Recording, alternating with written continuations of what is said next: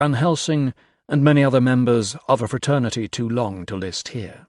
Nor may we forget Prince Zaleski, Nayland Smith, or Sherlock Holmes, except that in their case, despite bordering on the supernatural more than once, their deductions were not so much paranormal as elementary. Concerning Titus Crow. From one point of view, no man ever knew Titus Crow better than I did, and yet his personality was such that whenever I met him, however short the intervening time since our last meeting, I would always be impressed anew by his stature, his leonine good looks, and by the sheer weight of intellect which invariably shone out from behind those searching eyes of his. And from another. He was tall and broad-shouldered, and it was plain to see that in his younger days he had been a handsome man. Now his hair had greyed a little, and his eyes, though they were still very bright and observant, bore the imprint of many a year spent exploring, and often, I guessed, discovering, along rarely trodden paths of mysterious and obscure learning. Mysterious, obscure learning. Titus Crow is an occult investigator, a psychic sleuth, an agent for good in the detection and destruction of evil. During World War II, as a young man, he worked for the War Department. His work in London was concerned with cracking Nazi codes and advising on Hitler's predilection for the occult, those dark forces which Der Führer attempted to enlist in his campaign for world domination.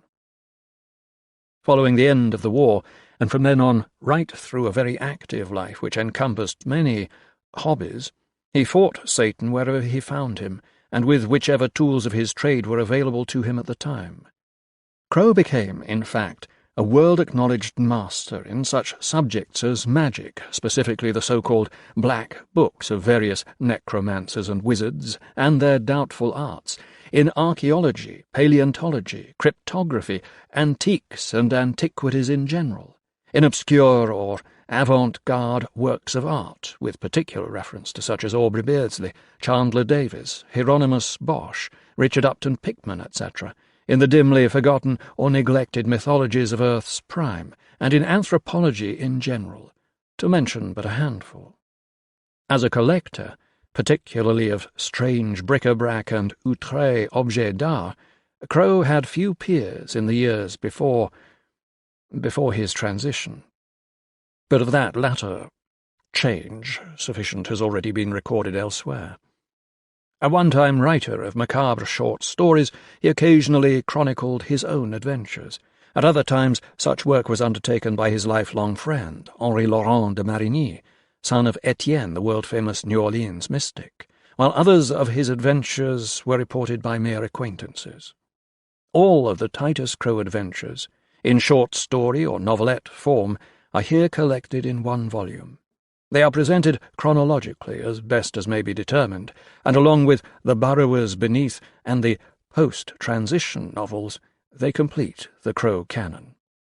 In addition to the tales in which Titus Crow is a primary actor, there are 3 other closely related stories: The Mirror of Nitocris, the one and only personal chronicle of Crow's apprentice and fellow traveller, de Marigny; Inception, in which Crow plays only a cameo role; and lastly, The Black Recalled, in which nothing of Crow appears at all. Or does it?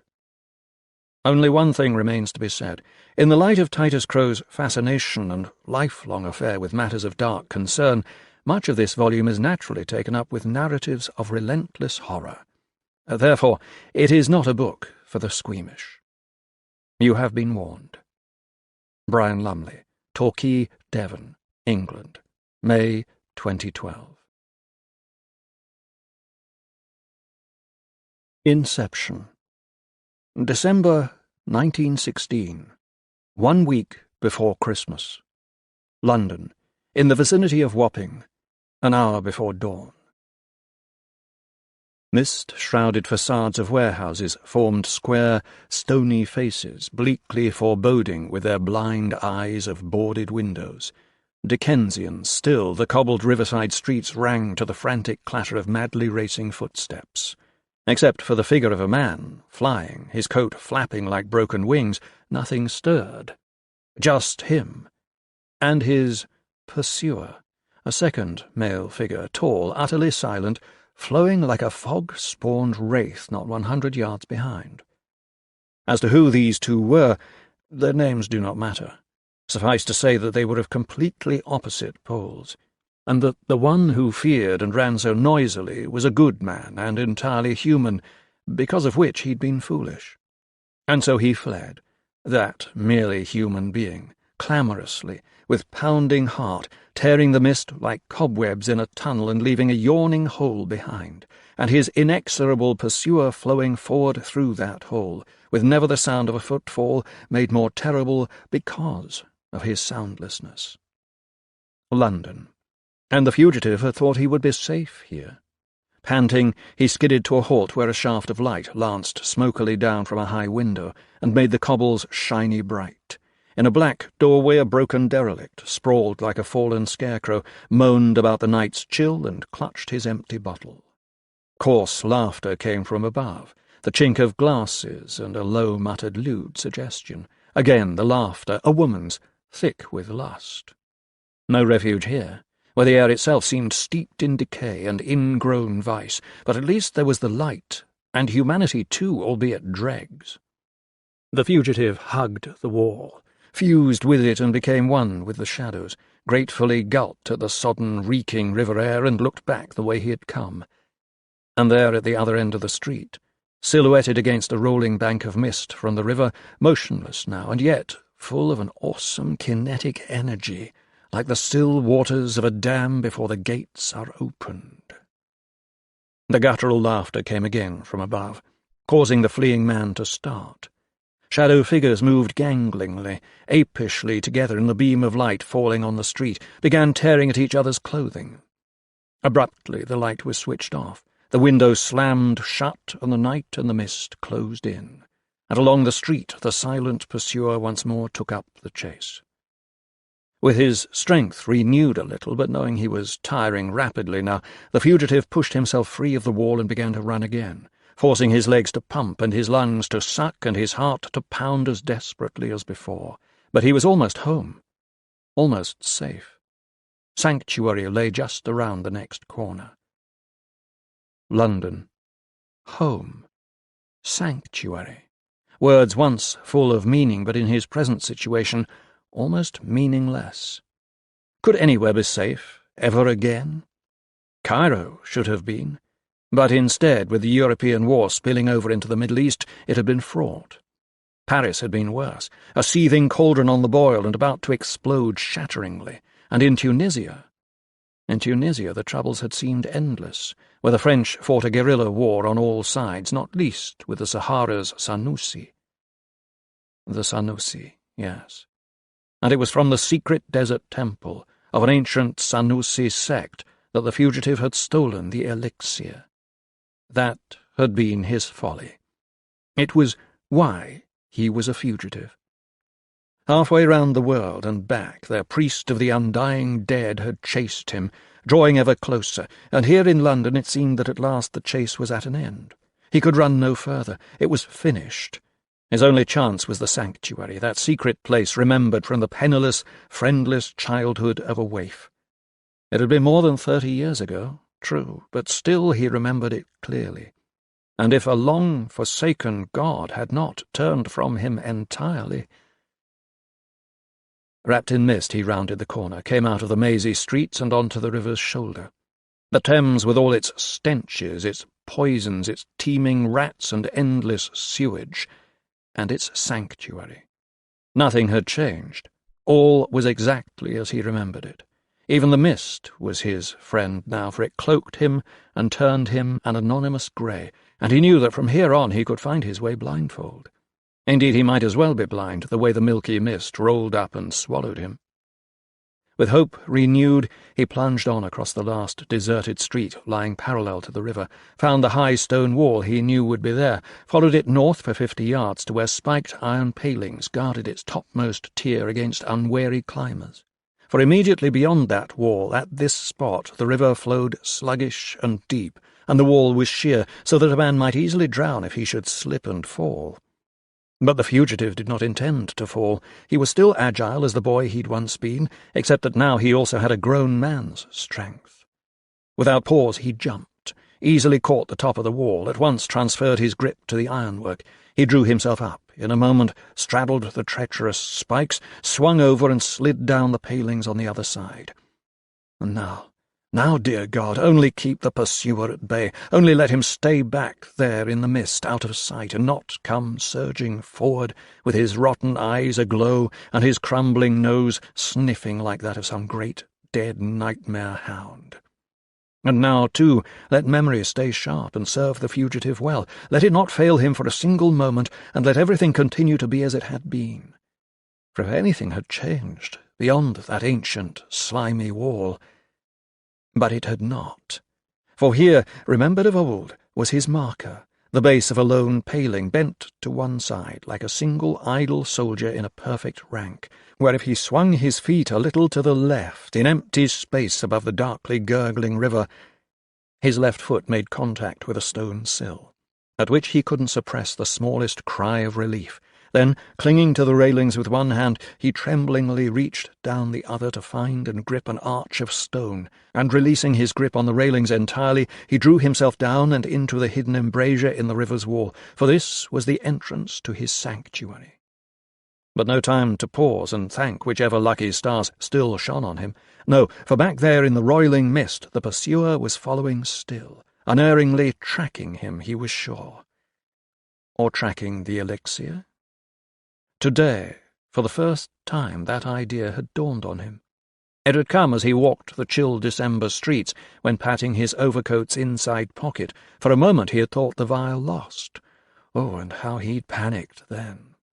But in a shop doorway where his hands trembled violently, finally he'd found the tiny glass bottle where it had fallen through a hole into the lining of his coat, and then in the grey light of wintry, war-depleted London streets he had gazed at it, and at its contents.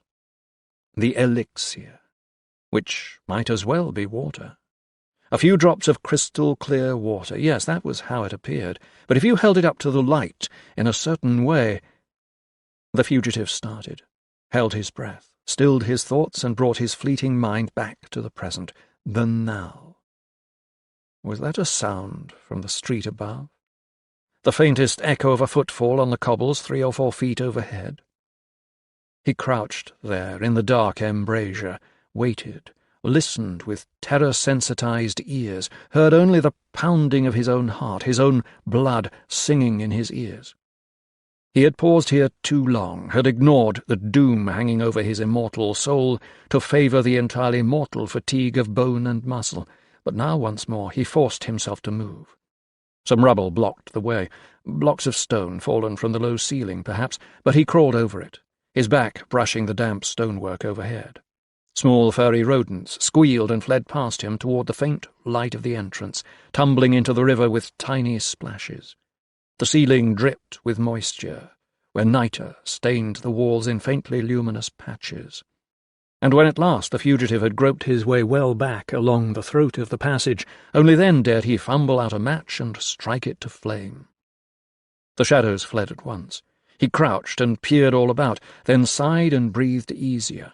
All was unchanged. The years flown between then and now had altered nothing. This was his place, his secret place, where he'd come as a boy to escape the drunken wrath of a brutish stepfather. Well, that old swine was dead now, pickled in cheap liquor and undeservingly buried in the grounds of a nearby church. Good luck to him. But the sanctuary remained. The match burned down, its flame touching the fugitive's fingers. He dropped it, swiftly struck another, pushed on along the subterranean passage. Under a ceiling less than 5 feet high and arched with ancient stone, he must keep his back bowed. At his elbows the walls gave him 6 inches to spare on both sides, but while he could go faster now, still he must go quietly for a while yet. The follower had tracked him halfway round the world, tracked him supernaturally. And who could say but that he might track him here too? Again he paused, scratched at the stubble on his chin, wondered about the elixir. Oh, that was what his pursuer wanted, sure enough. But it was not all he wanted. No, for his chief objective was the life of the thief. A thief, yes, which was what he had been all of his miserable life. At first a petty thief, then a burglar of some skill and daring, and eventually of some renown, which in the end had forced him abroad. Finally, a looter of foreign tombs and temples. Tombs and temples. Again he thought of the elixir, that tiny vial in his pocket. If only he had known then. But he had not known. He had thought those damned black Sanusi wizards kept treasure in that dune-hidden place, the tribal treasures of their ancestors, or at least so he'd been informed by Eric Kofnas in Tunis. Kofnas, the dog, himself one of the world's foremost experts in the occult. "Ah," he had said, "but they also keep the elixir there, which is all that interests me. Go there, enter, steal. Keep what you will, but only bring me the elixir. And never work again, my friend, for that's how well I'll pay you." And he had done it. All of his skill went into it, and a deal of luck, too. And for what? No treasure at all, and only the tiny vial in his pocket to show for his trouble. And what trouble? Even now he shuddered, thinking back on those corpse-laden catacombs under the desert. Straight back to Tunis he'd taken the vial, to Eric Kofnas, where he waited, and, "Do you have it?" The black magician had been frantically eager. "I might have it." The fugitive had been tantalizingly non-committal. "I might even sell it, if only I knew what it was. But the truth this time, Eric, for I've had it with lies and tales of priceless treasure." And Kofnas had at once answered, "No use that vial to you. No use to anyone who is not utterly pure and completely innocent." "Oh? And are you those things?" How Kofnas had glared at him then. "No," he had answered slowly. "I am not, but neither am I a fool. I would use it carefully, sparingly, and so dilute as to be almost totally leached of its power. At first, anyway, until I knew what I was dealing with. As to what it is, no man knows that, except perhaps a certain Sanusi wizard. The legends have it that he was a chief 300 years ago, and that now he's high priest of the cult of the undying dead." "What?" the fugitive had snorted, and laughed. "What? And you believe such mumbo-jumbo, such utter rubbish?" Then his voice had hardened. "Now, for the last time, tell me, what is it?" At that, Kofnas had jumped up, strode to and fro across the fine rugs of his study. "Fool!" he'd hissed, glaring as before. "How may any mere man of the 20th century know what it is? It's the essence of mandrake, the sweat on the upper lip of a 3-day corpse, 6 grey grains of Ibn Ghazi's powder. It's the humour of a zombie's iris, the mist rising up from the pool of all knowledge, the pollen-laden breath of a black lotus. Man, I don't know what it is, but I know something of what it can do." "I'm still listening," the fugitive had pressed. "To one who is pure, innocent, unblemished, the elixir is a crystal ball, a showstone, an oracle. A single drop will make such a man, how shall we say, aware." "Aware?" "Yes, but when you say it, say and think it in capitals. Aware. Oh, it's a drug. It will heighten a man's senses. Rather his perceptions, if you will admit the difference. And it is not a drug. It is the elixir." "Would you recognize it?" "Instantly." "And what will you pay for it?" "If it's the real thing, 50,000 of your pounds." "Cash?" Suddenly the fugitive's throat had been very dry. 10,000 now, the rest tomorrow morning."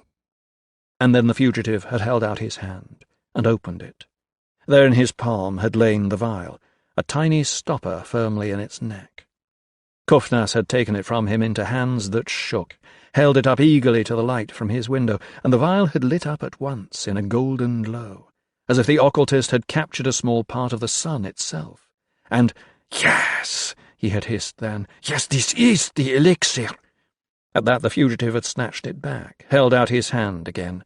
"My 10,000, on account," he'd said. "Also, we'll need an eyedropper." Cuffness had fetched the money, asked, "And what is this about an eyedropper? But isn't it obvious? You have given me 1/5 of my money, and I will give you 1/5 of the elixir. 3 drops, as I reckon it, and the rest tomorrow, when I'm paid." Cuffness had protested, but the fugitive would not persuade. He gave him 3 drops, no more, and 5 minutes later, when he left him, already the occultist had been calculating the degree of dilution required for his first experiment, his first, and very likely only, experiment. Certainly his last. For when, with the dawn, the fugitive had returned and passed into Cuffness's high-walled courtyard and up the fig-shaded marble steps to his apartments, he had found the exterior Louvre doors open, likewise the Moorishly ornate iron lattice beyond them, and in Cuffness's study itself. There, on the table, effulgent in the first bright beams of day, a bowl of what appeared to be simple water, and the empty eyedropper beside it. But of Eric Cuffness and the fugitive's £40,000, no sign at all. And then, in the corner of the occultist's study, tossed down there and crumpled in upon itself, he had spied what seemed to be a piece of old leather, or perhaps a large canvas sack, except it was the general shape of the thing that attracted the fugitive's attention. That and the question of what it was doing here in these sumptuous apartments. Only when he moved closer had he seen what it really was. That it had hair, and dead, glassy, staring orb-like eyes, Cuffness's eyes, still glaring a strange composite glare of shock, horror, and permanently frozen malignance. Innocence and purity indeed. That had been enough for the fugitive. He had fled at once, with nightmare gibbering on his heels, and with something else there too. For to his knowledge that was when he had first become the fugitive, since when he had always been on the move, always running. Nor could he scoff any longer at the idea of an undead guardian of that Sanusi temple he'd robbed, for indeed the thing which had followed him, drawing closer every day, and certainly closer with each passing night, was not alive, as men understood that word. Oh, he'd seen it often enough, its burning eyes and crumbling features, in various corners of the world, and now here in London finally it had tracked him down, forced him to earth. His eyes had grown accustomed to the tunnel's darkness now, where the nitrous walls with their foxfire luminosity sufficed, however faintly, to light his way, so that matches were no longer required. A good thing, too, for his box was severely depleted. But he had come, perhaps, 150 yards along this ancient passage from the river, and knew that it would soon open out into a series of high-vaulted cellars. There would be stone steps leading up, and at their top a dark oak door standing open. Beyond that, a high-walled, echoing room, 5-sided, containing round its walls 5 wooden benches, and at its centre a pedestal bearing a stone bowl, would wait within a greater hall which, for all that it remained unseen, the fugitive had always known must be vast. And here a second oaken door would be locked, permitting no further exploration. Or at least the door had always been locked when he was a boy. As to what the place was, he had never known for sure, but had often guessed. A library, perhaps, long disused, or some forgotten factory once powered by the river. And the tunnel would have served as an exit route for refuse, with the tidal Thames as the agent of dispersal. Whichever, to him it had always been a refuge, a sanctuary. And now it must play that role again, at least until the dawn. His pursuer was least active in daylight, so that with luck he should make a clean getaway for parts further afield. Meanwhile, he was into the vaults now, where ribbed stone ceilings rose to massy keystone centres, and there, beyond this junction of bare subterrene rooms, he recognized at once the old stone steps rising into gloom. Crossing echoing flags to climb those steps, at last he arrived at the door and shouldered it open on hinges which had not known oil for many a year, and as the squealing reverberations died away, so he gazed again, into that dusty, cobwebbed pentagon of carved stonework whose walls partitioned it off from the unseen but definitely sensed far greater hall of which it must be the merest niche. The light was better here, still faint and confused by dust and ropes of grey cobwebs, but also gradually gathering strength as night crept toward day. And there were the benches, where often the fugitive had lain through long, lonely nights, and there, too, central in the room, that pedestal and its bowl, but draped now with a white cloth. And over there, set in the farthest of the 5 walls, the second oaken door. Ajar. Hands shaking so badly he could scarce control them, the fugitive struck another match and held it high, driving back the shadows, and there, on the stone flags of the floor, footprints other than his own. Fresh prints in the dust of how many years? The clean sheet, too, draped across the stone basin. What did these things mean? The fugitive crossed to the basin, turned back a corner of the sheet. Fresh water in the bowl, its surface softly gleaming. He scooped up a little in his hand, sniffed at it, finally drank and slaked his burning thirst. And as he turned from the pedestal, so he almost collided with a slender, polished wooden pole set in a circular base, whose top branched over the basin. Shaped like a narrow gallows, still the thing was in no way sinister. Depending from its bar on a chain of bronze, a burnished hook hung overhead. The fugitive began to understand where he was, and knew now how to prove his location beyond any further doubt. Quickly he went to the door where it stood ajar, eased it open and stepped through, and then he knew that he was right, knew what this place was, and wondered if he really had any right being here. Probably not. But in any case he could not stay. The dawn would soon be breaking, when, once more, he would be safe. He had far, far to go before night fell again. He re-entered the 5-sided room, crossed its floor, paused at the pedestal and bowl to adjust the sheet where he'd disturbed it. And that was when the idea came to him, and fixed itself in his mind. He took out the vial and held it up in the gloom, and feeble though the light was, still the elixir gathered to itself a faintly roseate glow. Was this really what the follower sought? Was this truly the purpose of the pursuit? Yes, it must be so. And which was that worm-ravaged ghoul compelled to track, flesh-and-blood thief, or the object of his thievery? Could the creature be thrown off the trail? And in any case, what good to anyone was the elixir now? A good many questions, and the fugitive knew the answers to none of them, not for certain, but there might be a way to find out. Again, quickly, he turned back the corner of the sheet, unstoppered the tiny bottle, held his face well away, and poured the contents out into the stone bowl. Glancing from the corner of his eye, he saw a faint glimmer of gold passing like a stray beam of sunlight over the surface of the water, watched it fade as those smallest of ripples grew still. There, it was done. He sighed, stoppered the vial, replaced it in his pocket, and moved on. Back through the door at the top of the steps he went, and down those steps to the vault, and so once more to the claustrophobic passage under the earth. Dawn must be mere minutes away. Surely by now the pursuer had given up the chase, hidden himself away for the day to come.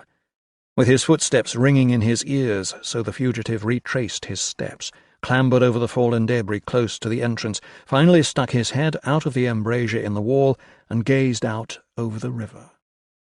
Not quite dawn yet, no, but there on a distant horizon, on grey roofs, a pinkish stain which heralded the rising sun, and already the mist settling back to the river, where it curled like a thick topping of ethereal cream. There was a rhyming of frost on the stonework now, perhaps the first of winter, but the fugitive ignored the cold as he put up a groping hand to blindly discover and clutch an iron paling. Then, without pause, he swung himself out of the embrasure and began to climb, only to freeze in that position as irresistible fingers grasped his wrists and drew him effortlessly up. The pursuer, there beyond the palings, clinging like a great black leech to the wall. And when their faces were level, when only the iron palings separated them, how the fugitive would have screamed then. But he could not. for transferring both of his trapped wrists to one black and leathery and impossibly powerful claw, the pursuer had shoved his free hand between the bars and into his forehead. The fugitive knew what was happening. He could feel this monstrous, undead creature's fingers groping in his brain, fumbling among all his secrets. Also, he knew he was a dead man. The black zombie's fingers had gone into his head effortlessly, flowing into flesh and bone and painlessly mingling, but they need not necessarily come out the same way, and it could be just as slow as the monster wished it. What was that for a way to die? Hope does not always spring eternal, not when you gaze into eyes like coals under a bellows, worn by a creature spawned in hell. The fugitive filled his mouth and spat straight into those blazing eyes. The fingers at once shifted their position in his head, solidified, were withdrawn through his eyes, taking the eyeballs with them. Blood and brains spouted in twin jets. Still clinging to the palings like a leech, the thing jerked the fugitive's head up and quickly back down, impaling it on one of the spikes. His arms and legs flew outwards, jerked spastically, fell back loosely, and he twitched. Not life, but death. The cursed thing sniffed his corpse with tattered nostrils, found nothing. It plucked him from the palings and tossed him down. The mist parted for a moment as he struck the water, then rolled back and eddied as before. Dawn was only a minute or two away, and the dead thing knew it. He also knew where the fugitive had been, or at least where he had come from. Like treacle, his body dissolved and flowed through the bars on top of the wall and down into the embrasure, where he quickly reassembled. And following the fugitive's old route, the monster flowed forward in darkness, along the passage to the vaults, through them to the upward-leading steps. Here the thing paused, as it felt the first waves of some unknown force, the presence of a power. But dawn was coming, and the elixir remained to be found. It flowed forward up the steps, flowed like smoke through the open door and into the five-sided room, and paused again. Yes, the elixir was here. Somewhere. Here. But something else was here too. The power was stronger. Unbearably strong. Muara Dunda Sanusi crossed the floor to the second door, leaving no footprints. But at the door he paused a third time, before something which angered him to a frenzy of hate, something he could not see, something in the air, and in the stone, and filling the very ether. And in that same instant the sun's first rays struck on high, dusty windows and penetrated them, falling in splintered beams within, beams with all the colours of the rainbow. Dawn, and the light it brought, increased the unseen power tenfold. Muara Dunda Sanusi's magic began to fail him. Unwanted solidarity returned and gave him weight, and faint prints began to show in the dust, where he staggered backwards, driven back into the five-sided room and across its stone paving. He reeled against the pedestal and displaced the bowl's sheet, and a flailing hand fell for a moment into the gleaming water. Agony. Impossible agony. The thing which Dunda was should feel no pain, for it had no life as such, and yet there was pain. And Muara Dunda Sanusi knew that pain at once, and knew its source, the elixir. The elixir, yes, but no longer contained, no longer safe. The thing snatched its mummied claw from the water, reeled toward the steps which led down into darkness and safety. But the place was sanctuary no longer, not for such as Muara Dunda Sanusi, dead for more than 270 years. Striking from above through many high-arched stained-glass windows, the sun's rays formed a fiery lattice of lances, stabbing down into the five-sided room and converging on the undead thing, consuming it even as the elixir consumed its arm. Clutching that melting member to him, the zombie crumpled in reeking silence to the flags, foul smoke billowing outwards and bearing his substance away. In a moment the fires in his eyes flickered low, and in the next blinked out, extinguished. The final, solitary sound he made was a sigh of great peace long overdue, and then he was gone. A breeze, blowing in under the doors of the ancient church, scattered what was left and blended it with the dust of decades. The sun came up, and London's mists dispersed. Dawn grew into a bright December day. A local vicar, hurrying along the riverside streets, paused to glance at his watch. 10 a.m. They would be waiting. He made his legs go faster, clucked his tongue against his teeth in annoyance. It was also irregular. Very irregular, but hardly improper. And of course the family were well-known church benefactors, and maybe it wasn't so irregular after all, for all of the line's children had been christened in the old church for several centuries now. A matter of tradition, really. Turning a corner, away from the river, the vicar came in view of the church, saw its steeple rising against the sky, where many slates were loose or missing altogether, its beautiful windows, some broken, but all doomed now to demolition, along with the rest of the fine old structure. And they called this progress. But it was still consecrated, still holy, still a proper house of God. For a few weeks more, anyway. He saw, too, his verger sneaking along the street with his collar up, coming away from the church, and the vicar nodded grimly to himself. Oh, yes? But he'd told him to see to the old place a full week ago, and not leave it until the last minute. Approaching, finally the verger saw him, saw too that he was identified. His frown turned to a smile in a moment. He came directly forward, beaming at the vicar. "Oh, vicar, all's prepared.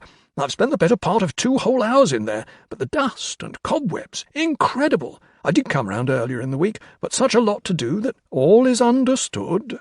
The vicar nodded, holding up his hand, and, "Are they waiting?" "Indeed they are. Just arrived. I told them you'd be along directly." "I'm sure you did." The vicar nodded again. "Well, I'd best be seeing to it, then." A moment later the churchyard was in view, and there up the path between old headstones, just inside the arched, impressive entrance where the massive doors stood open, the couple themselves and a handful of friends. They saw the vicar hurrying, came to greet him. The normal pleasantries were exchanged. The party entered the towering old building. The vicar had brought the books with him, and all preliminaries and signatures and counter-signatures were quickly completed. The little ceremony commenced without a hitch. Finally the vicar took the crucifix from around his neck and hung it from the hook over the font, held out his arms for the child. He'd done it all 1,000 times before, so that it was difficult these days to get any real meaning into the words, but of course they had meaning anyway. And in any case he tried. And at last all was done. The vicar dipped his hand into the water, sprinkled droplets, made the sign. And the church seemed to hold its breath. But only for an instant. Then the 5-sided room came alive, in a glow like burnished gold, the sun, of course, moving out from behind a cloud, burning on the old windows, and smiling, the vicar passed the child in his christening gown to his father. "So there we have you," said the proud, handsome man, his voice deep and strong, and he showed the child to his mother. A rose of a woman, she gazed with love on the infant, kissed his brow. "Those eyes," she said, "with so much still to see, and that little mind, with so much still to fill it. Look at his face. See how it glows." "It's the light in here," said the vicar. "It turns the skin to roses. Ah, but indeed a beautiful child." "Oh, he is," said the mother, taking him and holding him up. "He is. So pure, so innocent. Our little Titus. Our little Titus Crow." Lord of the Worms. 22 is the number of the Master. A 22 may only be described in glowing terms, for he is the great man, respected, admired by all who know him. He has the intellect and the power, and he has the magic. Aye, he is the master magician. But a word of warning. Just as there are day and night, so are there 2 sorts of magic, white and black. Grossman's Numerology, Vienna, 1776. 1. The war was well over. Christmas 1945 had gone by, and the New Year festivities were still simmering. And Titus Crow was out of a job. A young man whose bent for the dark and mysterious side of life had early steeped him in obscure occult and esoteric matters, his work for the War Department had moved in two seemingly unconnected, highly secretive directions. On the one hand, he had advised the ministry in respect of certain of Der Führer's supernatural interests, and on the other, he had used the skills of the numerologist and cryptographer to crack the codes of his goose-stepping war machine. In both endeavours there had been a deal of success. But now the thing was finished, and Titus Crow's talents were superfluous. Now he was at a loss how best to employ himself. Not yet known as one of the world's foremost occultists, nor even suspecting the brilliance he was yet to achieve in many diverse fields of study and learning, and yet fully conscious of the fact that there was much to be done and a course to be run, for the moment he felt without a purpose, a feeling not much to his liking. And this after living and working in bomb-ravaged London through the war years with the fever and stress of that conflict still bottled inside him. For these reasons he was delighted when Julian Carstairs, the so-called modern Magus, or Lord of the Worms, an eccentric cult or coven leader, accepted his agreeable response to an advertisement for a young man to undertake a course of secretarial duties at Carstairs' country home, the tenure of the position not to exceed 3 months. The money seemed good, though that was not of prime importance, and part of the work would consist of cataloguing Carstairs' enviable occult library. Other than this, the advertisement had not been very specific, but Titus Crow had little doubt but that he would find much of interest in the work, and eagerly awaited the day of his first meeting with Carstairs, a man he assumed to be more eccentric than necromantic.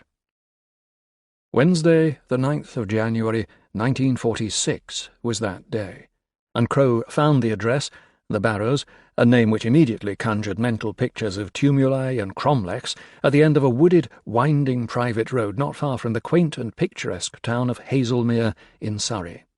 A large 2-story house surrounded by a high stone wall and expansive gardens of dark shrubbery, overgrown paths and gaunt-limbed oaks weighed down with festoons of unchecked ivy, the place stood quite apart from any comparable habitation. That the house had at one time been a residence of great beauty seemed indisputable, but equally obvious was the fact that recently, possibly due to the hostilities, it had been greatly neglected, and quite apart from this air of neglect and the generally drear appearance of any country property in England during the first few weeks of the year, there was also a gloominess about the Barrows, something inherent in its grimy upper windows, in the oak-shaded brickwork and shrouding shrubbery, so that Crow's pace grew measured and just a trifle hesitant as he entered the grounds through a creaking iron gate, and followed first the drive, then a briar-tangled path to the front door. And then, seeming to come too close on the heels of Crow's ringing of the bell, there was the sudden opening of the great door and the almost spectral face and figure of Julian Carstairs himself, whose appearance the young applicant saw from the start was not in accordance with his preconceptions. Indeed, such were Carstairs' looks that what little remained of Crow's restrained but ever-present exuberance was immediately extinguished. The man's aspect was positively dismal. Without introduction, without even offering his hand, Carstairs led him through the gloomy interior to the living-room, a room sombre with shadows which seemed almost painted into the dark oak panelling. There, switching on lighting so subdued that it did absolutely nothing to dispel the drabness of the place or its fungus taint of dry rot, finally Carstairs introduced himself and bade his visitor be seated. But still he did not offer his hand. Now, despite the poor light, Crow was able to take in something of the aspect of this man who was to be, however temporarily, his employer, and what he saw was not especially reassuring. Extremely tall and thin, almost to the point of emaciation, with a broad forehead, thick dark hair, and bushy eyebrows, Carstairs' pallor was one with the house. With sunken cheeks and slightly stooped shoulders, he could have been any age between 70 and 85, perhaps even older.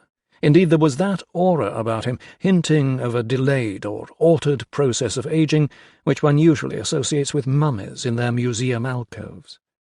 Looking yet more closely at the face, but guardedly and as unobtrusively as possible, Crow discovered the pocks, cracks, and wrinkles of years without number, as if Carstairs had either lived well beyond his time or had packed far too much into a single lifespan.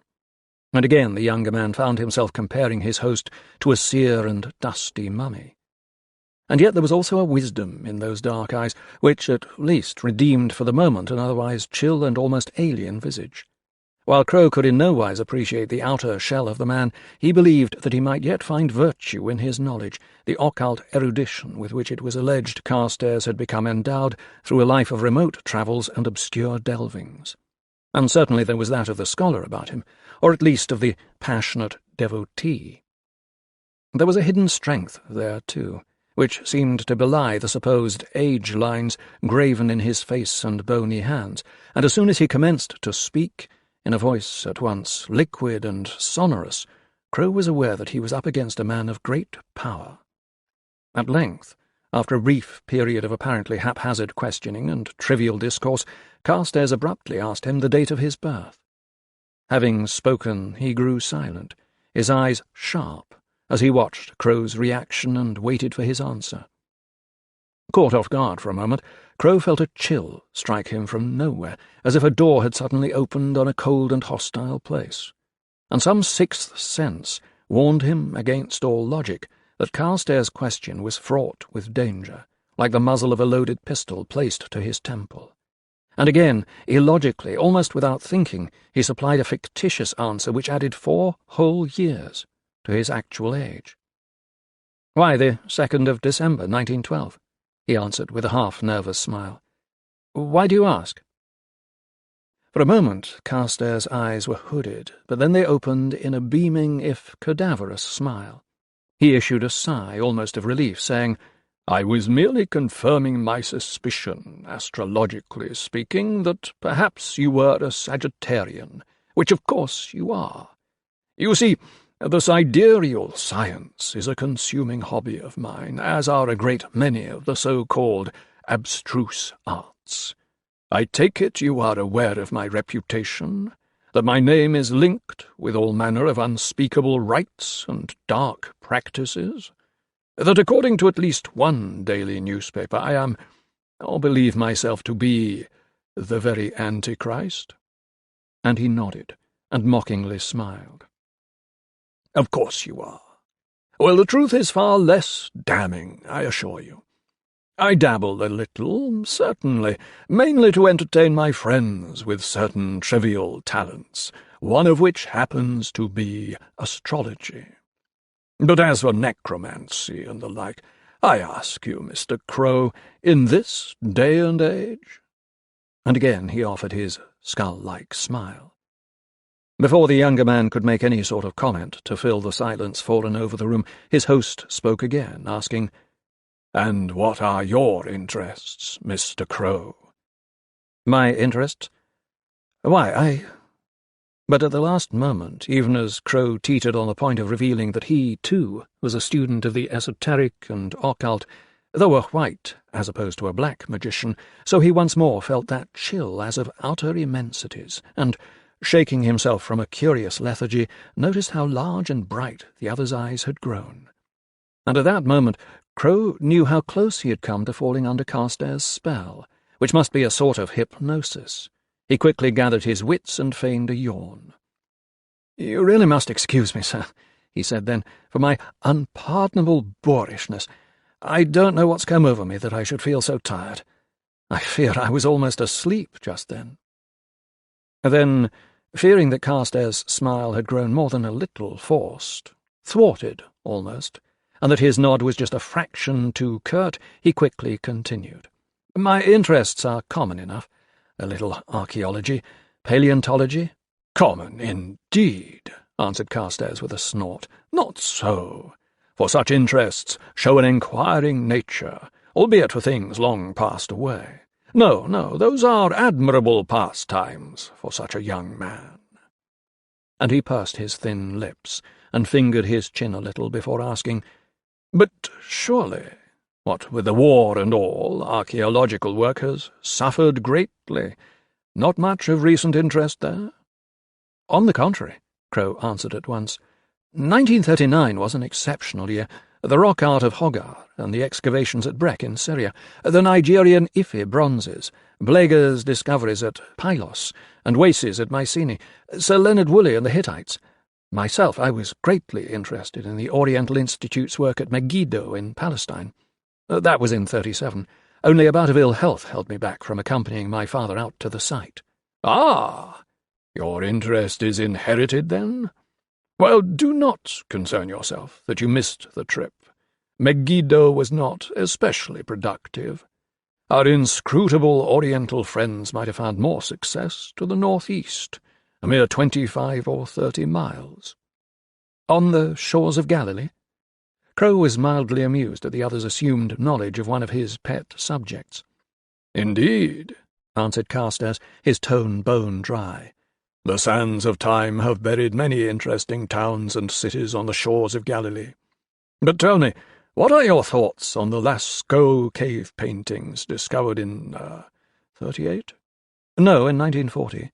Crow's smile disappeared as he suddenly realized he was being tested, that Carstairs' knowledge of archaeology, certainly recent digs and discoveries, was at least the equal of his own. September 1940. They are without question the work of Cro-Magnon man, some 20 to 25,000 years old. Good. Carstairs beamed again, and Crow suspected that he had passed the test. Now his gaunt host stood up to tower abnormally tall even over his tall visitor. Very well. I think you will do nicely, Mr. Crow. Come, then, and I'll show you my library. It's there you will spend most of your time, after all, and you'll doubtless be pleased to note that the room has a deal more natural light than the rest of the house. Plenty of windows. Barred windows, for of course many of my books are quite priceless. Leading the way through gloomy and mazy corridors, he mused, Of course the absence of light suits me admirably. I am hemeralopic. You may have noticed how large and dark my eyes are in the gloom. Yes, and that is why there are so few strong electric lights in the house. I hope that does not bother you.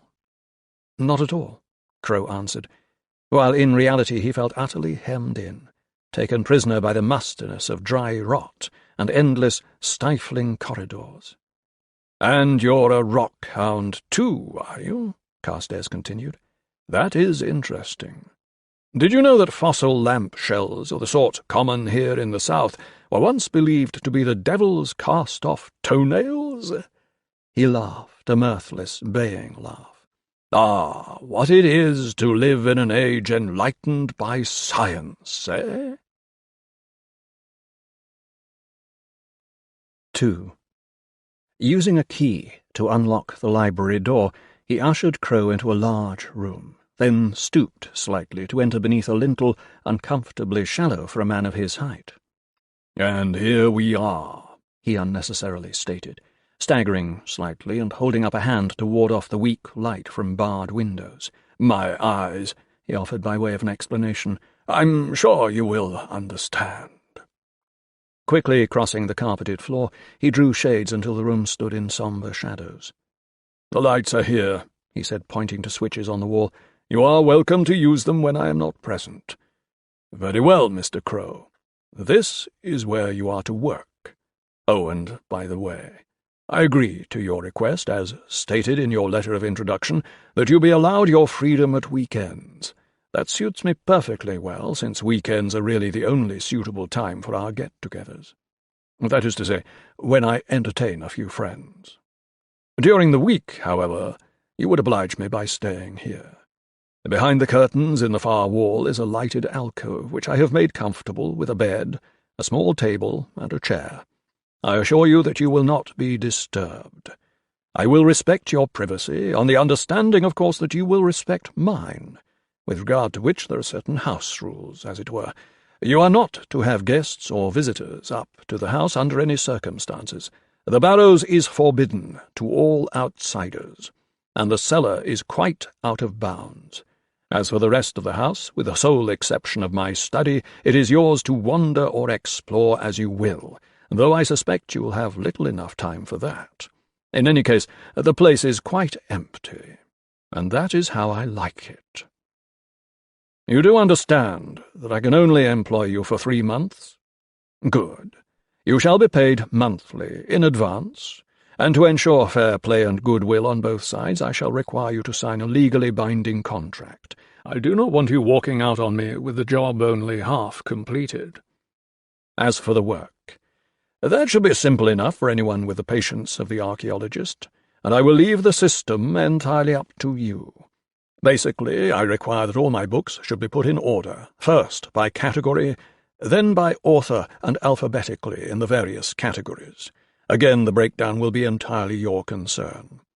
All of the work must, however, be cross-referenced, and finally I shall require a complete listing of books by title, and once again alphabetically. Now, are you up to it? Crow glanced around the room, at its high shelves and dusty book-littered tables. Books seemed to be piled everywhere. There must be close to 7,000 or 8,000 volumes here. 3 months no longer seemed such a great length of time. On the other hand, from what little he had seen of the titles of some of these tomes, "I'm sure," he finally answered, "that my work will be to your complete satisfaction." Good. Carstairs nodded. Then, today being 3/4 done, I suggest we now retire to the dining-room for our evening meal, following which you may return here if you so desire and begin to acquaint yourself with my books. Tomorrow, Thursday, you begin your work proper, and I shall only disturb you on those rare occasions when I myself visit the library, or perhaps periodically to see how well or ill you are progressing. Agreed? Agreed, answered Crow, and he once more followed his host and employer out into the house's airless passages. On their way, Carstairs handed him the key to the library door, saying, "You shall need this, I think." And seeing Crow's frown, he explained, "The house has attracted several burglars in recent years, hence the bars at most of the windows. If such a thief did get in, you would be perfectly safe locked in the library." "I can well look after myself, Mr. Carstairs," said Crow. "I do not doubt it," answered the other, "but my concern is not entirely altruistic. If you remain safe, Mr. Crow, then so do my books." And once again his face cracked open in that hideous smile. They ate at opposite ends of a long table in a dimly lighted dining-room whose gloom was one with the rest of the house. Titus Crow's meal consisted of cold cuts of meat and red wine, and it was very much to his liking. But he did note that Carstairs' plate held different fare, reddish and of a less solid consistency, though the distance between forbade any closer inspection. They ate in silence, and when finished, Carstairs led the way to the kitchen, a well-equipped if dingy room with a large, well-stocked larder. "From now on," Carstairs explained in his sepulchral voice, "you are to prepare your own meals. Eat what you will, everything here is for you. My own needs are slight, and I usually eat alone. And, of course, there are no servants here. I did note, however, that you enjoy wine. Good. So do I. Drink what you will, for there is more than sufficient, and my cellar is amply stocked." "Thank you," Crow answered. "And now, if I may, there are 1 or 2 points." "By all means." "I came by car, and—" "Ah, your motor car, yes. Turn left on the drive as you enter through the gate. There you will find a small garage. Its door is open. Better that you leave your car there during the week, or else as winter lengthens the battery is sure to suffer. Now then, is there anything else?" "Will I need a key?" Crow asked after a moment's thought. "A key to the house, I mean, for use when I go away at weekends?" "No requirement." Carstairs shook his head. "I shall be here to see you off on Fridays, and to welcome you when you return on Monday mornings." "Then all would appear to be very satisfactory. I do like fresh air, however, and would appreciate the occasional opportunity to walk in your gardens." "In my wilderness, do you mean?" And Carstairs gave a throaty chuckle. "The place is so overgrown I should fear to lose you. But have no fear. The door of the house will not be locked during the day. All I would ask is that when I am not here, you are careful not to lock yourself out." "Then that appears to be that," said Crow. "It only remains for me to thank you for the meal, and of course to offer to wash the dishes." "Not necessary." Again Carstairs shook his head. "On this occasion I shall do it. In future we shall do our own. Now I suggest you garage your car." He led Crow from the kitchen, through gloomy passages to the outer door, and as they went the younger man remembered a sign he had seen affixed to the ivy-grown garden wall. When he mentioned it, Carstairs once more gave his throaty chuckle. "Ah, yes, beware of the dog. There is no dog, Mr. Crow. The sign is merely to ensure that my privacy is not disturbed. In fact, I hate dogs, and dogs hate me." On that note, Crow left the house, parked his car in the garage provided, and finally returned to Carstairs' library. By this time his host had gone back to the study, or elsewhere, and Crow was left quite alone. Entering the library, he could not help but lick his lips in anticipation. If only one or two of the titles he had seen were the actual books they purported to be, then Carstairs' library was a veritable goldmine of occult lore. He went directly to the nearest bookshelves and almost immediately spotted half a dozen titles so rare as to make them half fabulous. Here was an amazingly pristine copy of Duno's Liber Ironie, and another of Prynne's De Verimis Mysteriis, and these marvellous finds were simply inserted willy-nilly in the shelves, between such mundane or common treatises as Miss Margaret Murray's Witch Cult, and the much more doubtful works of such as Madame Blavatsky and Scott Elliot. A second shelf supported Derlet's Culte des Gaules, Gautier de Metz's Image du Monde, and Artifuce's The Key of Wisdom. A third was filled with an incredible set of volumes concerning the theme of oceanic mysteries and horrors, with such sinister-sounding titles as Gantly's Hydrophanie, the Cathart Aquadingen, the German Unterseekulten, Lafay's Dwellers in the Depths, and Conrad von Gerner's Fischbuch, circa 1598. Moving along the shelved wall, Crow felt his body break out in a sort of cold sweat at the mere thought of the value of these books, let alone their contents, and such was the list of recognisably priceless volumes that he soon began to lose all track of the titles. Here were the Pnakotic manuscripts, and here the 7 cryptical books of San, until finally, on coming across the relief text, and at the very last an ancient ebony-bound gold and silver arabesqued tome which purported to be none other than the Al-Azif itself, he was obliged to sit down at one of the dusty tables and take stock of his senses. It was only then, as he unsteadily seated himself and put a hand up to his fevered brow, that he realized all was not well with him. He felt clammy from the sweat which had broken out on him while looking at the titles of the books, and his mouth and throat had been strangely dry ever since he sampled, too liberally, perhaps, Carstairs' wine. But this dizziness clinched it. He did not think that he had taken overmuch wine, but then again he had not recognized the stuff, and so had not realized its potency. Very well. In future he would take only a single glass. He did not give thought, not at this point, to the possibility that the wine might have been drugged. Without more ado, still very unsteady on his feet, he got up, put on the light in the alcove where his bed lay freshly made, turned off the library lights proper, and stumblingly retired. Almost before his head hit the pillow, he was fast asleep. He dreamed. The alcove was in darkness, but dim moonlight entered the library through the barred windows in beams which moved with the stirring of trees in the garden. The curtains were open, and 4 dark-robed, hooded strangers stood about his bed, their half-luminous eyes fixed upon him.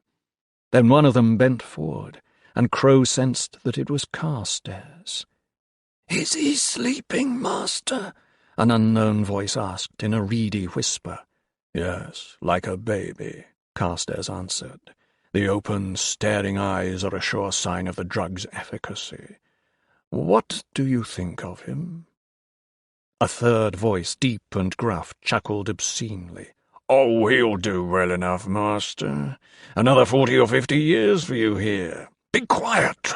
Carstairs immediately hissed, his dark eyes bulging in anger. "You are never to mention that again, neither here nor anywhere else." "Master!" The man's voice was now a gasp. "I'm sorry. I didn't realize." Carstairs snorted his contempt. "None of you ever realize," he said. "What's his sign, master?" asked the fourth and final figure, in a voice as thickly glutinous as mud. "Is it auspicious?" "Indeed it is. He is a Sagittarian, as am I, and his numbers are most propitious." Carstairs' voice was now a purr. "Not only does his name have 9 letters, but in the Orthodox system his birth number is 27, a triple 9.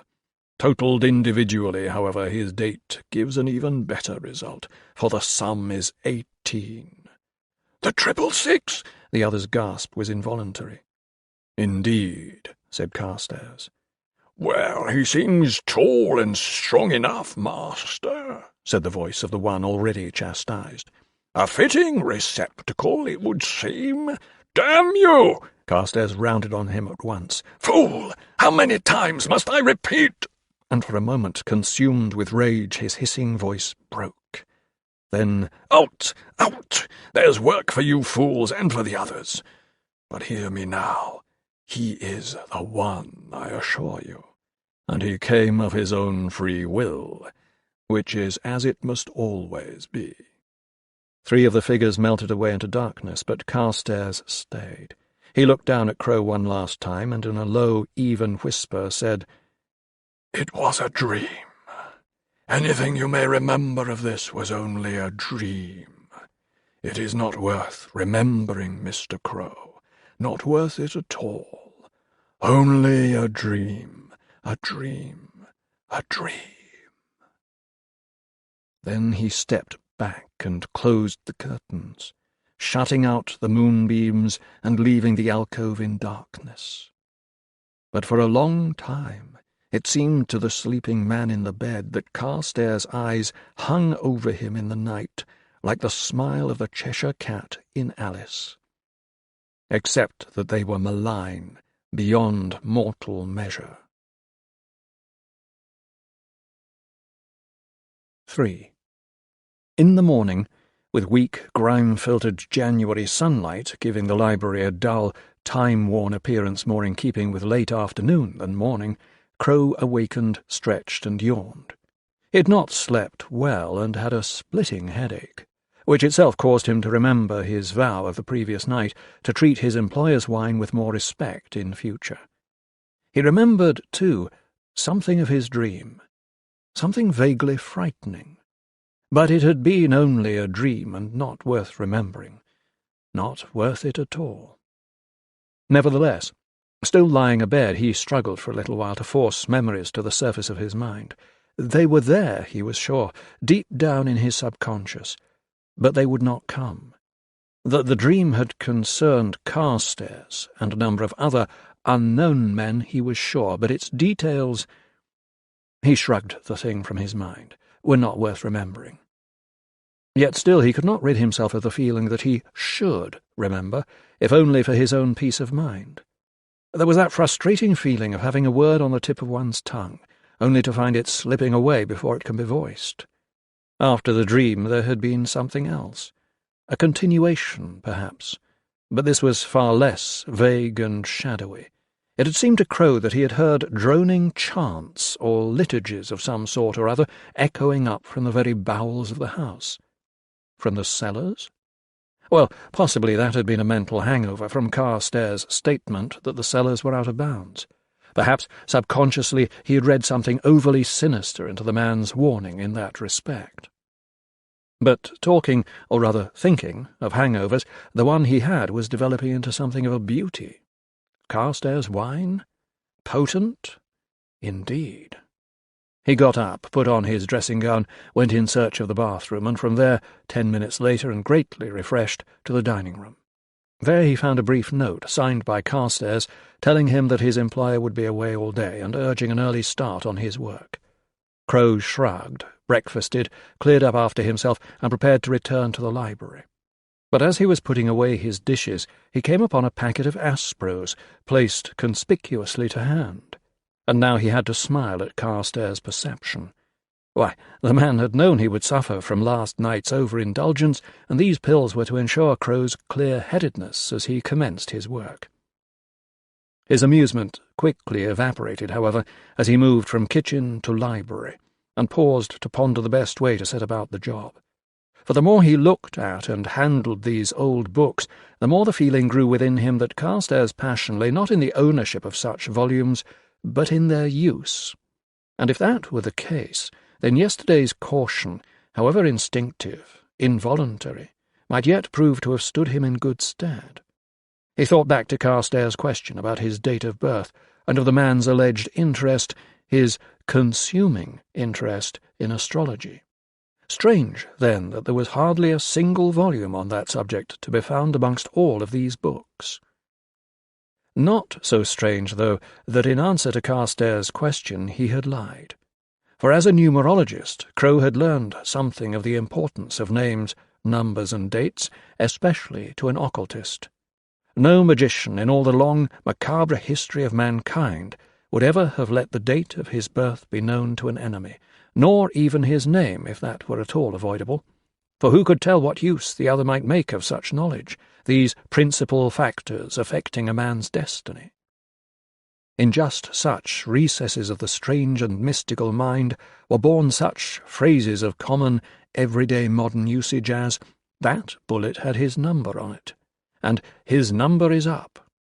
And where names were concerned, from man's primal beginnings the name was the identity, the very spirit, and any wizard who knew a man's name might use it against him. The Holy Bible was full of references to the secrecy and sanctity of names, such as the third and secret name of the rider of the horse of Revelations, or that of the angel visiting Samson's father, who asked, "Why askest thou then after my name, seeing it is secret?" And the Bible was modern fare compared with certain Egyptian legends concerning the use of names in inimical magic. Well, too late to worry about that now. But in any case, while Carstairs had Crow's name, at least he did not have his number. And what had been that feeling, Crow wondered, come over him when the occultist had asked about his interests, his hobbies? At that moment he would have been willing to swear that the man had almost succeeded in hypnotizing him. And again, for some reason he had been prompted to lie, or if not to lie, to tell only half the truth. Had that, too, been some mainly subconscious desire to protect his identity? If so, why? What possible harm could Carstairs wish to work upon him? The idea was quite preposterous. As for archaeology and paleontology, Crow's interest was quite genuine, and his knowledge extensive, but so, too, apparently, was Carstairs. What had the man meant by suggesting that the Oriental Institute's expedition might have had more success digging in Galilee? On impulse, Crow took down a huge, dusty atlas of the world, by no means a recent edition, and turned its thick, well-thumbed pages to the Middle East, Palestine, and the Sea of Galilee. Here, in the margin, someone had long ago written in reddish, faded ink the date 1602, and on the map itself, in the same sepia, 3 tiny crosses had been marked along the north shore of Galilee. Beside the centre cross was the word Chorazin. Now this was a name Crow recognized at once. He went back to the shelves and after some searching found a good copy of John Kitto's Illustrated Family Bible in 2 volumes, carrying the bulky second volume back to his table. In Matthew and in Luke he quickly located the verses he sought, going from them to the notes at the end of chapter 10 of Luke. There, in respect of verse 13, he found the following note. Chorazin. This place is nowhere mentioned but in this and the parallel texts, and in these only by way of reference. It would seem to have been a town of some note on the shores of the Lake of Galilee and near Capernaum, along with which and Bethsaida its name occurs.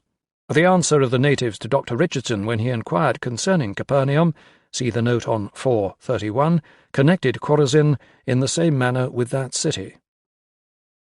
Crow checked the specified note and found a further reference to Chorazin, called by present-day natives Choracy, and lying in extensive and ancient ruins. Pursing his lips, Crow now returned to the atlas and frowned again at the map of Galilee with its 3 crosses. If the central one was Chorazin, or the place now occupied by its ruins, then the other 2 probably identified Bethsaida and Capernaum, all cursed and their destruction foretold by Jesus. As Carstairs had observed, the sands of time had indeed buried many interesting towns and cities on the shores of Galilee. And so much for John Kitto, D.D., F.S.A. A massive and scholarly work, to be sure, his great Bible, but he might have looked a little deeper into the question of Chorazin.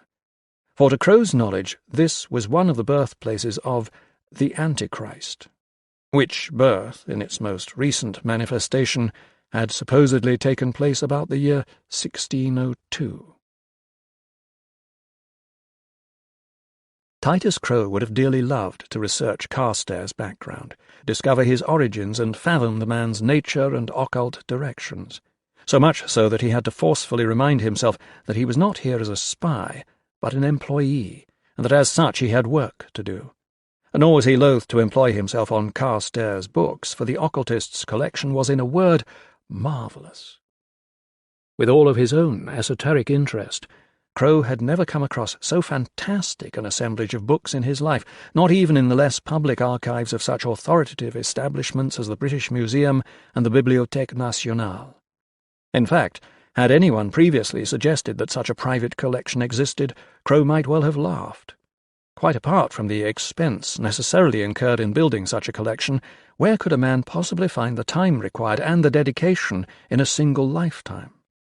But it was another, and to Crow far more astonishing aspect of the library which gave him his greatest cause to ponder, namely, the incredible carelessness or sheer ignorance of anyone who could allow such a collection to fall into such disorder, disuse, and decay. For certainly decay was beginning to show. There were signs of it all about, some of them of the worst sort. Even as midday arrived and he put aside his first rough notes and left the library for the kitchen, just such a sign made itself apparent. It was a bookworm, Crow supposed, though he had no previous experience of them, which he spotted crawling on the carpeted floor just within the library door. Picking the thing up, he discovered it to be fat, pinkish, vaguely morbid in its smell and cold to the touch. He would have expected a bookworm to be smaller, drier, more insect-like. But this thing was more like a maggot. Quickly he turned back into the room, crossed the floor, opened a small window through the vertical bars, and dropped the offensive creature into the dark shrubbery. And before making himself a light lunch, he very scrupulously washed and dried his hands. The rest of the day passed quickly and without incident, and Crow forswore dinner until around 9 p.m., when he began to feel hungry and not a little weary. In the interim, he had made his preliminary notes, decided upon categories, and toward the last he had begun to move books around and clear a shelf upon which to commence the massive job of work before him. For a meal this time he heated the contents of a small flat tin of excellent sliced beef, boiled a few potatoes and brewed up a jug of coffee, and last but not least he placed upon the great and otherwise empty table a single glass and one of Carstairs' obscure but potent bottles. On this occasion, however, he drank only one glass and then not filled to the brim. And later, retiring to his alcove with a book, E. L. de Marigny's entertaining The Tarot a Treatise, he congratulated himself upon his restraint. He felt warm and pleasantly drowsy, but in no way intoxicated as he had felt on the previous night. About 10:30, when he caught himself nodding, he went to bed and slept soundly and dreamlessly all through the night. Friday went by very quietly, without Crow once meeting, seeing, or hearing Carstairs, so that he could not even be sure that the man was at home. This suited him perfectly well, for he still entertained certain misgivings with regard to the occultist's motives. As Carstairs had promised, however, he was there to see Crow off that evening, standing thin and gaunt on the drive with a wraith of ground mist about his ankles as the younger man drove away. At his flat in London, Crow quickly became bored. He did not sleep well that Friday night, nor on Saturday night, and Sunday was one long misery of boredom and depression, sensations he was seldom, if ever, given to experience. On 2 occasions he found himself feeling unaccountably dry and licking his lips, and more than once he wished he had brought a bottle of Carstairs wine home with him. Almost without conscious volition, about 7:30 on Sunday evening, he began to pack a few things ready for the return journey. It had completely escaped his usually pinpoint but now strangely confused memory that he was not supposed to return until Monday morning. About 10 p.m. he parked his car in the small garage in the grounds of the Barrows, and walked with his suitcase past 3 other cars parked on the drive.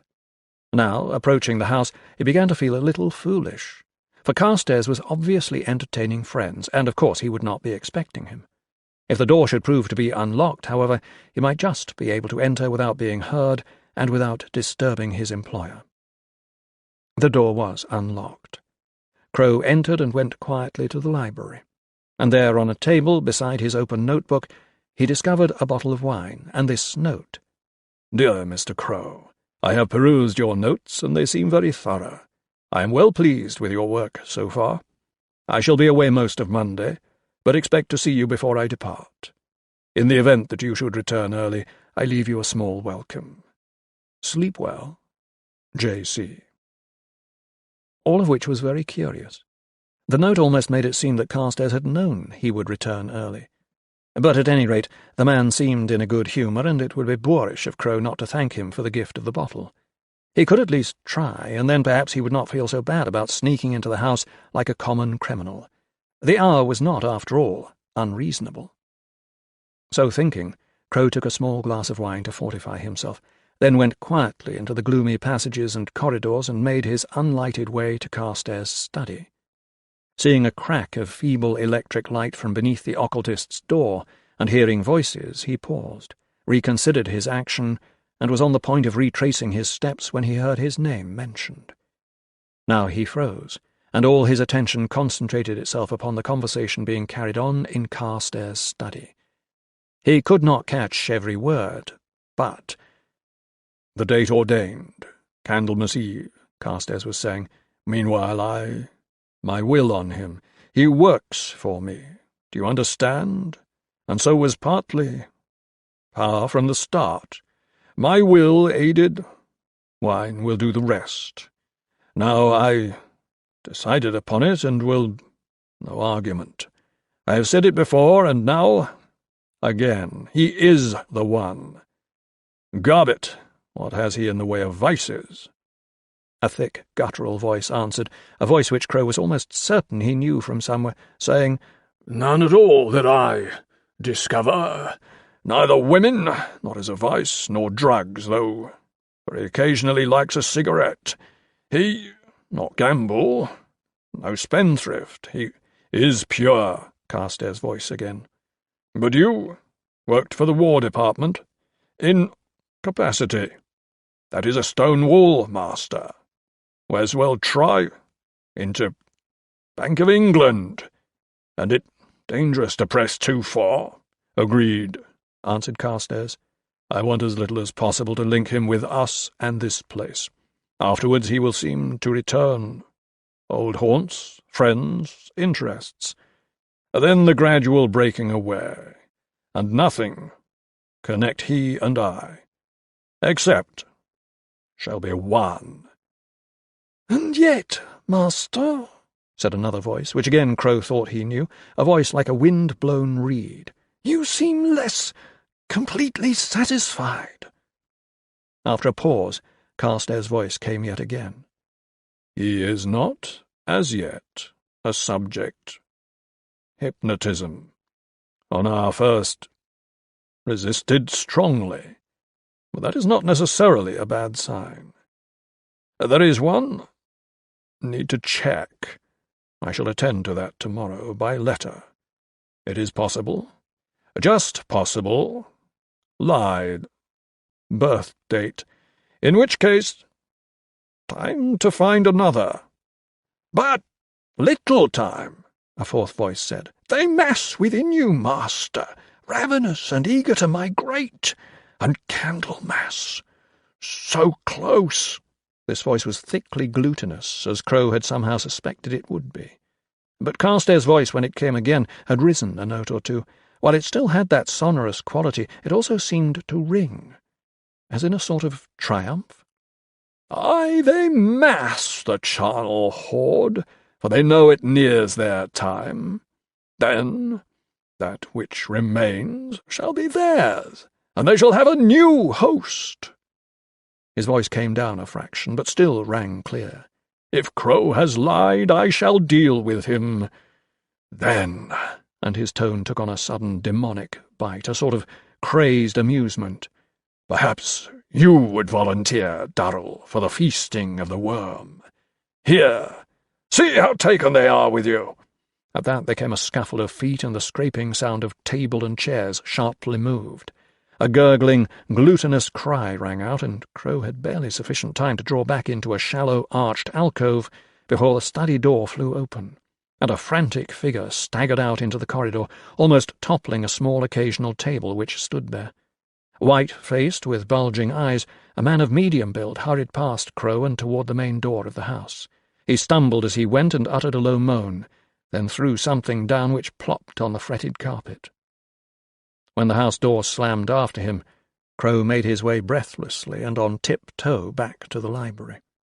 He noted in passing that something small and pink crawled on the floor where Darrell had thrown it. And all the while the house rang with Carstairs' baying laughter. 4. It might now reasonably be assumed that Titus Crow, without more ado, would swiftly take his leave of the Barrows and Carstairs forever, that he would go home to London, or even farther afield, return the month's wages that Carstairs had paid him in advance, revoke the contract he had signed, and so put an end to the whatever it was that his employer planned for him. And perhaps he would have done just that. But already the wine was working in him, that terribly potent and rapidly addictive wine which, along with Carstairs' sorcerous will, was binding him to this house of nameless evil. And even sensing his growing dependence on the stuff, having heard it with his own ears from Carstairs' own lips, still he found himself reaching with trembling hand for that terrible bottle, and pouring another glass for himself in the suddenly morbid and prison-like library. All sorts of nightmare visions now raced through Crow's mind as he sat there a-tremble, chaotic visions of immemorial madness, damnable conclusions totalled from a mass of vague and fragmentary evidences and suspicions. But even as his thoughts whirled, so he sipped, until his senses became totally confounded, and he slipped into sleep, slumped at the table, his head cushioned upon his arm. And once more he seemed to dream. This time there were only 3 of them. They had come silently, creeping in the night, and as they entered, so one of them, probably Carstairs, had switched off the library lights. Now, in wan moonlight, they stood about him, and the hour was midnight. "See," said Carstairs, "my will and the wine combined have sufficed to call him back, as I said they would. He is now bound to the Barrows as by chains. In a way, I am disappointed. His will is not what I thought it. Or perhaps I have made the wine too potent."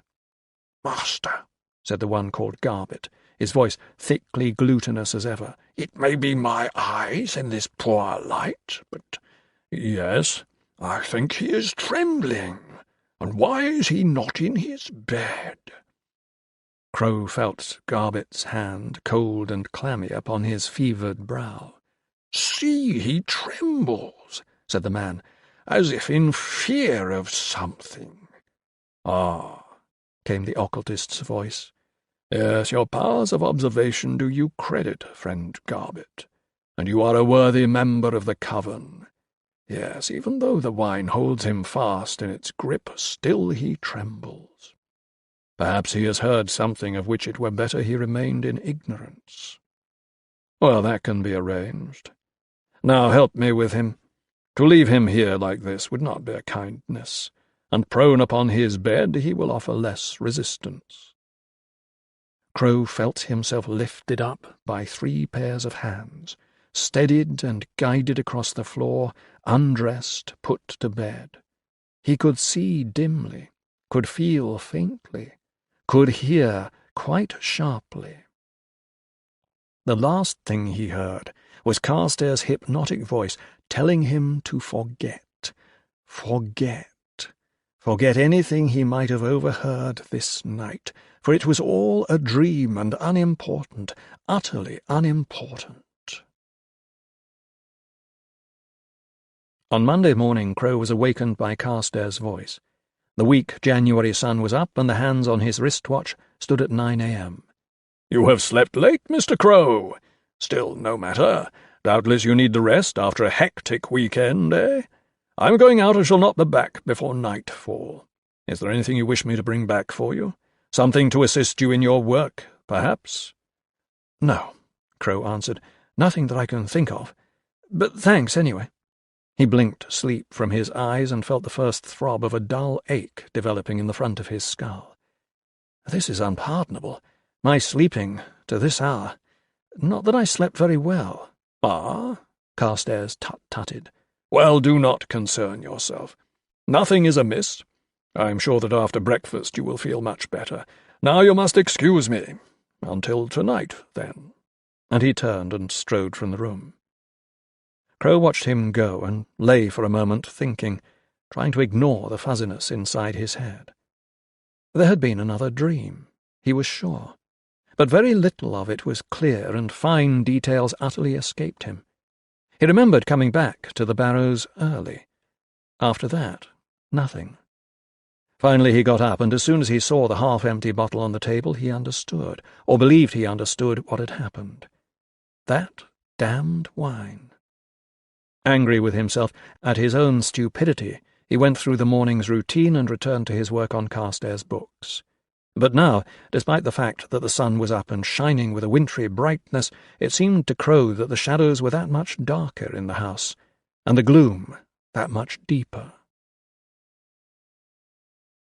The following day, with Carstairs again absent, he explored the Barrows from attic to cellar, but not the cellar itself. He did try the door beneath the stairs, however, but found it locked. Upstairs the house had many rooms, all thick with dust and sparsely furnished, with spots of mould on some of the walls and woodworm in much of the furniture. The place seemed as disused and decayed above as it was below, and Crow's inspection was mainly perfunctory. Outside Carstairs' study he paused, however, as a strange and shuddersome feeling took momentary possession of him. Suddenly he found himself trembling and breaking out in a cold sweat, and it seemed to him that half-remembered voices echoed sepulchrally and ominously in his mind. The feeling lasted for a moment only, but it left Crow weak and full of a vague nausea. Again angry with himself and not a little worried, he tried the study door and found it to be open. Inside, the place was different again from the rest of the house. Here there was no dust or disorder, but a comparatively well-kept room of fair size, where table and chairs stood upon an Eastern-styled carpet, with a great desk, square and squat, beneath a wall hung with 6 oil paintings in matching gilt frames. These paintings attracted Crow's eyes, and he moved forward the better to see them. Proceeding from right to left, the pictures bore small metallic plaques, which gave dates, but no names. The first was of a dark, hawk-faced, turbaned man in desert garb, an Arab by his looks. The dates were 1602 to 68. The second was also of a Middle Eastern type, this time in the rich dress of a sheikh or prince, and his dates were 1668 to 1734. The third was dated 1734 to 90, and was the picture of a statuesque, high-browed Negro of forceful features and probably Ethiopian descent, while the fourth was of a stern-faced young man in periwig and small clothes, dated 1790 to 1839. The fifth was of a bearded, dark-eyed man in a waistcoat and wearing a monocle, a man of unnatural pallor, dated 1839 to 88. And the sixth was a picture of Carstairs himself, looking almost exactly as he looked now, dated 1888 to 1946. Crow stared at the dates again, wondering what they meant and why they were so perfectly consecutive. Could these men have been the previous leaders of Carstairs' esoteric cult, each with dates which corresponded to the length of his reign. But 1888. Yes, it made sense, for that could certainly not be Carstairs' birth date. Why, he would be only 57 years of age. He looked at least 15 or 20 years older than that. Certainly he gave the impression of advanced age despite his peculiar vitality. And what of that final date, 1946? Was the man projecting his own death? Or was this to be the year of the next investiture?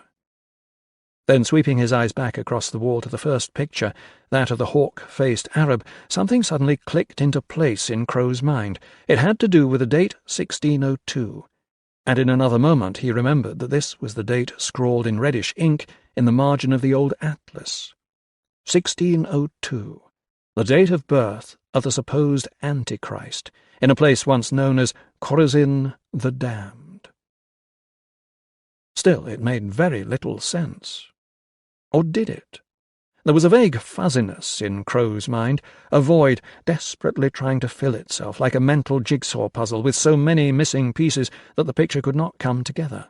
Crow knew that somewhere deep inside he had the answers, and yet they refused to surface. As he left Carstairs' study, he cast one more half-fearful glance at the man's sardonic picture. A pink, crawling thing, previously unnoticed, dropped from the ledge of the frame and fell with a plop to the floor's Bukhara rug. Left almost entirely on his own now, Crow worked steadily through the rest of Tuesday, through Wednesday and Thursday morning, but after a light lunch on Thursday he decided he needed some fresh air. This coincided with his discovering another worm or maggot in the library, and he made a mental note that sooner or later he must speak to Carstairs about the possibility of a health hazard. Since the day outside was bright, he let himself out of the house and into the gardens, choosing one of the many overgrown paths rather than the wide gravelly drive. In a very little while all dullness of the mind was dissipated, and he found himself drinking gladly and deeply of the cold air. This was something he must do more often, for all work and no play was beginning to make Titus Crow a very dull boy indeed. He was not sure whether his employer was at home or away, but upon reaching the main gate by a circuitous route, he decided that the latter case must apply. Either that, or the man had not yet been down to collect the mail. There were several letters in the box, two of which were holding the metal flap partly open. Beginning to feel the chill, Crow carried the letters with him on a winding route back to the house. Out of sheer curiosity, he scanned them as he went, noting that the address on one of them was all wrong. It was addressed to a Mr. Castaigne, solicitor, at The Burrows. Alongside the postage stamps, the envelope had been faintly franked with the name and crest of Somerset House in London. Somerset House? The central registry for births and deaths? Now what business could Carstairs have with— And again there swept over Titus Crow that feeling of nausea and faintness. All the cheeriness went out of him in a moment, and his hand trembled where it held the suspect envelope. Suddenly his mind was in motion, desperately fighting to remember something, battling with itself against an invisible inner voice which insisted that it did not matter. But he now knew that it did. Hidden by a clump of bushes which stood between himself and the house, Crow removed the crested envelope from the bundle of letters and slipped it into his inside jacket pocket. Then, sweating profusely if coldly, he delivered the bulk of the letters to the occasional table outside the door of Carstairs' study. On his way back to the library, he saw that the cellar door stood open under the stairs, and he heard someone moving about down below. Pausing, he called down, "Mr. Carstairs, there's mail for you. I've left the letters outside your study." The sounds of activity ceased, and finally Carstairs' voice replied, "Thank you, Mr. Crow. I shall be up immediately." Not waiting, Crow hurried to the library and sat for a while at the table where he worked, wondering what to do and half astonished at the impulse which had prompted him to steal the other's mail, or rather to take this one letter. He had early installed an electric kettle in the library with which to make himself coffee, and as his eyes alighted upon the kettle an idea dawned. For it was far too late now for anything else but to let his persuasions carry him all the way. He must now follow his instincts. Against the possibility of Carstairs' sudden, unannounced entry, He prepared the makings of a jug of instant coffee, an invention of the war years, which found a certain favour with him.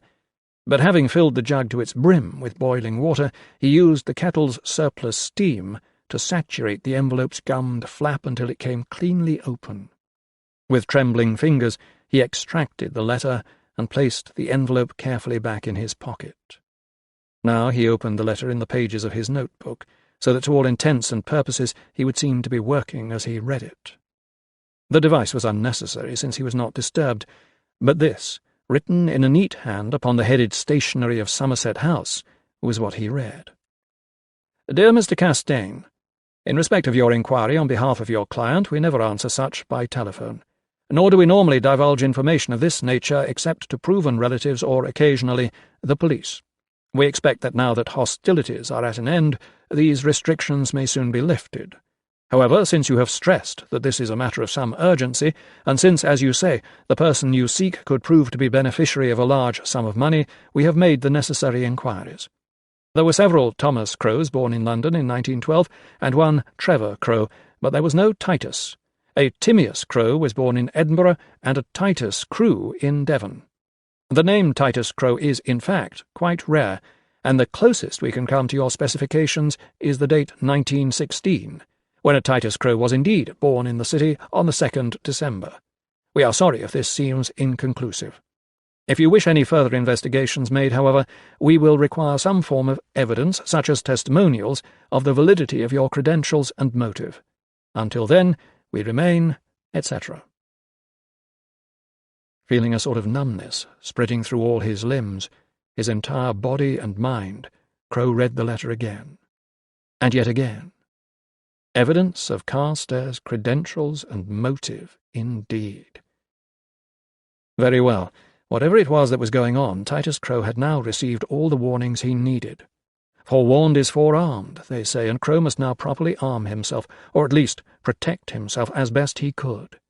One thing he would not do was run, not from an as yet undefined fear, an unidentified threat. His interest in the esoteric, the occult, had brought him to the Barrows, and those same interests must now sustain him. And so, in his way, he declared war. But what were the enemy's weapons? And what was his objective?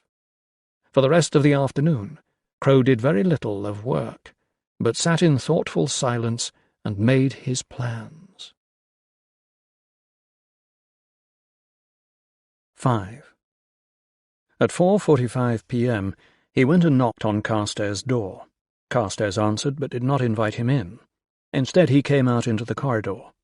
There, towering cadaverously over Crow and blocking out even more of the gloomy light of the place, he said, "Yes, Mr. Crow, what can I do for you?"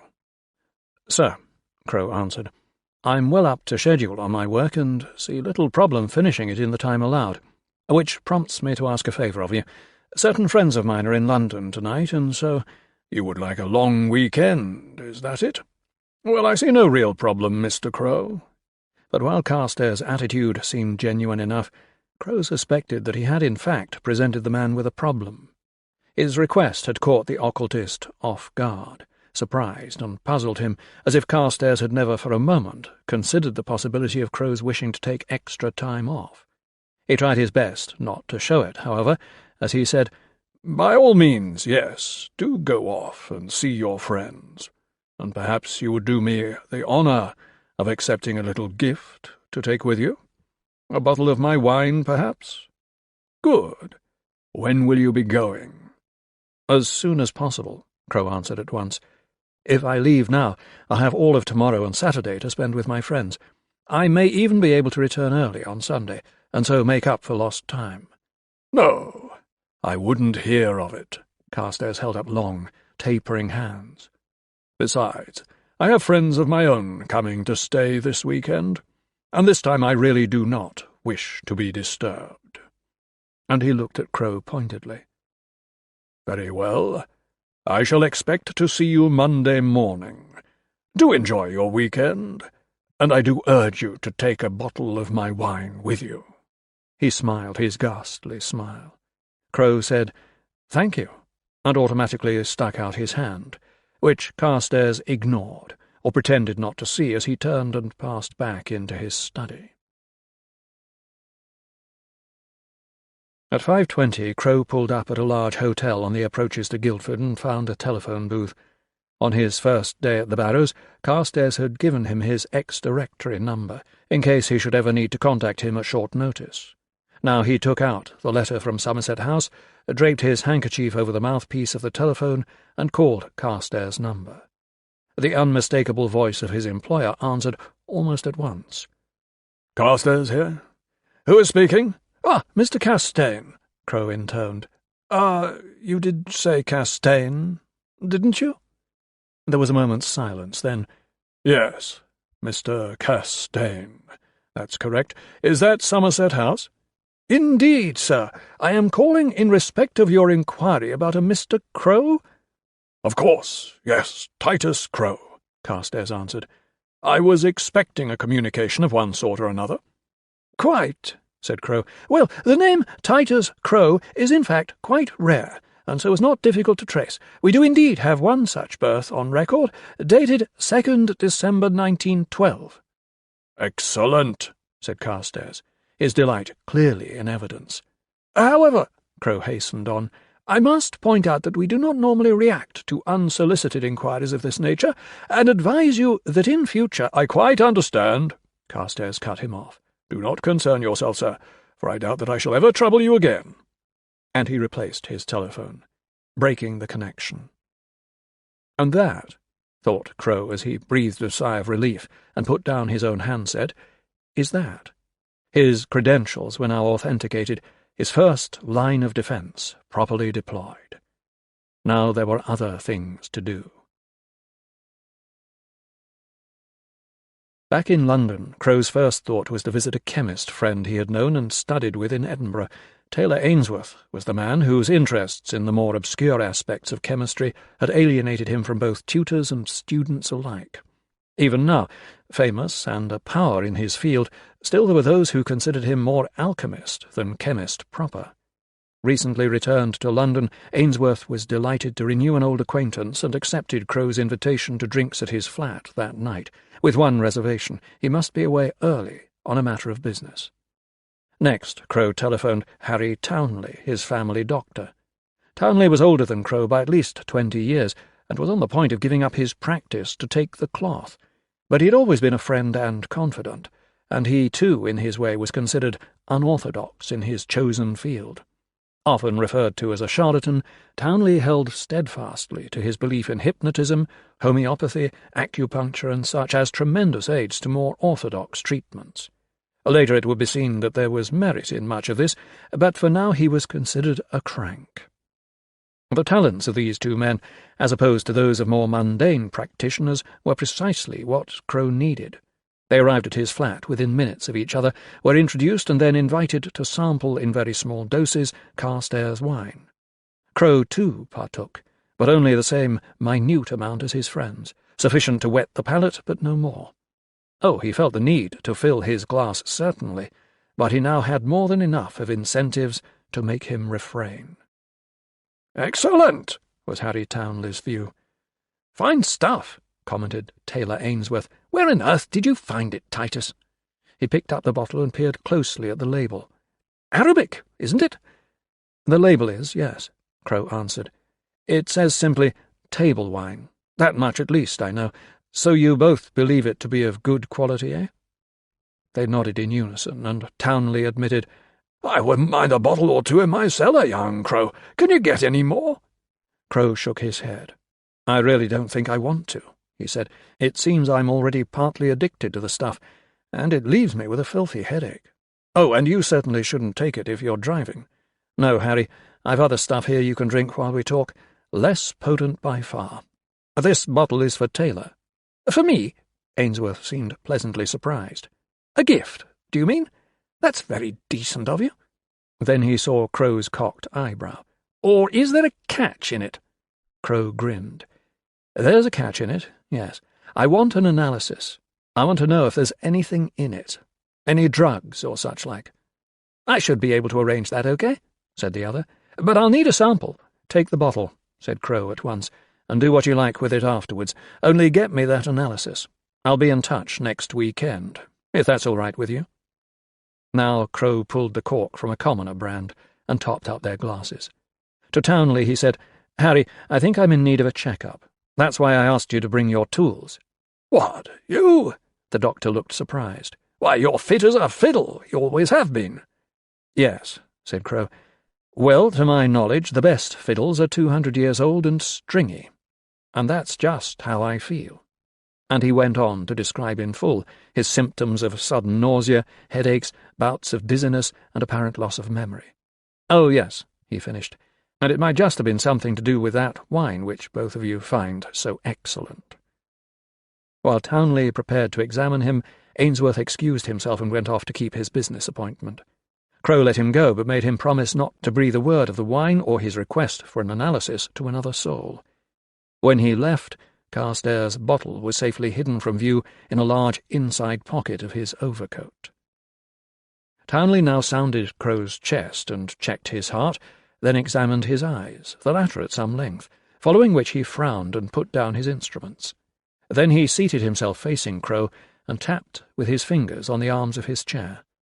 The frown stayed on his face as he sipped his wine. "Well?" Crow finally asked. "You may well say, 'well,' young Crow," Townley answered.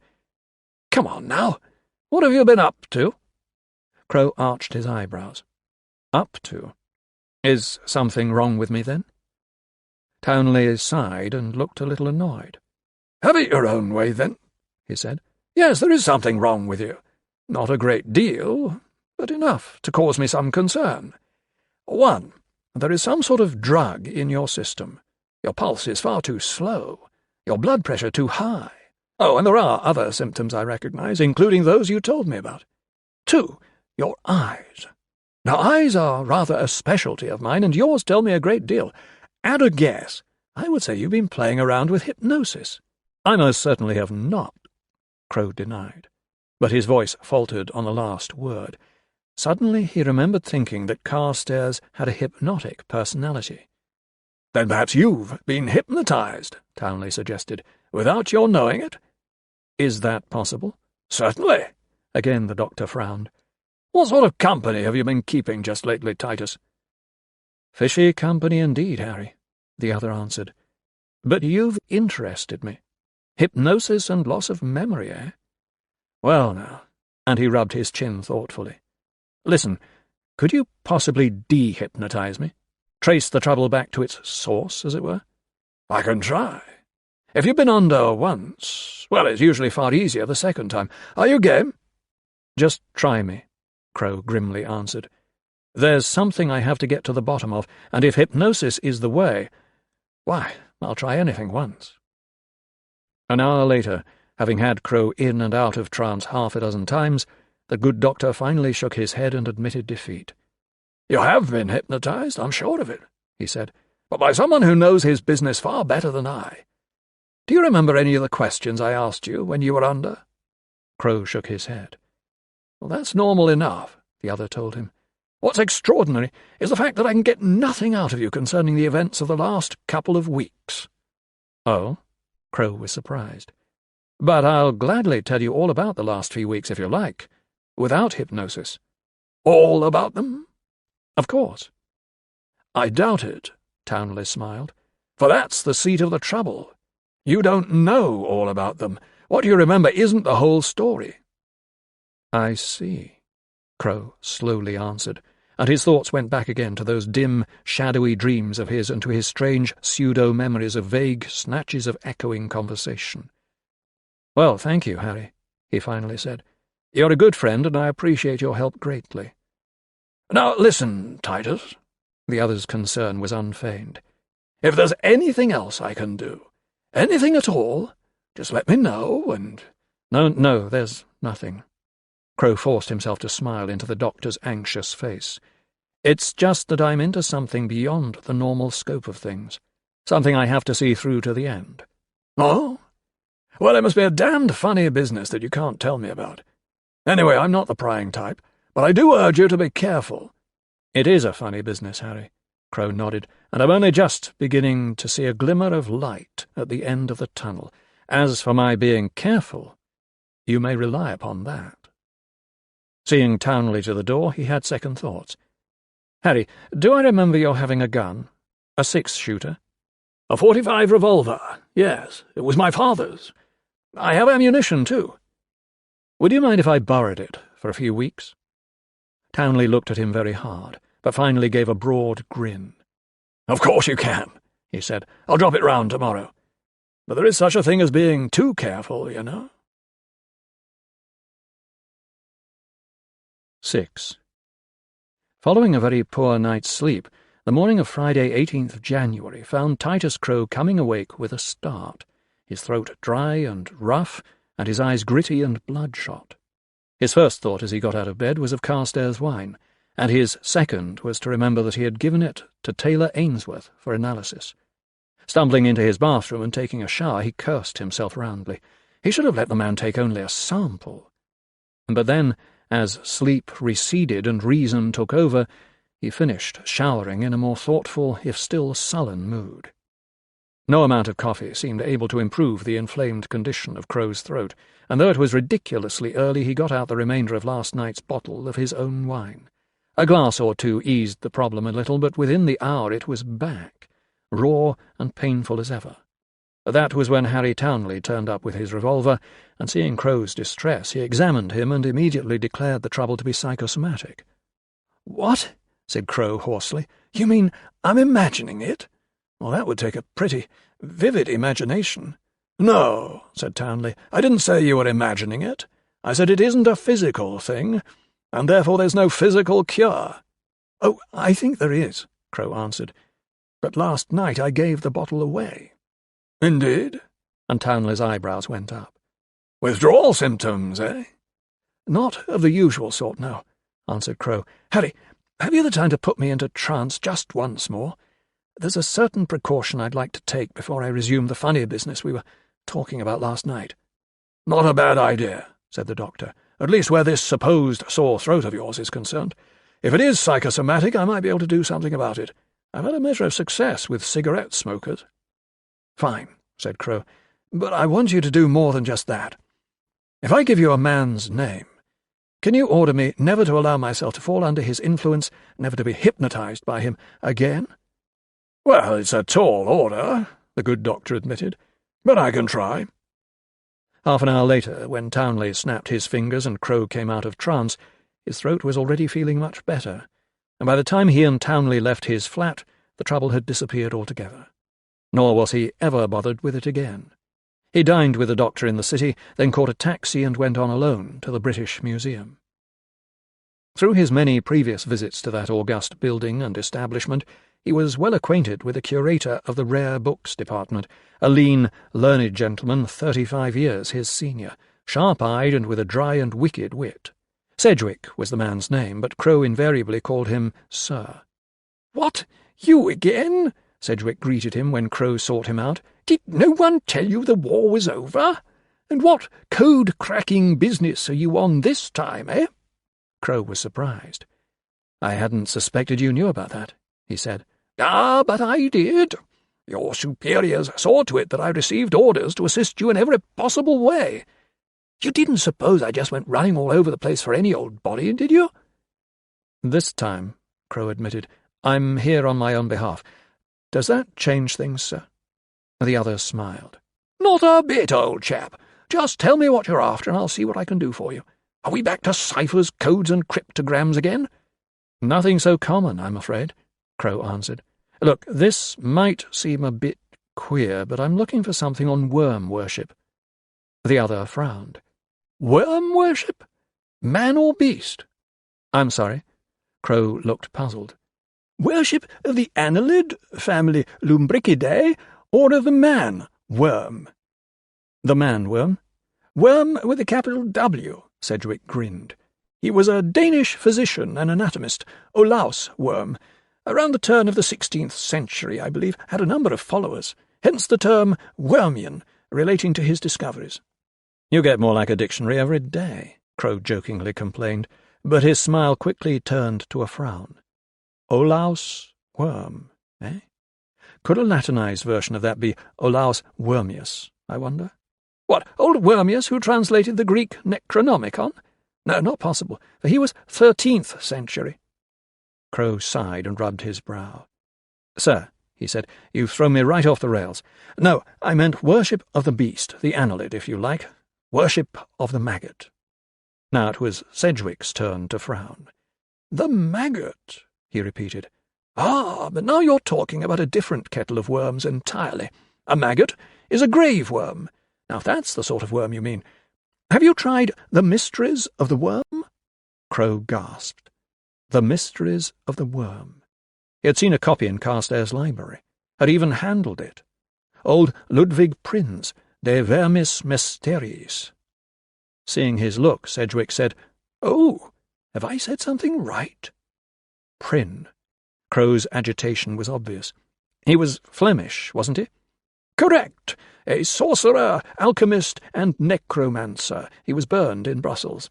He wrote his book in prison shortly before his execution, and the manuscript found its way to Cologne, where it was posthumously published. Do you have a copy in English? Sedgwick smiled and shook his head.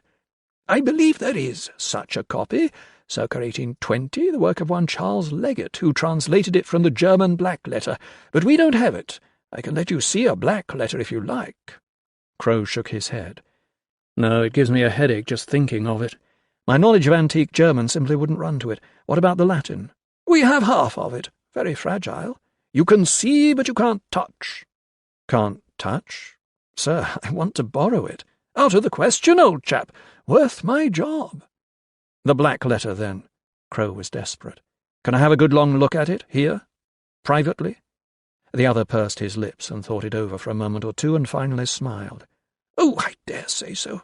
And I suppose you'd like some paper and a pen, too, eh? Come on, then. A few minutes later, seated at a table in a tiny private room, Crow opened the black letter. And from the start he knew he was in for a bad time, that the task was near hopeless.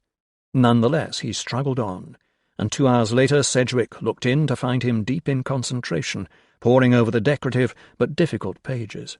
Hearing the master librarian enter, Crow looked up. This could be exactly what I'm looking for, he said. I think it's here, in the chapter called Saracenic Rituals. Ah, the dark rites of the Saracens, eh? Said Sedgwick. Well, why didn't you say so? We have the rituals in a translation. In English? Crow jumped to his feet. Sedgwick nodded. The work is anonymous, I'm afraid, by Clergyman X or some such, and of course I can't guarantee its reliability, but if you want it— I do, said Crow. Sedgwick's face grew serious. Listen, we're closing up shop soon. If I get it for you, that is, if I let you take it with you, I must have your word that you'll take infinite care of it. I mean, my heart will quite literally be in my mouth until it's returned. You know you have my word, Crow answered at once. 10 minutes later, Sedgwick saw him out of the building. Along the way, Crow asked him, Now, how do you suppose Prynne, a native of Brussels, knew so much about the practice of black magic among the Syria-Arabian nomads? Sedgwick opened his encyclopedic mind. I've read something about that somewhere, he said. He was a much-travelled man, Prynne, and lived for many years among an order of Syrian wizards in the Jebel al-Ansari. That's where he would have learned his stuff. Disguised as beggars or holy men, he and others of the order would make pilgrimages to the world's most evil places, which were said to be conducive to the study of demonology. I remember one such focal point of evil struck me as singularly unusual, being as it was situated on the shore of Galilee. Old Prynne lived in the ruins there for some time. Indeed, he names it somewhere in his book. Sedgwick frowned. Now, what was the place called? Chorazin, said Crow flatly, cold fingers clutching at his heart. Yes, that's right, answered the other, favouring Crow with an appraising glance. You know, sometimes I think you're after my job. Now do look after that pamphlet, won't you? That night, through Saturday and all of Sunday, Crow spent his time engrossed in the Saracenic rituals reduced to the early 19th century English of Clergyman X, and though he studied the pamphlet minutely, still it remained a disappointment. Indeed, it seemed that he might learn more from the lengthy preface than from the text itself. Clergyman X, whoever he had been, had obviously spent a good deal of time researching Ludwig Prynne, but not so very much on the actual translation. In the preface, the author went into various dissertations on Prynne's origins, his lifestyle, travels, sources, and sorceries, referring often and tantalizingly to other chapters in De Vermis Mysteriis, such as those on familiars, on the demons of the Cthulhu myth cycle, on divination, necromancy, elementals, and vampires. But when it came to actually getting a few of Prynne's blasphemies down on paper, here he seemed at a loss. Or perhaps his religious background had deterred him. Again and again Crow would find himself led on by the writer on the verge of some horrific revelation, only to be let down by the reluctance of X to divulge Prynne's actual words.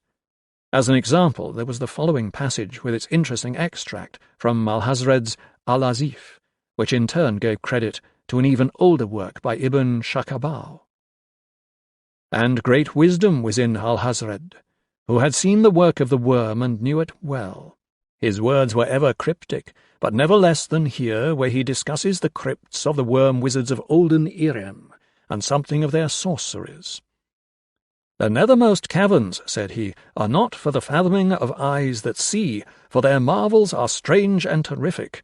Cursed the ground where dead thoughts live new and oddly bodied, and evil the mind that is held by no head. Wisely did Ibn Shakabau say that happy is the town whose wizards are all ashes, for it is of old rumour that the soul of the devil-bought hastes not from his charnel clay, but fats and instructs the very worm that gnaws, till out of corruption horrid life springs, and the dull scavengers of earth wax crafty to vex it, and swell monstrous to plague it. Great holes secretly are digged where earth's pores ought to suffice, and things have learnt to walk that ought to crawl. In Syria, with my own eyes, I, Ludwig Prynne, saw one wizard of years without number transfer himself to the person of a younger man, whose number he had divined, when at the appointed hour he spoke the words of the worm. And this is what I saw. Editor's note. Prynne's description of the dissolution of the wizard and the investment of himself into his host is considered too horrific and monstrous to permit of any merely casual or unacquainted perusal. X. Crow's frustration upon reading such as this was enormous, but in the end it was this very passage which lent him his first real clue to the mystery, and to Carstairs' motive, though at the time, even had he guessed the whole truth, still he could not have believed it. The clue lay in the references to the wizard knowing the younger man's number, and on rereading that particular line, Crow's mind went back to his first meeting with Carstairs, when the man had so abruptly inquired about his date of birth. Crow had lied, adding 4 whole years to his span and setting the date at the 2nd of December 1912. Now, for the first time, he considered that date from the numerologist's point of view, in which he was expert. According to the orthodox system, the date 2nd of December 1912 would add up thus: 2 plus 12 plus 1 plus 9 plus 1 plus 2 equals 27, and 2 plus 7 equals 9, or 27 equals 999.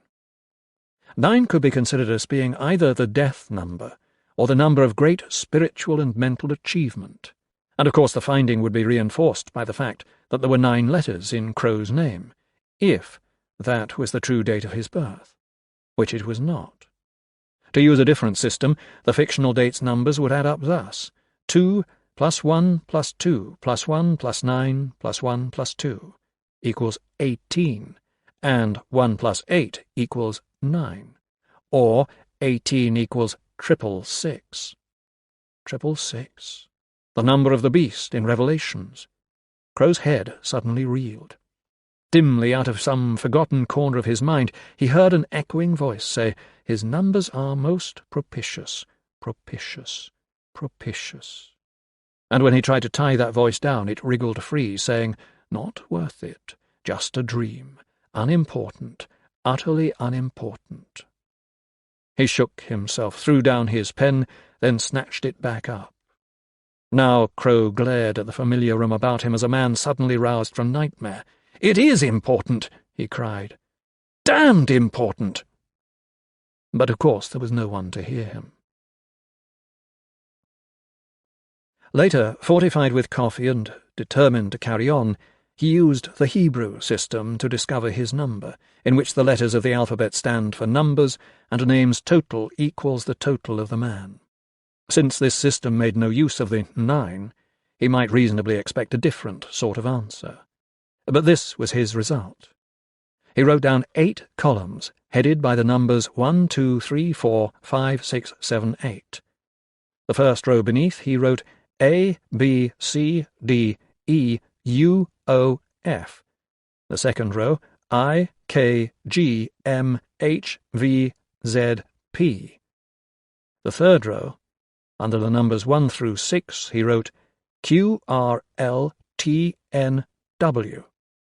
And the seventh row, under the number 1, J, under the number 3, S, under the number 6, X.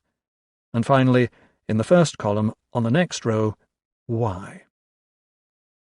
Titus Crow equals T4, I1, T4, U6, S3, C3, R2, O7, W6, which is 4 plus 1 plus 4 plus 6 plus 3 plus 3 plus 2 plus 7 plus 6, which equals 36, and 3 plus 6 equals 9, or 36, a double 18, the beast redoubled. Propitious? In what way? For whom? Certainly not for himself. For Carstairs? Slowly, carefully, Titus Crow put down his pen. 7. To Carstairs, waiting in the shadow of his doorway, it seemed that Crow took an inordinately long time to park his car in the garage, and when he came into view there were several things about him which in other circumstances might cause concern. A semi-dishevelled look to his clothes, a general tiredness in his bearing, an unaccustomed hang to his leonine head, and a gritty redness of eye. Carstairs, however, was not at all concerned. On the contrary, he had expected no less. As for Crow, despite his outward appearance, he was all awareness. The inflammation of his eyes had been induced by a hard rubbing, with a mildly irritating but harmless ointment. The tardy condition of his dress and apparent lack of will were deliberately affected. In short, he was acting, and he was a good actor. "Mr. Crow," said Carstairs as Crow entered the house, "delighted to have you back." And the other sensed a genuine relief in the occultist's greeting. Yes, he was glad to have him back. "Have you breakfasted?" "Thank you. Yes, on my way here." Crow's voice was strained, hoarse, but this too was affected. Carstairs smiled, leading the way to the library. At the door he said, These long weekends. How they take it out of one, eh? Well, no doubt you enjoyed the break." As Crow passed into the library, Carstairs remained in the corridor. "I shall look in later," he said, "when perhaps you'll tell me something of the system you've devised for your work, and something of the progress you are making. Until then," and he quietly closed the door on Crow. Now the younger man straightened up. He went directly to his work table and smiled sardonically at the bottle of wine, its cork half pulled, which stood there waiting for him. He pulled the cork, poured a glass, took the bottle to the barred windows, and opened one a crack, then stuck the neck of the bottle through the bars and poured the filthy stuff away into the garden. The empty bottle he placed in his alcove bedroom, out of sight.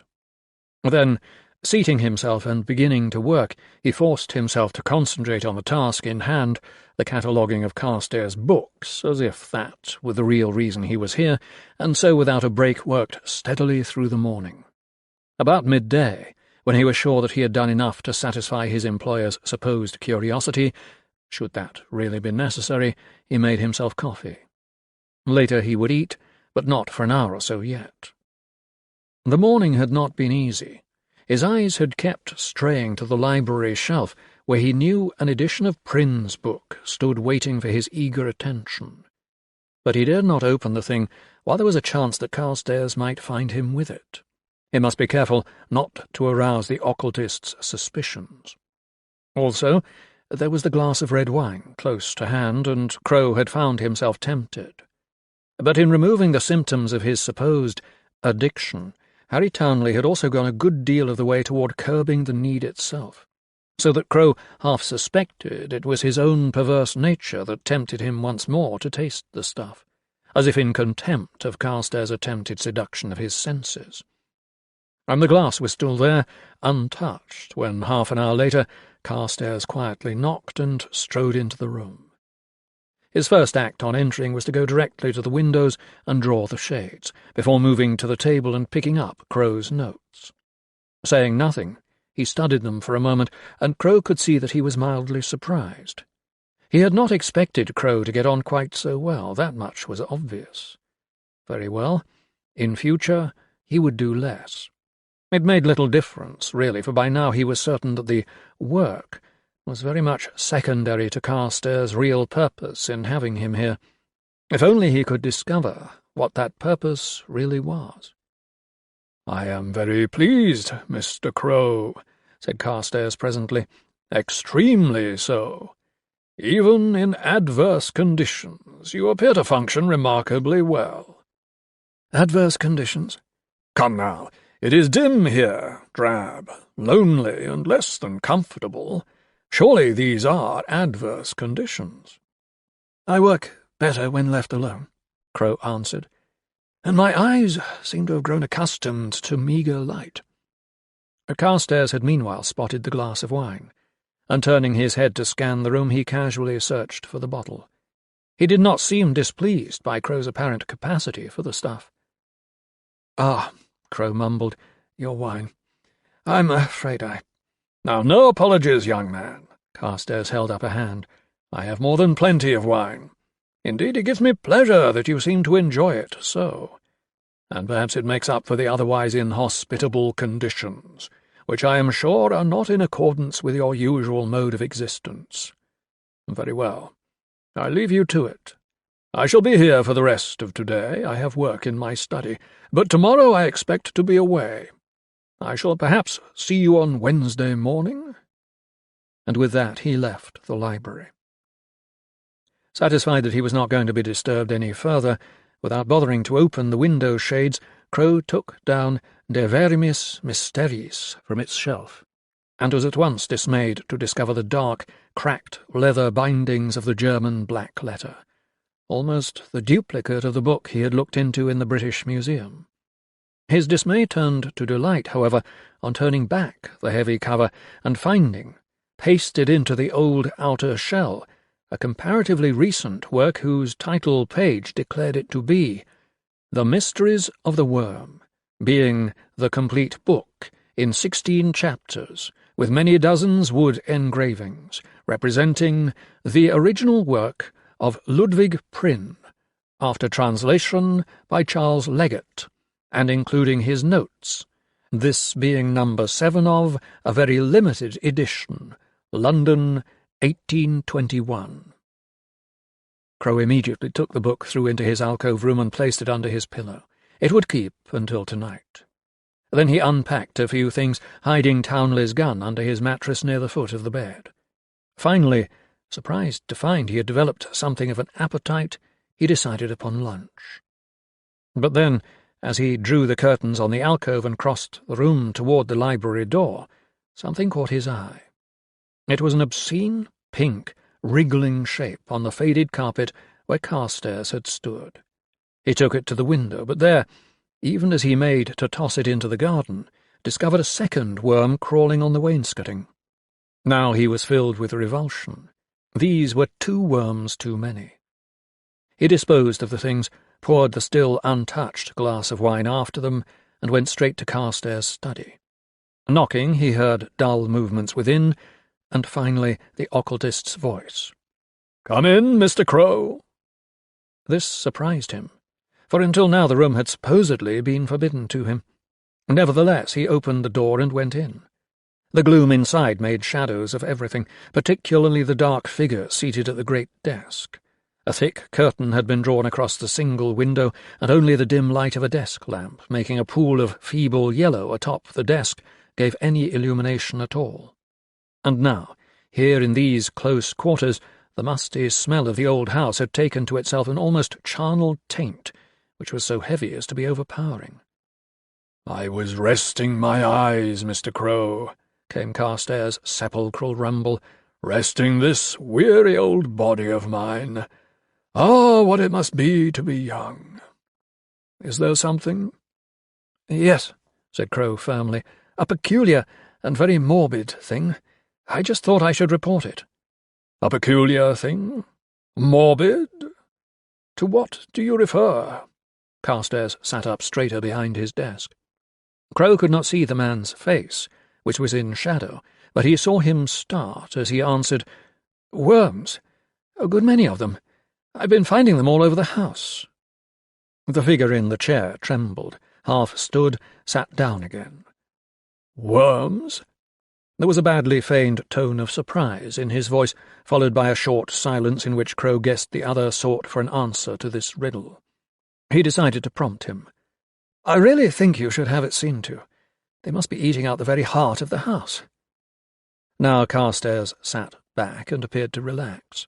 His chuckle was throaty when he answered, "Ah, no, Mr. Crow, for they are not of the house-eating species.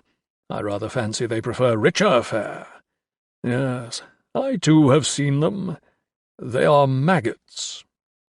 "Maggots?" Crow could not keep the disgusted note out of his voice, even though he had half suspected it. "But is there something dead here?" "There was," Carstairs answered. "Shortly after you arrived here, I found a decomposing rabbit in the cellar. The poor creature had been injured on the road or in a trap and had found a way into my cellar to die. Its remains were full of maggots. I got rid of the carcass and put down chemicals to destroy the maggots. That is why you were forbidden to go into the cellar. The fumes are harmful." "I see." "As for those few maggots you have seen, doubtless some escaped and have found their way through the cracks and crevices of this old house. There is nothing for them here, however, and so they will soon cease to be a problem." Crow nodded. "So do not concern yourself."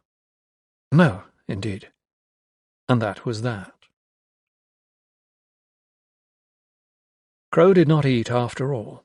Instead, feeling queasy, he went out into the garden for fresh air. But even out there the atmosphere now seemed tainted. It was as if a pall of gloom hovered over the house and grounds, and that with every passing minute the shadows deepened and the air grew heavy with sinister presences. Some sixth psychic sense informed Crow that he walked the strands of an incredibly evil web, and that a great bloated spider waited, half hidden from view, until the time was just right, or until he took just one wrong step. Now a longing sprang up in him to be out of here and gone from the place, but there was that obstinate streak in his nature which would not permit flight. It was a strange hand that fate had dealt, where at the moment Carstairs seemed to hold more than his fair share of the aces, and Titus Crow held only one trump card. Even now, he did not realize how much depended upon that card, but he felt sure that he would very soon find out. 8. Crow did little or no work that afternoon, but, affected by a growing feeling of menace, of hidden eyes watching him, searched the library wall to wall, and over every square inch of carpeting, wainscoting, curtains, and alcove, particularly his bed, for maggots. He did not for one moment believe Carstairs' explanation for the presence of the things, even though logic told him it was a perfectly plausible one, but for all that his search was very thorough and time-consuming, he found nothing. That night, seated uneasily in the alcove behind drawn curtains, he took out De Vermis Mysteriis and opened it to the Saracenic rituals, only to discover that the greater part of that chapter was missing, the pages cleanly removed with a razor-sharp knife. The opening to the chapter was there, however, and something of its middle. Reading what little remained, Crow picked out 3 items which he found particularly interesting. One of these fragments concerned that numerology in which he was expert, and here was an item of occult knowledge written down in terms no one could fail to understand. The names of a man, along with his number, are all important. Knowing the first, the magician knows something of the man. Knowing the second, he knows his past, present, and future, and he may control the latter by means of his sorceries, even unto the grave and beyond. Another offered a warning against wizardly generosity. Never accept a gift from a necromancer or any wizard or familiar. Steal which may be stolen, buy which may be bought, earn it if that be at all possible, and if it must be had. But do not accept it, neither as a gift nor as a legacy. Both of these seemed to Crow to have a bearing on his relationship with Carstairs. But the last of the 3 interested and troubled him the most, for he could read in it an even stronger and far more sinister parallel. A wizard will not offer the hand of friendship to one he would seduce. When a worm wizard refuses his hand, that is an especially bad omen. And having once refused his hand, if he then offers it, that is even worse. Finally, weary and worried, but determined in the end to get to the root of the thing, Crow went to bed. He lay in darkness and tossed and turned for a long time before sleep finally found him. And this was the first time, before sleeping, that he had ever felt the need to turn his key in the lock of the library door. On Tuesday morning, Crow was awakened by the sound of a motor car's engine. Peeping through half-closed window shades, he saw Carstairs leave the house and get into a car which waited on the winding drive. As soon as the car turned about and bore the occultist away, Crow quickly dressed and went to the cellar door under the stairs in the gloomy hall. The door was locked, as he had expected. Very well. Perhaps there was another way in. Carstairs had said that a rabbit had found its way in, and even if that were untrue, still it suggested that there might be such an entry from the grounds of the house. Going into the garden, Crow first of all ensured that he was quite alone, then followed the wall of the house until, at the back, he found overgrown steps leading down to a basement landing. At the bottom, a door had been heavily boarded over, and Crow could see at a glance that it would take a great deal of work to get into the cellar by that route. Nor would it be possible to disguise such a forced entry. To one side of the door, completely opaque with grime, a casement window next offered itself for inspection. This had not been boarded up, but many successive layers of old paint had firmly welded frame and sashes into one. Using a penknife, Crow worked for a little while to gouge the paint free from the joint, but then, thinking to hear an unaccustomed sound, he stopped and hastily returned to the garden. No one was there, but his nerves had suffered and he did not return to his task. That would have to wait upon another day. Instead, he went back indoors, washed, shaved, and breakfasted, though really he did not have much of an appetite, and finally climbed the stairs to scan the countryside all around, through bleary windows. Seeing nothing out of the ordinary, he returned to the ground floor and once more ventured along the corridor to Carstairs' study. That door, too, was locked. And now Crow's frustration and jumpiness began to tell on him. Also he suspected that he was missing the bolstering or deadening effect of the occultist's wine.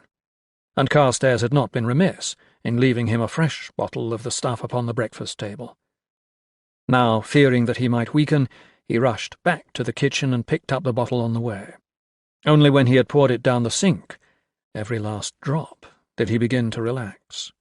And only then did he realize how tired he was. He had not slept well. His nerves seemed frayed. At this rate, he would never have the strength to solve the mystery, let alone see it through to the end. At noon, on the point of preparing himself a light meal, he found yet another maggot, this time in the kitchen itself. That was enough. He could not eat here. Not now. He left the house, drove into Hazelmere and dined at an hotel, consumed far too many brandies, and returned to the Barrows cheerfully drunk. All the rest of the day he spent sleeping it off, for which sheer waste of time he later cursed himself, and awakened late in the evening with a nagging hangover. Determined now to get as much rest as possible, he made himself a jug of coffee and finally retired for the night. The coffee did not keep him awake, and once again he had locked the library door. Wednesday passed quickly, and Crow saw Carstairs only twice. He did a minimum of work, but searched the library shelves for other titles which might hint at his awful employer's purpose. He found nothing, but such was his fascination with these old books, the pleasure of reading and handling them, that his spirits soon rose to something approaching their previous vitality. And throughout the day he kept up the pretence of increasing dependence on Carstairs wine, and he continued to affect a hoarse voice and to redden his eyes by use of the irritating ointment. On Thursday, Carstairs once again left the house, but this time he forgot to lock his study door. By now Crow felt almost entirely returned to his old self, and his nerves were steady as he entered that normally forbidden room. On seeing Carstairs' almost antique telephone standing on an occasional table close to the desk, he decided upon a little contact with the outside world. He quickly rang Taylor Ainsworth's number in London. Ainsworth answered, and Crow said, "Taylor, Titus here. Any luck yet with that wine?" "Ah," said the other, his voice scratchy with distance. "So you couldn't wait until the weekend, eh? Well, funny stuff, that wine, with a couple of really weird ingredients. I don't know what they are, or how they work, but they do. They work on human beings like aniseed works on dogs.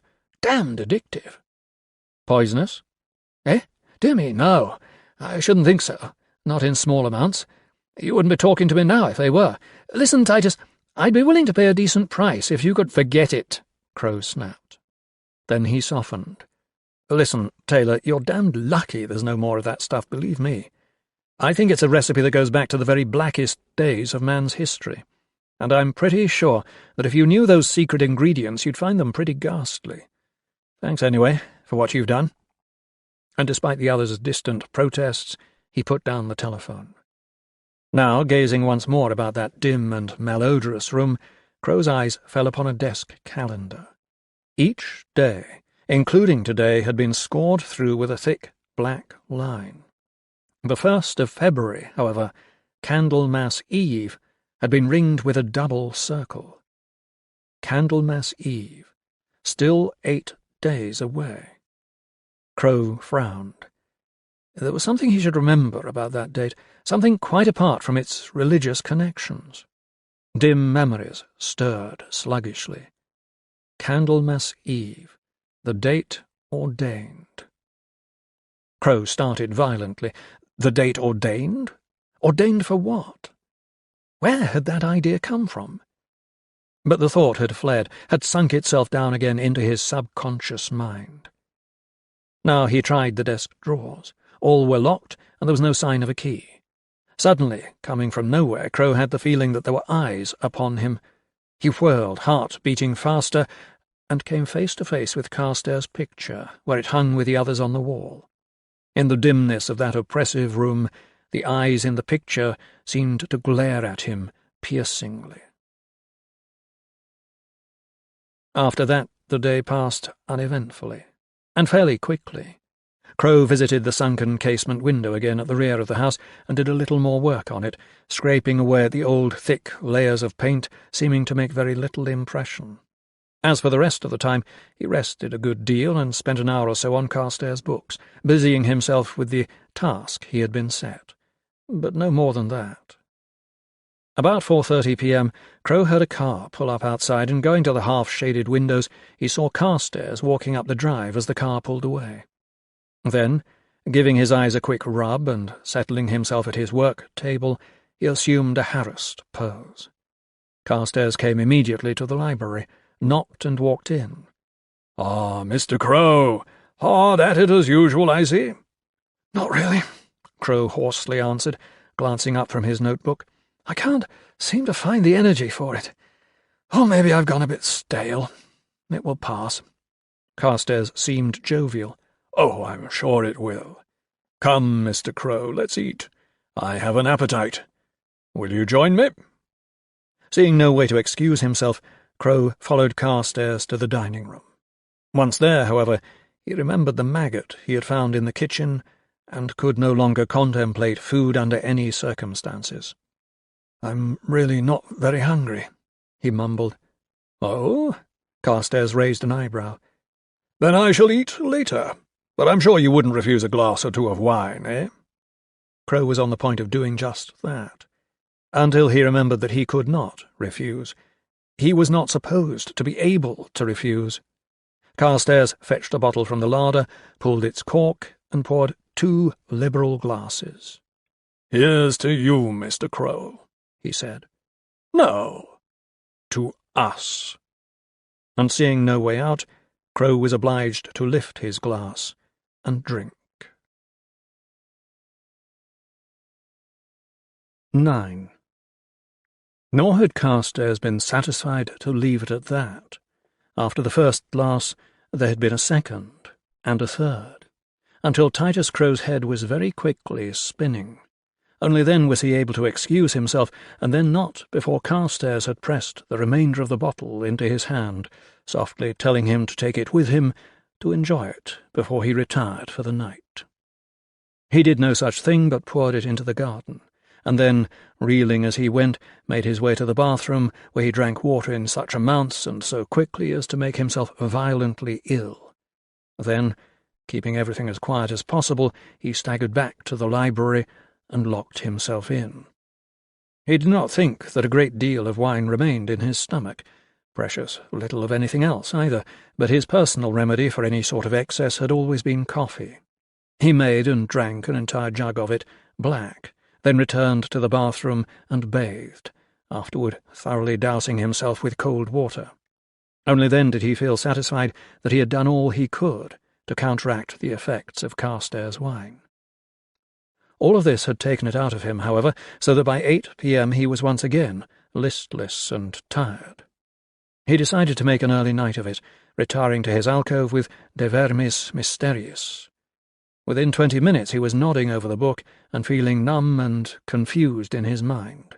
The unvomited wine was working on him, however gradually, and his only hope now was that he might sleep it out of his system. Dazedly returning the heavy book to its shelf, he stumbled back to his bed and collapsed onto it. In that same position, spread-eagled and face down, he fell asleep. And that was how he stayed for the next 4 hours. Crow came awake slowly, gradually growing aware that he was being addressed, aware, too, of an unaccustomed feeling of cold. Then he remembered what had gone before, and his mind began to work a little faster. In the darkness of the alcove, he opened his eyes a fraction, peered into the gloom, and made out 2 dim figures standing to one side of his bed. Some instinct told him that there would be more of them on the other side, and only by the greatest effort of will was he able to restrain himself from leaping to his feet. Now the voice came again, Carstairs' voice, not talking to him this time, but to those who stood around his bed. "I was afraid that the wine's effect was weakening, but apparently I was wrong. Well, my friends, you are here tonight to witness an example of my will over the mind and body of Titus Crow. He cannot be allowed to go away this weekend, of course, for the time is too near. I would hate anything to happen to him." "So would we all, Master," came a voice Crow recognized. For then I would need to make a second choice, Durrell? Indeed, I know why you wish nothing to go amiss, but you presume, Durrell. You are not fit habitation." "Master, I merely—" the other began to protest. "Be quiet," Carstairs hissed, "and watch."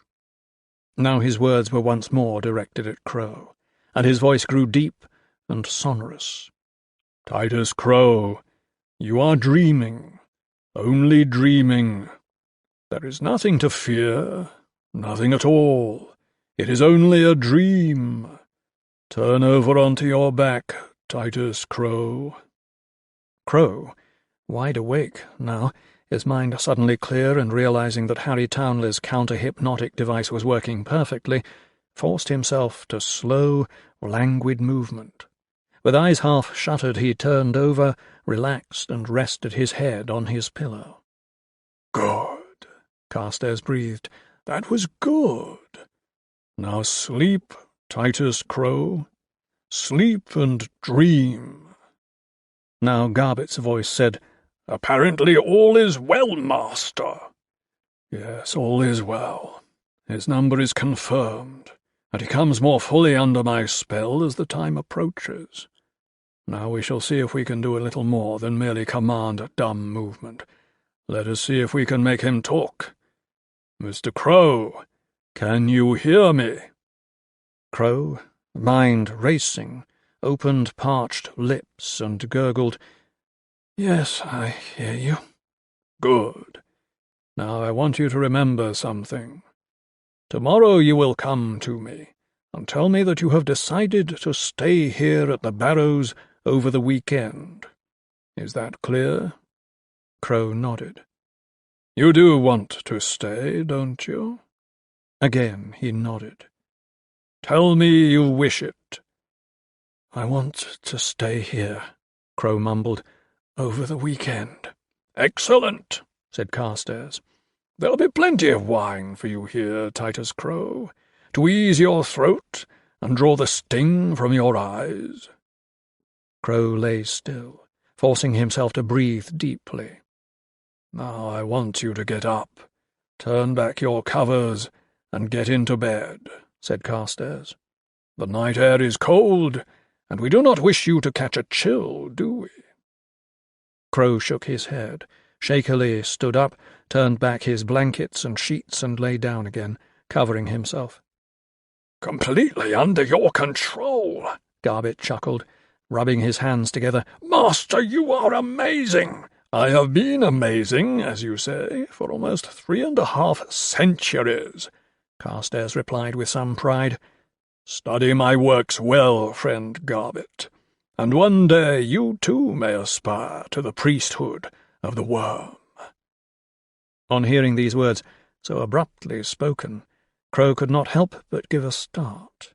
But so too did the man Durrell, a fraction of a second earlier, so that Crow's movement went unnoticed, and even as the man on the bed sensed Durrell's frantic leaping, so he heard him cry out, Ugh! On the floor! I trod on one! The maggots!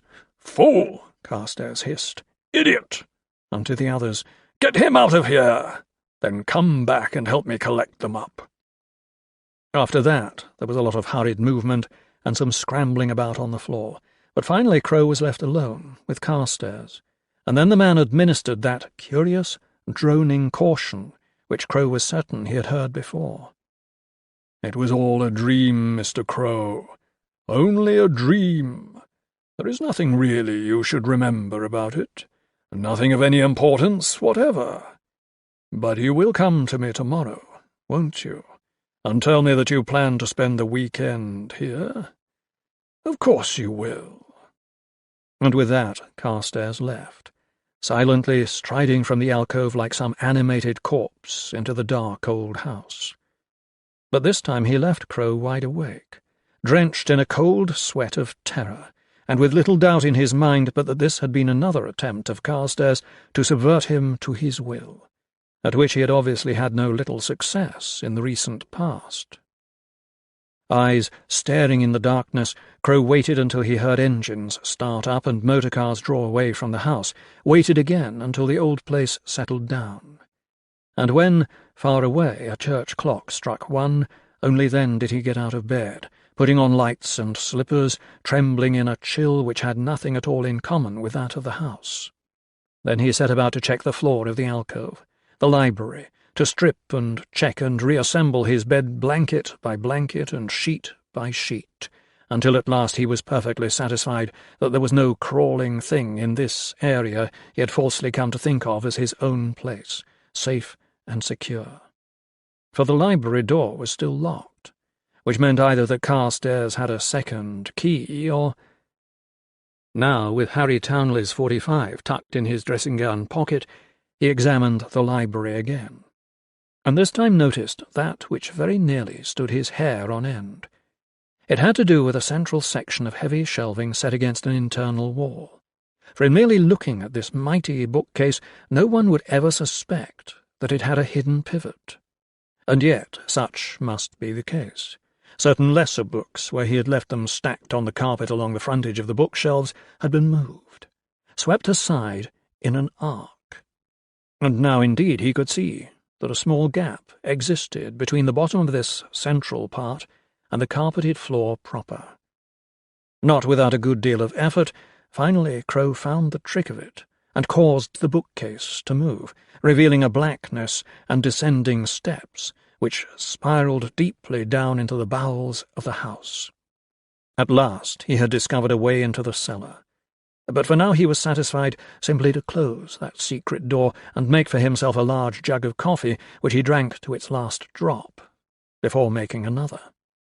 And so he sat through the remaining hours of the night, sipping coffee, occasionally trembling in a preternatural chill, and promising himself that above all else, come what may, he would somehow sabotage whatever black plans Carstairs had drawn up for his future. The weekend was nightmarish. Crow reported to Carstairs Saturday morning and begged to be allowed to stay at the Barrows over the weekend, which, it later occurred to him in the fullness of his senses, whether he himself willed it or not, was exactly what he had been instructed to do, to which suggestion, of course, the master of the house readily agreed. And after that, things rapidly degenerated. Carstairs was there for every meal, and whether Crow ate or not, his host invariably plied him with wine, and invariably, following a routine which now became a hideous and debilitating ritual, he would hurry from the dining-room to bathroom, there to empty his stomach disgustingly of its stultifying contents. And all of this time he must keep up the pretence of falling more and more willingly under Carstairs' spell, though in all truth this was the least of it. For by Sunday night his eyes were inflamed through no device of his own, his throat sore with the wine and bathroom ritual, and his voice correspondingly hoarse. He did none of Carstairs' work during those hellish days, but at every opportunity pored over the man's books in the frustrated hope that he might yet find something to throw more light on the occultist's current activities. And all through the nights he lay abed, desperately fighting the drugs which dulled his mind and movements, listening to cellar-spawned chantings and howlings, until, with everything else, he could very easily imagine himself the inhabitant of Bedlam. Monday, Tuesday, and Wednesday passed in like fashion, though he did manage to get some food into his system and to avoid excessive contact with Carstairs' wine, until on Wednesday evening over dinner the occultist offered him the break he so desperately longed for. Mercifully, on this occasion, the customary bottle of wine had been more than half empty at the beginning of the meal, and Crow, seizing the opportunity to pour, had given Carstairs the lion's share, leaving very little for himself, and this without attracting the attention of the gaunt master of the house, whose thoughts seemed elsewhere, so that Crow felt relieved in the knowledge that he would not have to concern himself yet again with the morbid bathroom ritual. At length, gathering his thoughts, Carstairs said, "Mr. Crow, I shall be away tomorrow morning, probably before you are up and about. I will return about mid-afternoon. I hesitate to leave you alone here, however, for to be perfectly frank, you do not seem at all well." "Oh," Crow hoarsely mumbled, "I feel well enough." "You do not look it. Perhaps you are tasking yourself too hard." His eyes bored into Crow's along the length of the great table, and his voice assumed its resonant, hypnotic timbre. "I think you should rest tomorrow, Mr. Crow. Rest and recuperate. Lie late abed. Sleep and grow strong." At this, Crow deliberately affected a fluttering of his eyelids, nodding and starting where he sat, like an old man who has difficulty staying awake. Carstairs laughed. "Why," he exclaimed, his voice assuming a more casual tone, "do you see how right I am? You were almost asleep at the table. Yes, that's what you require, young man, a little holiday from work tomorrow. And Friday should see you back to normal, eh?" Crow dully nodded, affecting disinterest, but his mind raced. Whatever was coming was close now. He could feel it like a hot wind blowing from hell, could almost smell the sulphur from the fires that burned behind Carstairs' eyes. Amazingly, Crow slept well, and was awake early. He remained in bed until he heard a car pull up to the house, but even then some instinct kept him under his covers. Seconds later, Carstairs parted the alcove's curtains and silently entered, and at the last moment, hearing his tread with no second to spare, Crow fell back upon his pillow and feigned sleep. "That's right, Titus Crow. Sleep," Carstairs softly intoned. "Sleep deep and dreamlessly. For soon your head shall know no dreams, no thoughts but mine. Sleep, Titus Crow, sleep." A moment later, and the rustling of the curtains signalled his leaving. But still Crow waited until he heard the receding crunch of the car's tires on the gravel of the drive. After that he was up in a moment, and quickly dressed. Then out of the house and around the grounds, and upstairs to spy out the land all around. Finally, satisfied that he was truly alone, he returned to the library, opened the secret bookcase door, and descended to the Stygian cellar. The narrow stone steps turned one full circle, to leave him on a landing set into an arched alcove in the cellar wall, from which 2 more paces sufficed to carry him into the cellar proper. Finding a switch, he put on subdued lighting, and at last saw what sort of wizard's lair the place really was. Now something of Crow's own extensive occult knowledge came to the fore as he moved carefully about the cellar and examined its contents. Something of that, and of his more recent readings in Carstairs' library. There were devices here from the very blackest days of man's mystical origins, and Titus Crow shuddered as he read meaning into many of the things he saw. The floor of the cellar had been cleared toward its centre, and there he found the double interlocking circles of the Persian mages, freshly daubed in red paint. In one circle he saw a white painted ascending node, while in the other a black node descended. A cryptographic script immediately known to him as the blasphemous Nihargo code patterned the brick wall in green and blue chalks, its huge Arabic symbols seeming to leer where they writhed in obscene dedication. The 3 remaining walls were draped with tapestries so worn as to be threadbare, which could only be centuries old, depicting the rites of immemorial necromancers and wizards long past into the dark pages of history. Wizards robed, Crow noted, in the forbidden pagan cassocks of ancient Deserta Arabia, lending them an almost holy aspect. In a cobwebbed corner he found scrawled pentacles and zodiacal signs, and hanging upon hooks, robes similar to those in the tapestries, embroidered with symbols from the Lemergeton, such as the double seal of Solomon. Small jars contained hemlock, henbane, mandrake, Indian hemp, and a substance Crow took to be opium. And again he was given to shudder and to wonder at the constituents of Carstairs wine. Finally, having seen enough, he retraced his steps to the library, and from there went straight to Carstairs' study. Twice before he had found this door unlocked, and now, for the 3rd time, he discovered his luck to be holding. This was hardly unexpected, however. Knowing Crow would sleep the morning through, the magician had simply omitted to take his customary precautions. And inside the room, another piece of luck. The keys to the desk dangled from a drawer keyhole. With trembling hands, Crow opened the drawers, hardly daring to disturb their contents. But in the desk's bottom left-hand drawer, at last he was rewarded to find that which he most desired to see. There could be no mistaking it. The cleanly sliced margins, the woodcut illustrations, the precise early 19th century prose of one Charles Leggett, translator of Ludwig Prynne. This was the missing section from Leggett's book. These were the Saracenic rituals, the mysteries of the worm. Closing the single window's shades, Crow switched on the desk lamp and proceeded to read, and as he read, so time seemed to suspend itself in the terrible lore which was now revealed. Disbelievingly, with eyes that opened wider and wider, Crow read on, and as he turned the pages, so the words seemed to leap from them to his astonished eyes.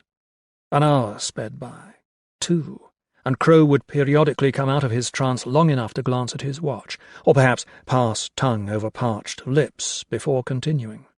For it was all here, all of it. And finally, everything began to click into place. Then, it was as if a floodgate had opened, releasing pent-up, forbidden memories to swirl in the maelstrom of Crow's mind. He suddenly remembered those hypnotically erased night visits of Carstairs, the conversations he had been willed to forget, and rapidly these pieces of the puzzle slotted themselves together, forming a picture of centuries-old nightmare and horror out of time.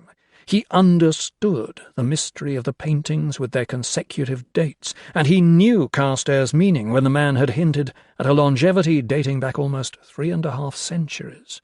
And at last, in blinding clarity, he could see the part that the wizard had planned for him in his lust for sorcerous survival. For Crow was to be the receptacle, the host body, youthful haven of flesh for an ancient black phoenix risen again from necromantic ashes. As for Crow himself, the identity, Titus Crow, that was to be cast out, exorcised, and sent to hell, replaced by the mind and will of Carstairs, a monster born of the blackest magics in midnight ruins by the shore of Galilee in the year 1602. Moreover, he knew when the deed was to be done. It was there, staring at him, ringed in ink on Carstairs' desk calendar. The first day of February 1946. Candlemas Eve, the day ordained. Tomorrow night. 10. That night, though he had never been much of a believer, Titus Crow said his prayers. He did manage to sleep, however fitfully and with countless startings awake at every tiniest groan and creak of the old place, and in the morning looked just as haggard as this last week had determined he should look, which was just as well, for as the time approached, Carstairs would hardly let him out of his sight. On 4 separate occasions that morning, the man came to visit him in the library, eyeing him avidly like a great and grotesque praying mantis. And even knowing Carstairs' purpose with him, because he knew that purpose, Crow must keep up his pretense of going to the slaughter like a lamb, and not the young lion his looks normally suggested. Lunch came and went, when Crow, mainly by deft sleight of hand, once more cut his wine intake to a minimum, and at 6 p.m. he negotiated the evening repast with similar skill and success. And through all of this, it was plain to him that a morbid excitement was building in Carstairs, an agitation of spirit the man could barely contain. At 7:30, not long after Crow had finished off an entire jug of coffee, and as he sat in silence by the light of one dim lamp, memorizing tonight's monstrous rite from what he had read of it in the Saracenic rituals, Carstairs came and knocked upon the library door, walking in as usual before Crow could issue the customary invitation. No need now for Crow to feign haggardness or the weary slump of his shoulders, for the agonizingly slow build-up to the night's play had itself taken care of these particulars. "Mr. Crow," said Carstairs in unusually unctuous tones, "I may require a little assistance tonight." "Assistance?" Crow peered at the other through red-rimmed eyes. "My assistance?" "If you have no objection. I have some work to do in the cellar which may well keep me until the middle of the night. I do not like to keep you from your bed, of course, but in the event I should call for you," his voice stepped slyly down the register, "you will answer, won't you?" "Of course," Crow hoarsely answered, his eyes now fixed on the burning orbs of the occultist. "You will come when I call," Carstairs now droned, driving the message home, "no matter how late the hour. You will awaken and follow me. You will come to me in the night when I call." "Yes," Crow mumbled. "Say it, Titus Crow. Tell me what you will do when I call." "I shall come to you," Crow obediently answered, I will come to you when you call me." "Good," said Carstairs, his face ghastly as a skull. "Now rest, Titus Crow. Sit here and rest, and wait for my call. Wait for my call." Silently he turned and strode from the room, quietly closing the door behind him. Crow got up, waited a moment, switched off the one bulb he had allowed to burn. In his alcove bedroom he drew the curtains and put on the light, then quickly changed into his dressing-gown. He took Harry Townley's .45 revolver out from under his mattress, loaded it, and tucked it out of sight in the large pocket of his robe. Now he opened the curtains some 12 inches and brushed through them into the library proper, pacing the floor along the pale path of light from the alcove. To and fro he paced, tension mounting, and more than once he considered flight, even now, close as he was to those dark mysteries which at once attracted and repelled him. The very grit of his make-up would not permit it, however, for his emotions now were running more to anger than the terror he had expected. He was to have been, this monster Carstairs' victim. How now, knowing what the outcome would be, praying that it would be as he foresaw it, could he possibly turn away? No, flight was out of the question. Carstairs would find a substitute. The terror would continue. Even if Crow were to go, who could say what revenge might or might not fly hot on his heels? At 9:30, cars pulled up at the house, quiet as hearses and more of them than at any other time, and through a crack in his shades Crow watched shadowy figures enter the house. For a little while then there were faint, subdued murmurings and creakings, all of which Crow heard with ears which strained in the library's darkness, fine-tuned to catch the merest whisper. A little later, when it seemed to him that the noises had descended beneath the house, he put out the alcove light and sat in unmitigated darkness in the chair where Carstairs had left him, and all about him the night grew heavy, until it weighed like lead upon his head and shoulders. As the minutes passed, he found his hand returning again and again to the pocket where Townley's revolver lay comfortably heavy upon his thigh, and every so often he would be obliged to still the nervous trembling of his limbs. Somewhere in the distance a great clock chimed the hour of 11, and as at a signal Crow heard the first susurrations of a low chanting from beneath his feet. A cold sweat immediately stood out upon his brow, which he dabbed away with a trembling handkerchief. The ritual of the worm had commenced. Angrily, Crow fought for control of himself, for he knew what was coming. He cursed himself for a fool, for several fools, as the minutes ticked by and the unholy chanting took on rhythm and volume. He stood up, sat down, dabbed at his chill brow, fingered his revolver, and started at the sudden chiming of the half-hour. Now, in an instant, the house seemed full of icy air. The temperature fell to 0. Crow breathed the black, frigid atmosphere of the place and felt the tiny hairs crackling in his nostrils. He smelled sharp fumes, the unmistakable reek of burning henbane and opium, and sat rigid in his chair as the chanting from the cellar rose yet again, in a sort of frenzy now, throbbing and echoing as with the acoustics of some great cathedral. The time must surely approach midnight, but Crow no longer dared glance at his watch. Whatever it had been, in another moment his terror passed. He was his own man once more. He sighed raggedly and forced himself to relax, knowing that if he did not, then the emotional exhaustion must soon sap his strength. Surely the time had come. The chanting told him, the way it swelled, receded, and took on a new metre. For now it was his own name he heard, called in the night, just as he had been told he would hear it. Seated bolt upright in his chair, Crow saw the bookshelf door swing open, saw Carstairs framed in the faintly luminous portal, a loose-fitting cassock belted about his narrow middle, tall and gaunt, more cadaverous than ever. The occultist beckoned. "Come, Titus Crow, for the hour is at hand. Rise up and come with me, and learn the great and terrible mysteries of the worm." Crow rose and followed him, down the winding steps, through reek of henbane and opium, and into the now luridly illumined cellar.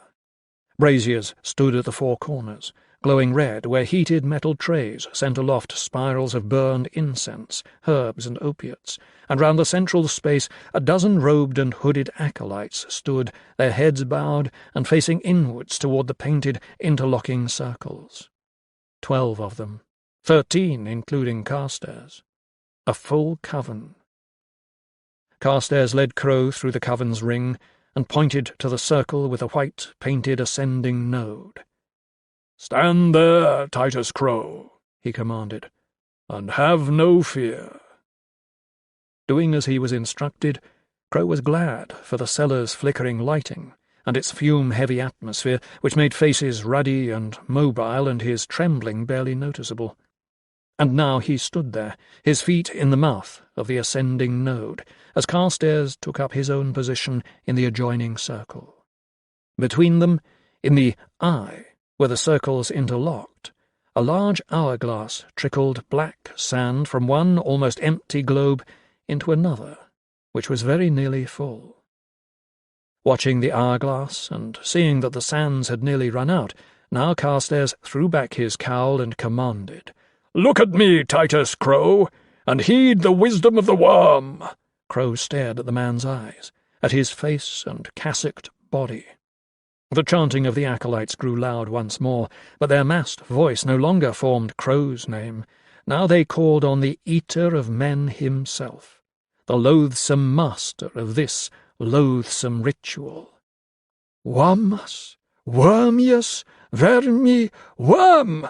Wammas, wormius, vermi, worm! Wammas, wormius, vermi," and the sand in the hourglass ran out. "Worm!" Carstairs cried as the others fell silent. "Worm! I command thee! Come out!" Unable, not daring to turn his eyes away from the man, Crow's lips drew back in a snarl of sheer horror at the transition which now began to take place. For as Carstairs convulsed in a dreadful agony, and while his eyes stood out in his head as if he were splashed with molten metal, still the man's mouth fell open to issue a great baying laugh. And out of that mouth, out from his ears, his nostrils, even the hair of his head, there now appeared a writhing pink flood of maggots, grave worms erupting from his every orifice as he writhed and jerked in his hellish ecstasy. "Now, Titus Crow, now!" cried Carstairs, his voice a glutinous gabble as he continued to spew maggots. "Take my hand!" And he held out a trembling, quaking mass of crawling horror. "No," said Titus Crow. "No, I will not." Carstairs gurgled, gasped, cried, "What?" His cassock billowed with hideous movement. "Give me your hand! I command it!" "Do your worst, wizard!" Crow yelled back through gritted teeth. "But I have your number! You must obey!" "Not my number, wizard," said Crow, shaking his head. And at once the acolyte circle began to cower back, their sudden gasps of terror filling the cellar. "You lied," Carstairs gurgled, seeming to shrink into himself. "You cheated! No matter, a small thing." In the air he shaped a figure with a forefinger. "Worm, he is yours. I command you, take him." Now he pointed at Crow, and now the tomb horde at his feet rolled like a flood across the floor, and drew back from Crow's circle as from a ring of fire. "Go on!" Carstairs shrieked, crumbling into himself, his head wobbling madly, his cheeks in tatters from internal fretting. "Who is he? What does he know? I command you." "I know many things," said Crow. "They do not want me. They dare not touch me. And I will tell you why. I was born not in 1912, but in 1916, on the 2nd of December of that year. Your ritual was based on the wrong date, Mr. Carstairs." The 2nd of December 1916? A concerted gasp went up from the wavering acolytes. "A master," Crow heard the whisper. "At 22. "No!" Carstairs fell to his knees. "No!" He crumpled, crawled to the rim of his circle, beckoned with a half-skeletal hand. "Darrell! To me!" His voice was the rasp and rustle of blown leaves. "Not me!" shrieked Darrell, flinging off his cassock and rushing for the cellar steps. "Not me!" Wildly he clambered from sight, and 11 like him, hot on his heels. "No!" Carstairs gurgled once more. Crow stared at him, still unable to avert his eyes. He saw his features melt and flow, changing through a series of identities and firming in the final, the first, dark Arab visage of his origin. And then he fell on his side, turned that ravaged sorcerer's face up to Crow. His eyes fell in, and maggots seethed in the red orbits. The horde turned back, washed over him. In a moment nothing remained but bone and shreds of gristle, tossed and eddied on a ravenous tide. Crow reeled from the cellar, his flesh crawling, his mind tottering on the brink. Only his number saved him, the 22 of the master magician. And as he fumbled up the stone steps and through that empty, gibbering house, so he whispered words half-forgotten, which seemed to come to him from nowhere. "For it is of old renown that the soul of the devil-bought hastes not from his charnel clay, but fats and instructs the very worm that gnaws, till out of corruption horrid life springs." Later, in his right mind, but changed forever, Titus Crow drove away from the barrows into the frosty night. No longer purposeless, he knew the course his life must now take. Along the gravel drive to the gates, a pinkish horde lay rimed in white death, frozen where they crawled. Crow barely noticed them. The tires of his car paid them no heed whatever. The Caller of the Black. On monoliths did ancients carve their warning to those who use night's forces, lest they bring a doom upon themselves that when, in mourning, they be the mourned. Justin Jeffrey. One night, not so long ago, I was disturbed during the study of some of the ancient books it is my pleasure to own by a knock at the solid doors of my abode, Blown House. Perhaps it will convey a more correct impression to say that the assault upon my door was more a frenzied hammering than a knock. I knew instinctively from that moment that something out of the ordinary was to come, nor did this premonition let me down.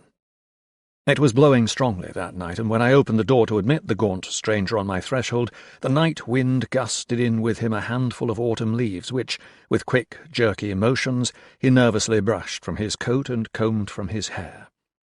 There was a perceptible aura of fear about this man, and I wondered what it could be that inspired such fear. I was soon to learn. Somewhat shakily, he introduced himself as being Cabot Chambers.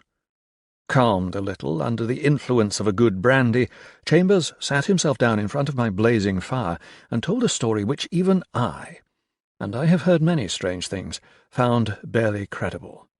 I knew of certain legends which tell that such things once were, long ago in Earth's pre-dawn youth, but was of the belief that most of this dark wisdom had died at the onset of the present reign of civilized man, or, at the very latest, with the biblical burning of the books.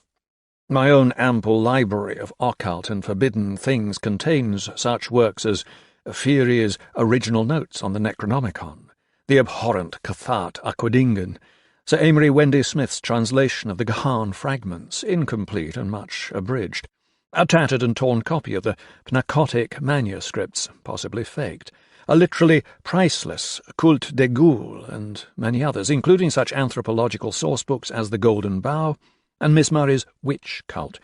Yet my knowledge of the thing of which Chambers spoke was only very vague and fragmentary. But I digress. Chambers, as I have said, was a badly frightened man, and this is the story he told me.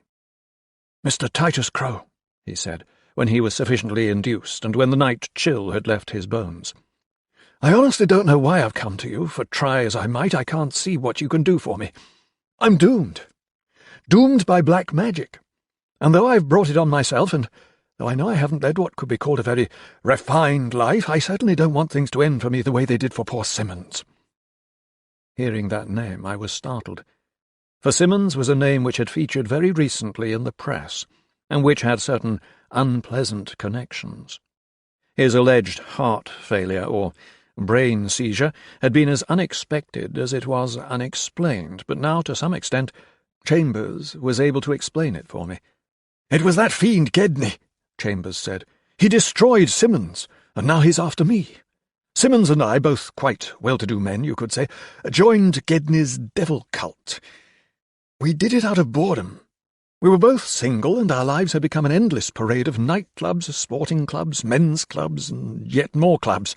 Not a very boring life, you may think, but believe me, after a while even the greatest luxuries and the most splendid pleasures lose their flavours, and the palate becomes insensitive to all but the most delicious or perverse sensations. So it was with Simmons and I when we were introduced to Gedney at a club, and when he offered to supply those sensations we were eager to become initiates of his cult. Oh, it's laughable. Do you know he's thought of by many as just another crank?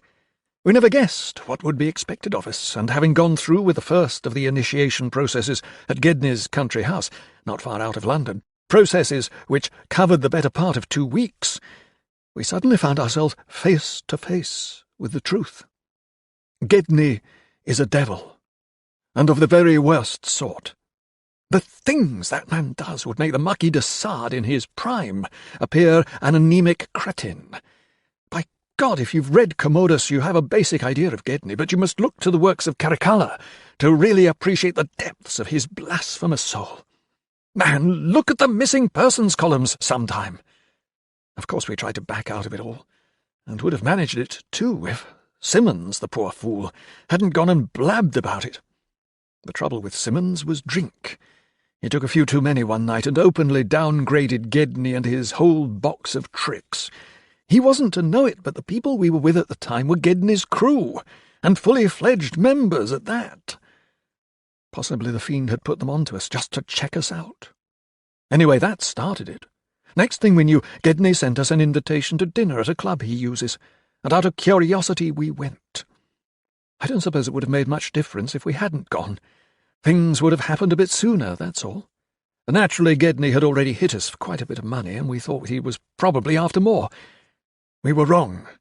Over drinks, in his best rest-assured manner, he threatened us with the foulest imaginable things if we ever dared to slander him again. Well, at that, true to his nature, Simmons got his back up and mentioned the police. If looks could kill, Gedney would have had us there and then. Instead, he just up and left, but before he went, he said something about a visit from the Black. I still don't know what he meant. During the telling of his tale, Chambers' voice had hysterically gathered volume and impetus, but then, as I filled his glass, he seemed to take a firmer grip on himself and continued in a more normal tone. 3 nights ago, I received a telephone call from Simmons. Yes, on the very night of his death. Since then I've been at the end of my rope. Then I remembered hearing about you, and how you know a lot about this sort of thing, so I came round. When Simmons called me that night, he said he had found a blank envelope in his letterbox, and that he didn't like the design on the card inside it. He said the thing reminded him of something indescribably evil, and he was sure Gedney had sent it. He asked me to go round to his place. I had driven to within half a mile of his flat in town when my damned car broke down. Looking back, it's probably just as well that it did. I set out on foot, and I only had another block to walk when I saw Gedney. He's an evil-looking type, and once you see him you can never forget how he looks. His hair is black as night and swept back from a point low in the centre of his forehead. His eyebrows are bushy, above hypnotic eyes of the type you often find in people with very strong characters. If you've ever seen any of those Bela Lugosi horror films, you'll know what I mean. He's exactly like that, though thinner in the face, cadaverous, in fact. There he was, in a telephone kiosk, and he hadn't seen me. I ducked back quickly and got out of sight in a recessed doorway from where I could watch him. I was lucky he hadn't seen me, but he seemed solely interested in what he was doing. He was using the telephone, crouched over the thing like a human vulture astride a corpse. God, but the look on his face when he came out of the kiosk! It's a miracle he didn't see me, for he walked right past my doorway.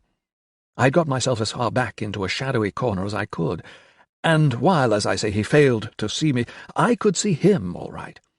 And he was laughing. That is, if I dare use that word to describe what he was doing with his face. Evil? I tell you, I've never seen anyone look so hideous. And you know, in answer to his awful laugh, there came a distant scream. It was barely audible at first, but as I listened it suddenly rose in pitch until at its peak it was cut off short, and only a far-off echo remained. It came from the direction of Simmons' flat. By the time I got there, someone had already called the police. I was one of the first to see him. It was horrible. He was in his dressing gown, stretched out on the floor, dead as a doornail, and the expression on his face. I tell you, Crow, something monstrous happened that night. But, taking into account what I had seen before, what Gedney had been up to in the telephone kiosk, the thing that really caught my eye in that terrible flat, the thing that scared me worst, was the telephone.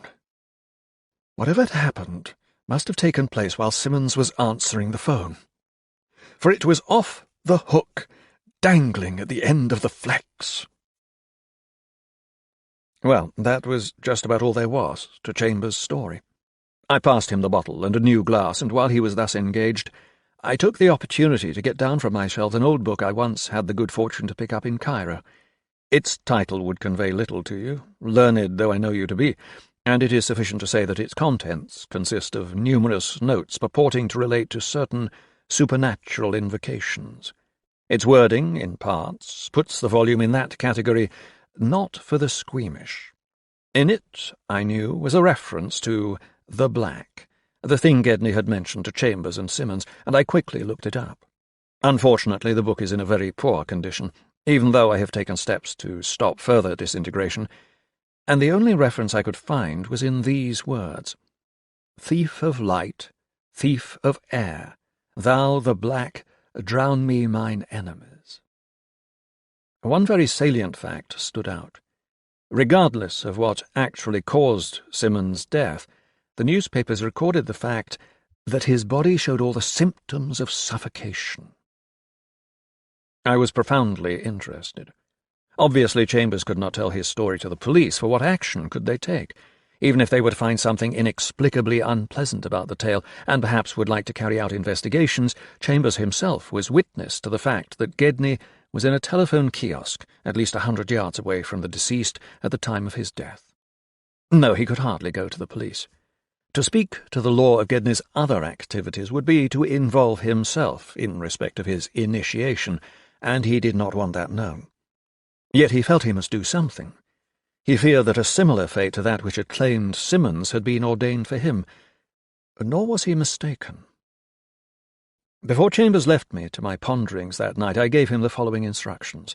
I told him that if, in some manner, he received a card or paper like the one Simmons had mentioned, with a peculiar design upon it, he was to contact me immediately. Then, until he had seen me, he was to lock himself in his house, admitting no one. Also, after calling me, he was to disconnect his telephone. After he had gone, checking back on his story, I got out my file of unusual newspaper cuttings and looked up Simmons' case. The case being recent, I did not have far to search. I had kept the Simmons cuttings because I had been unhappy about the coroner's verdict. I had had a suspicion about the case, a sort of sixth sense telling me it was unusual. My memory had served me well. I reread that which had made me uneasy in the first place. The police had discovered, clenched in one of Simmons' fists, the crushed fragments of what was thought to have been some type of card of very brittle paper.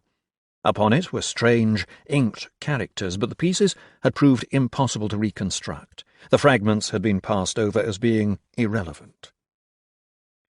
I knew that certain witch doctors of some of this world's less civilized peoples are known for their habit of serving an intended victim with a warning of his impending doom.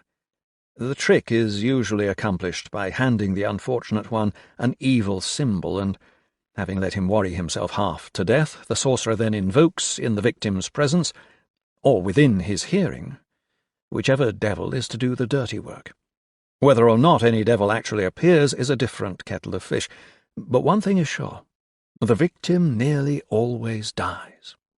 Naturally, being superstitious and a savage to boot, he dies of fright. Or does he? At first I believed something of the sort was the case with Simmons and Chambers. One of them, perhaps helped along in some manner, had already worried himself to death, and the other was going the same way. Certainly Chambers had been in a bad way regards his nerves when I had seen him. However, my theory was wrong, and I soon had to radically revise it. Within a few hours of leaving Blown House, Chambers phoned me, and he was hysterical. "I've got one! By God, the devil sent me one! Listen, Crow, you must come at once. I went for a drink from your place, and I've just got in. Guess what I found in the hall? An envelope, that's what. And there's a damned funny-looking card inside it. It's frightening the daylights out of me. He's after me. The swine's after me. Crow, I've sent my man home and locked the doors like you said. I can open the front door electronically from my room to let you in when you arrive. You drive a Merc, don't you? Yes, thought so. As soon as you say you'll come, I'll put down the phone and disconnect it. Now, will you come?" I told him I would only be a few minutes, and hung up. I dressed quickly and drove straight round to his house. The drive took about 15 minutes, for his place lay on the outskirts of town, near the old Purdy watermill.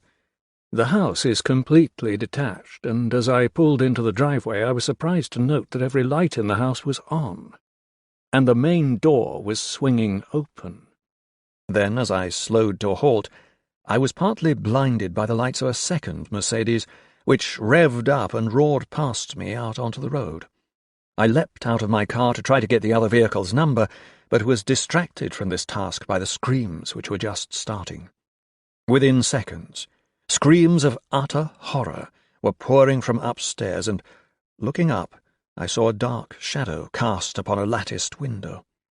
The shadow must have been strangely distorted, for it had the general outline of a man, yet it was bulky beyond human dimensions, more like the shadow of a gorilla.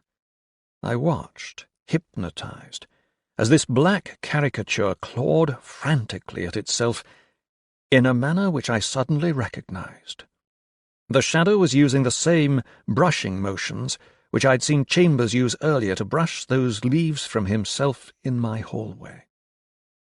But surely this could not be Chambers. This shadow was that of a far heavier person, someone obese, even allowing for inexplicable distortion. Horrified, I watched, incapable of movement, as the screams rose to an unbearable pitch, and the tottering, clawing shadow grew yet larger. Then, abruptly, the screams gurgled into silence, the shadow's diseased scrabbling at itself became a convulsive heaving, and the bloated arms lifted jerkily as if in supplication. Larger still the monstrous silhouette grew as its owner stumbled, seemingly unseeing, towards the window. And then, briefly, as it fell against the thinly latticed panes, I saw it. A great, black imitation of a human, it crashed through the window, shattering the very frame outwards in a tinkling of broken glass and a snapping of fractured lats. Tumbling into the night it came, to fall with a sickening, bone-breaking crunch at my feet. The broken thing which lay before me on the gravel of the drive was the quite ordinary, quite lifeless body of Cabot Chambers. When I was able to bring my shrieking nerves under a semblance of control, I dared to prise open the tightly clenched right hand of the corpse and found that which I had guessed would be there. Those stiffening fingers held crushed, brittle shards which I knew had once had the outlines of a card of some sort. On some of the larger pieces I could make out characters which, so far as I know, can only be likened to certain cuneiform inscriptions on the broken columns of Geth. I phoned the police anonymously, and quickly left the place, for the smell of weird, unnatural death now hung heavily over the entire house. Poor Chambers, I thought as I drove away. Seeing that second Mercedes, he must have thought his other visitor was I. I tried not to think about the shadow, or what it meant. I did not sleep too well that night. The first thing I did when I awoke the next morning was to discreetly check up on the activities of a certain Mr. James D. Gedney. I have many friends in positions which, to say the least, make them extremely useful to me when a bit of detective work is necessary. These friends helped me now, and through their exertions my task was made considerably easier. I checked Gedney's telephone number, which was not in the book, and made notes of his personal likes and dislikes. I memorized the names of his friends, and the clubs and places he frequented, and generally built up my picture of the man. What I discovered only confirmed Chambers' opinion. Gedney's contacts were the worst sort of people, and his favourite haunts were, in the main, very doubtful establishments. He had no visible means of support, yet appeared to be most affluent, owning, among his many effects, a large country house and, most interesting yet, a brand-new Mercedes.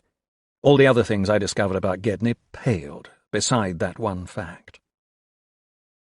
My next logical step, having completed my file on Gedney, was to find out as much as I could about that mystical identity, the Black, and towards this end I spent almost a week in the pursuit of certain singular volumes in dim and equally singular archives at the British Museum, and in the perusal of my own unusual books.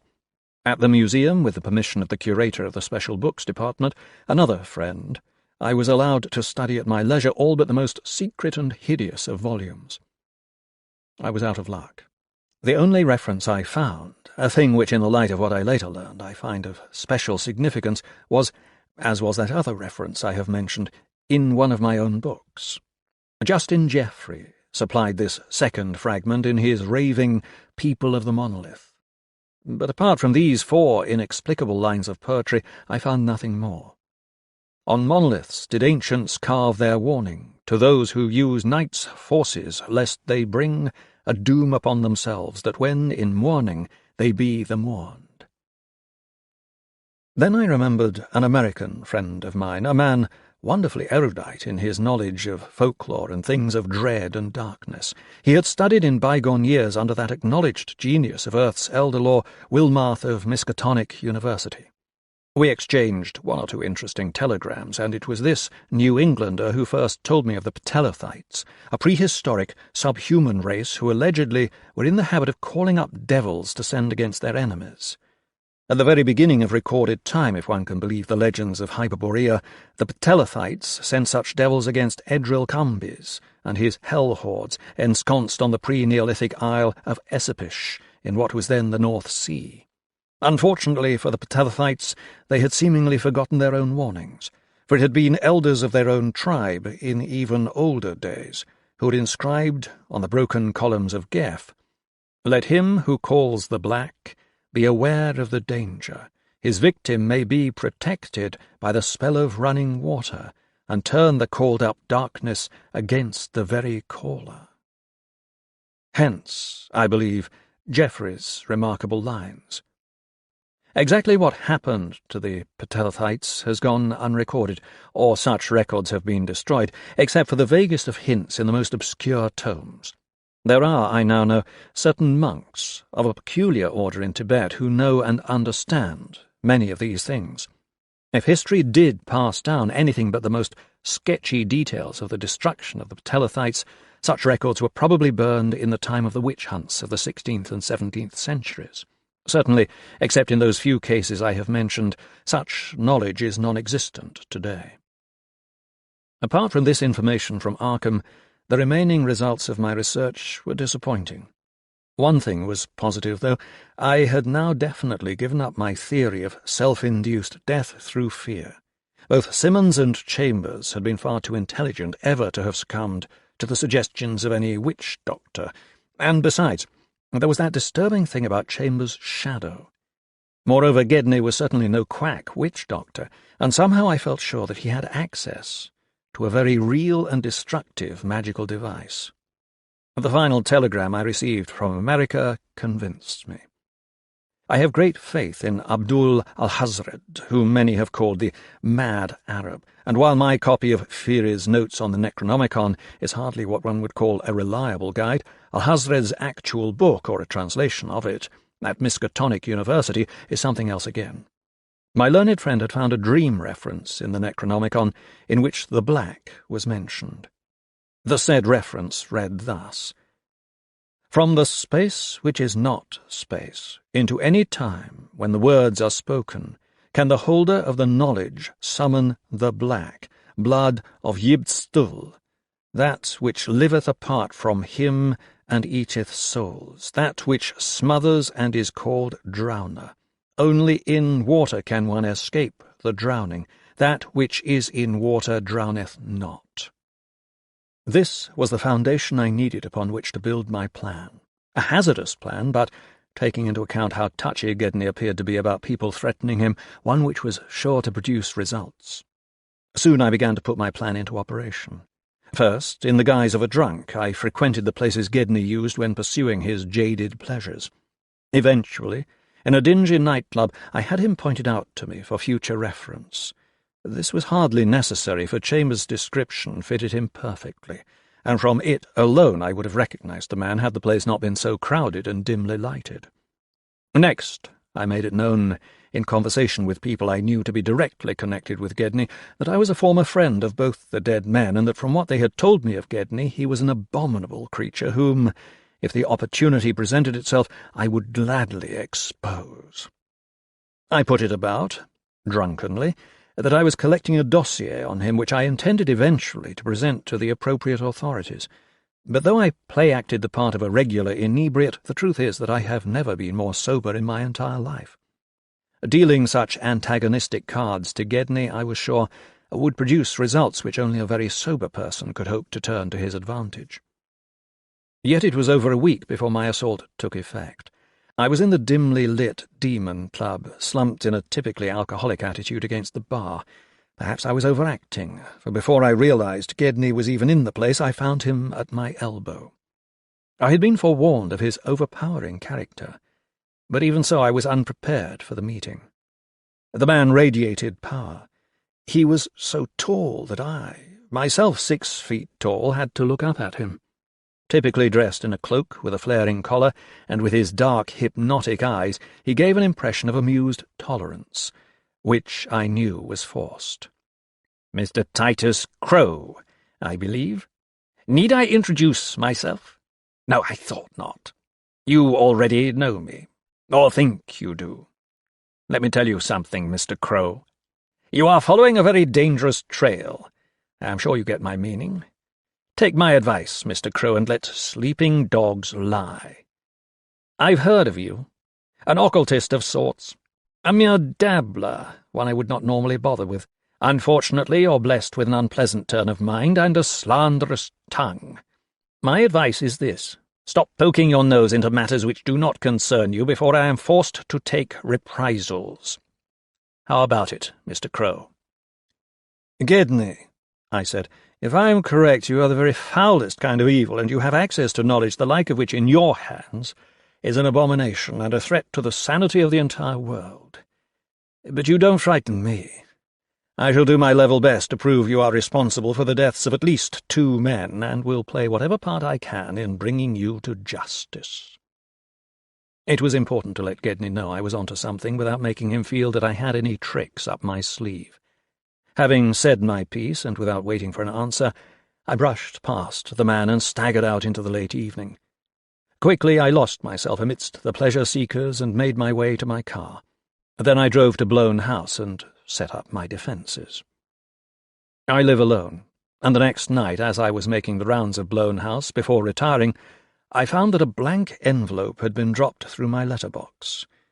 I had expected it. I knew exactly what I would find inside the thing, not that I intended to open it.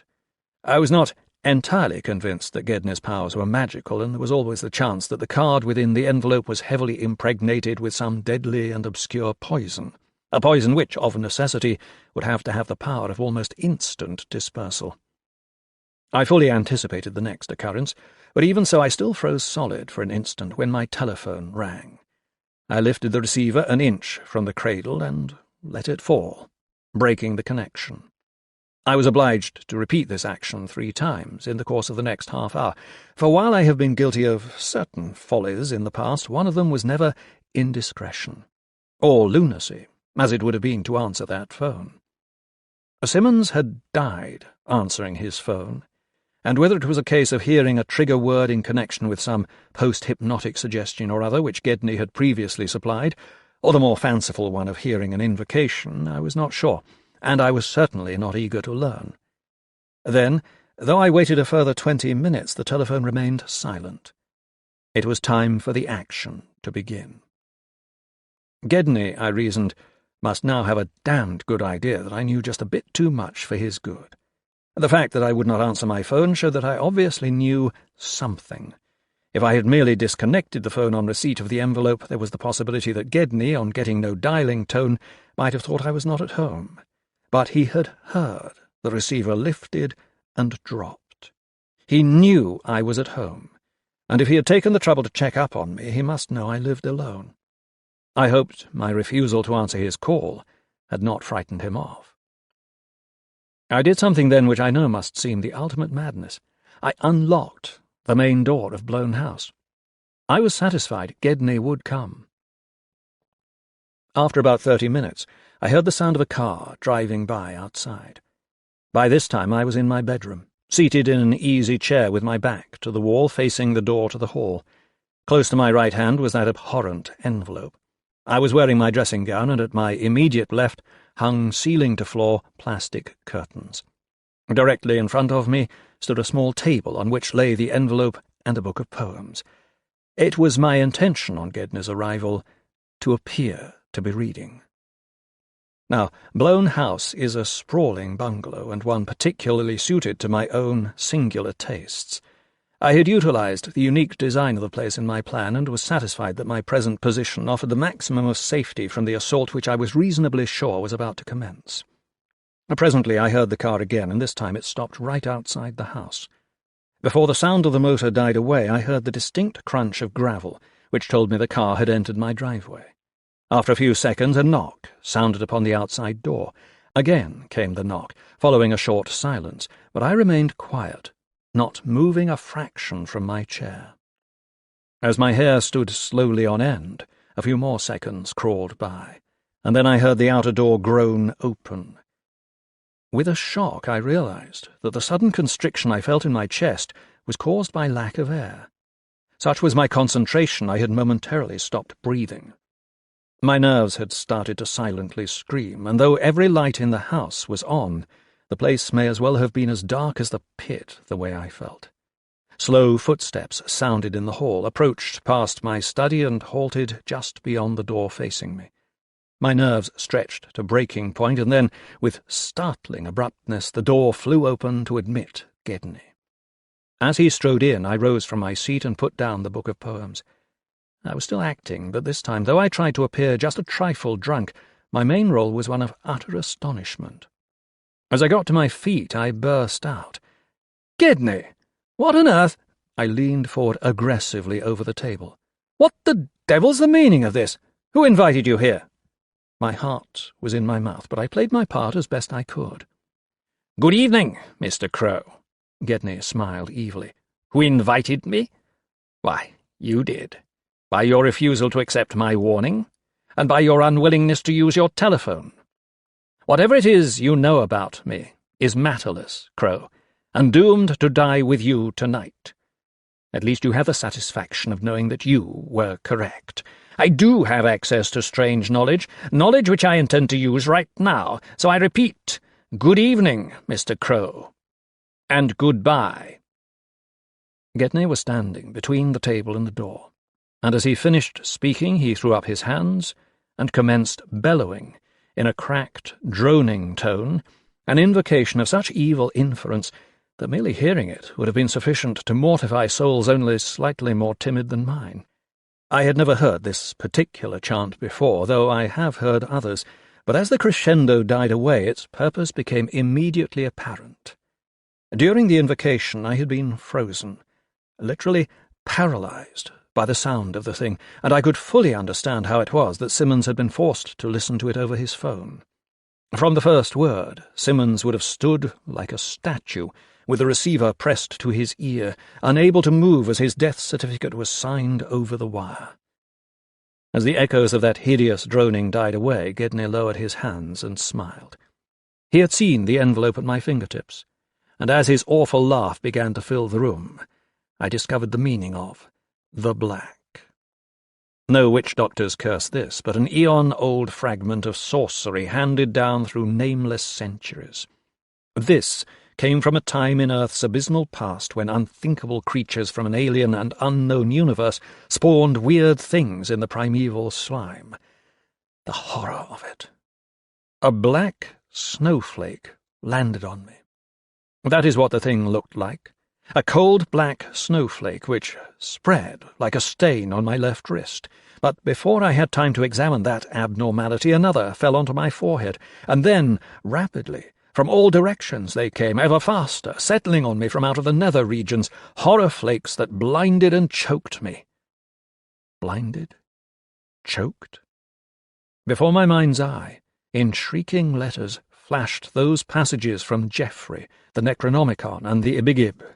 Thief of light, thief of air. The inscriptions at Geth, the spell of running water, Al-Hazred, that which is in water drowneth not. The bait was taken. All that remained was to spring the trap. And if I were mistaken? Quickly, while I was still able, I drew the curtains at my left to one side and flicked the still unopened envelope towards Gedney's feet.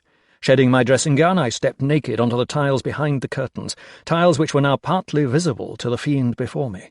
Frantic, for a gibbering terror now held me in its icy grip, I clawed at the tap. The second or so the water took to circulate through the plumbing seemed an eternity, in which thousands more of those blasphemous flakes flew at me, forming a dull black layer on my body. And then, mercifully, as the water poured over me, the black was gone. The stuff did not wash from me. It simply vanished. No, that is not quite true, for it instantly reappeared elsewhere. Gedney had been laughing, baying like some great hound, but as I stepped into the shower and as the water started to run, he stopped. His mouth fell open and his eyes bugged horribly. He gurgled something unrecognizable and made ghastly protesting gestures with his hands. He could not take in what had happened, for it had all been too fast for him. His victim was snatched from the snare, and he could not believe his eyes. But believe he had to, as the first black flakes began to fall upon him. The shadows darkened under his suddenly comprehending eyes, and his aspect turned an awful grey, as I spoke these words from the safety of the shower. "Let him who calls the black be aware of the danger. His victim may be protected by the spell of running water, and turn the called-up darkness against the very caller." Nor did this alone satisfy me. I wanted Gedney to remember me, in whichever hell he was bound for, and so, after repeating that warning of the elder Tethelites, I said, "Good evening, Mr. Gedney, and goodbye." Cruel? Ah, you may call me cruel. But had not Gedney planned the same fate for me? And how many others, along with Simmons and Chambers, had died from the incredible sorceries of this fiend? He had started to scream. Taken by surprise, he was almost completely covered by the stuff before he could move, but now, as the horrible truth sank in, he tried to make it across the room to the shower. It was his only possible means of salvation, and he stumbled clumsily round the table towards me. But if Gedney was a fiend, so in my own right was I. And I had taken precautions. In the shower recess I had previously placed a window pole, and snatching it up I now put it to use, fending off the shrilly shrieking object before me. As more of the black, the evil blood of Yeb-Tistul, settled on him, Gedney began the frantic brushing motions which I remembered so well, all the while babbling and striving to fight his way past my window pole. By now the stuff was thick on him, inches deep, a dull black mantle which covered him from head to toe. Only one eye and his screaming mouth remained visible, and his outline was rapidly becoming the bloated duplicate of that hideous shadow I had seen on the night of Chambers' death. It was now literally snowing black death in my room, and the end had to follow quickly. Gedney's bulging eye and screaming, frothing mouth seemed to sink into the ever-thickening blackness, and the noises he was making were instantly shut off. For a few seconds he did a monstrous, shuffling dance of agony, and unable to bear the sight any longer, I used the pole to push him off his feet. My prayer that this action would put a quick end to it was answered. He pulsed. Yes, that is the only way I can describe the motion of his smothered body. He pulsed for a moment on the carpet and then was still. Briefly, then, the lights seemed to dim, and a rushing wind filled the house. I must have momentarily fainted, for I awoke to find myself stretched out full length on the carpet, with the shower still hissing behind me. As mysteriously as it had come, the black had departed, back to that other-dimensional body which housed it, taking Gedney's soul and leaving his lifeless shell behind. Later, after a stiff drink, I opened the envelope and found the flaking, brittle shards I had expected. Later still, with a rapidly stiffening, lolling corpse beside me, I drove out towards Gedney's country home. I parked his car in a clump of trees off the road and in the small hours made my way back on foot to Blown House. The brightening air was strangely sweet. The Viking's Stone. De Marigny. Titus Crow's voice sounded tense and urgent over the telephone. De Marigny, tell me, did you ever lend that book of yours, Loftson's Saga Englendinga book, to Benjamin Saulson? Why, yes, Titus, I yawningly answered, rubbing the sleep from my eyes. But I got it back all right. Saulson seems a genuine enough chap. You know him, though, surely? I know him, yes. Crow's growl came back, strangely tinny over the wire. I know him for a damn good archaeologist, a damned argumentative fool, and I know him for a friend, of sorts. But that hardly matters now. Henri, I think I might need your help, if only to talk Saulson out of it. Talk Saulson out of it? Dully, apathetically, I repeated him. Titus, isn't it a bit early in the morning for cryptic messages? And what on earth are you doing up at this hour anyway? I was well aware of Crow's habit of working late and rising even later. This hour, de Marigny, is 9 a.m., and I'm up to check the mail. I've had a letter from Saulson. He's gone to Skardaborg, and he's found the stone of Ragnar Goriax. Goriax? Skardaborg? What in heaven? My foggy, sleep-sodden mind would not bring the man's words into focus. I had attended a meeting, a rather bawdy meeting toward the end, not at all Crow's sort of thing, of the London Mystery Writers' Society the previous evening, and I was now suffering the consequences. I briefly explained this to Crow. "Coffee, de Marigny," he barked. "I prescribe 3 or 4 mugs at least, and black. Then, if you're interested, bring Loftson's book with you and meet me at King's Cross for the first afternoon train north. I'll explain it all then." Well, a summons from Titus Crow is not something to be lightly put aside. The man has been my friend and mentor ever since my father sent me out of America as a youth, and so I got up and dressed, made a hurried breakfast, including, as my friend had suggested, a great pot of black coffee, placed the book Crow had requested in my briefcase, and then caught a taxi for King's Cross. In the taxi, I took out the Saga Englendinga book and looked up Skardaborg. The book was very rare, I knew that, for it was a manuscript copy in longhand from the original Latin, or so its preface led me to believe. Crow, after borrowing the book one summer some 4 years earlier, had told me he believed it to be a translation of John Loftson's lost Latin work on the kings of Norway and the adventures of the Vikings in England. He doubted if any other copy remained extant. He had referred to it as Loftson's book ever since. Certainly there was a lost Latin work, believed to be circa 1115, but I secretly disputed Crow's authority to claim my book as being related to that work. Skardaborg. Yes, there it was. Scarborough, as I had guessed. So Benjamin Salson, the celebrated if unorthodox archaeologist and expert in Viking and other ancient Norwegian matters, was in Scarborough. Now, what of Ragnar Goriax? Before I could further follow my inquiry, the taxi arrived at King's Cross. I put the book away, paid the driver, and made my way to the ticket booth. There, like a fool, I asked for a return ticket to Skarderborg, before realizing my slip. But eventually I found myself on the northbound platform, searching for my friend Titus Crow. He was impossible to miss.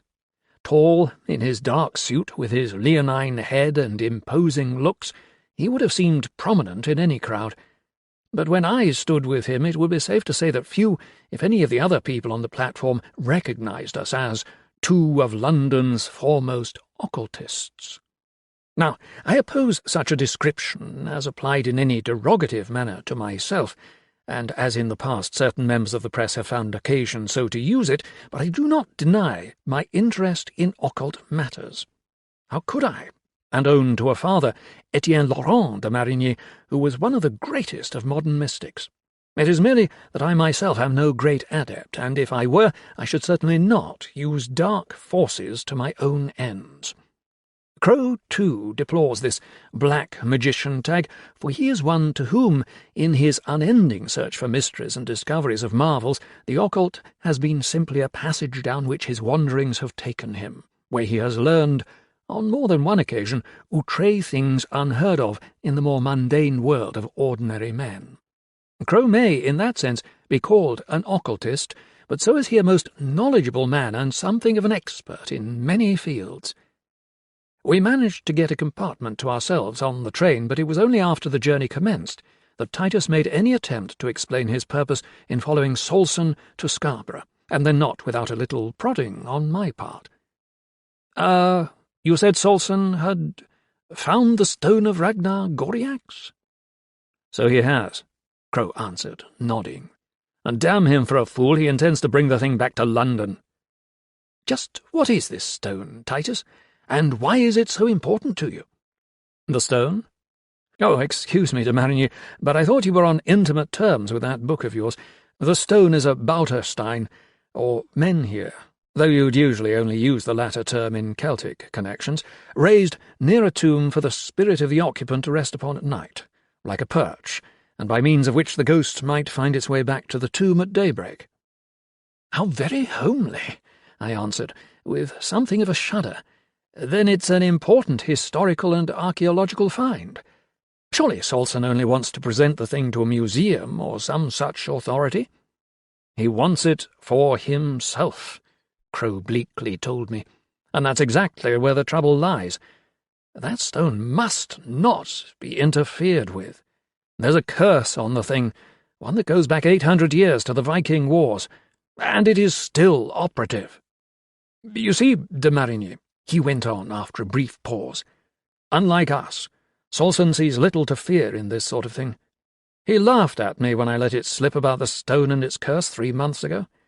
In fact, he made it clear that he thought I was pulling his leg about the stone's very existence. Or so I thought. But in truth he must have known something of Ragnar Goriax before. And then, when I told him of your book— Well, no matter how slim the chance, Salson obviously thought my story was at least worth looking into. He stroked his chin. When did he borrow the book, by the way? Just 6 weeks ago. He only kept it for a week. Then he made me a fantastic offer for it, which I refused. I remembered how rare you believed it to be. Not rare. Unique, he answered. Kept it for a week, eh? Yes, that would be ample time to copy the information he needed. Information? Directions from the book, Crow explained. Oh, they're in there, all right. In the prose related to the poems, and— Hang on a minute, Titus. I rudely cut him off. I'm afraid you're moving a bit too fast for me. You mean you've actually known of this menhir for some time? For 4 years, yes, since I myself borrowed Loftson's book from you and tracked the tomb down. Incidentally, did you bring the book with you? Ah, I see you did. Give it to me and I'll show you what I mean. The initial clues are here in the poems. I've always been interested in these battle sagas, and being something of an archaeologist, albeit an amateur, well, I couldn't resist the challenge. I wish I had now. But listen. He found his page and commenced to read. In Skarderborg we had no yearn to pillage, plunder, sack, and burn. We'd plough the waves to Whitby where we knew a war fleet waited there. But Skarderborg's men laid a trap our great wave-biters to enwrap. In floating nets till, tangle-oared, we had to stand and fight the horde.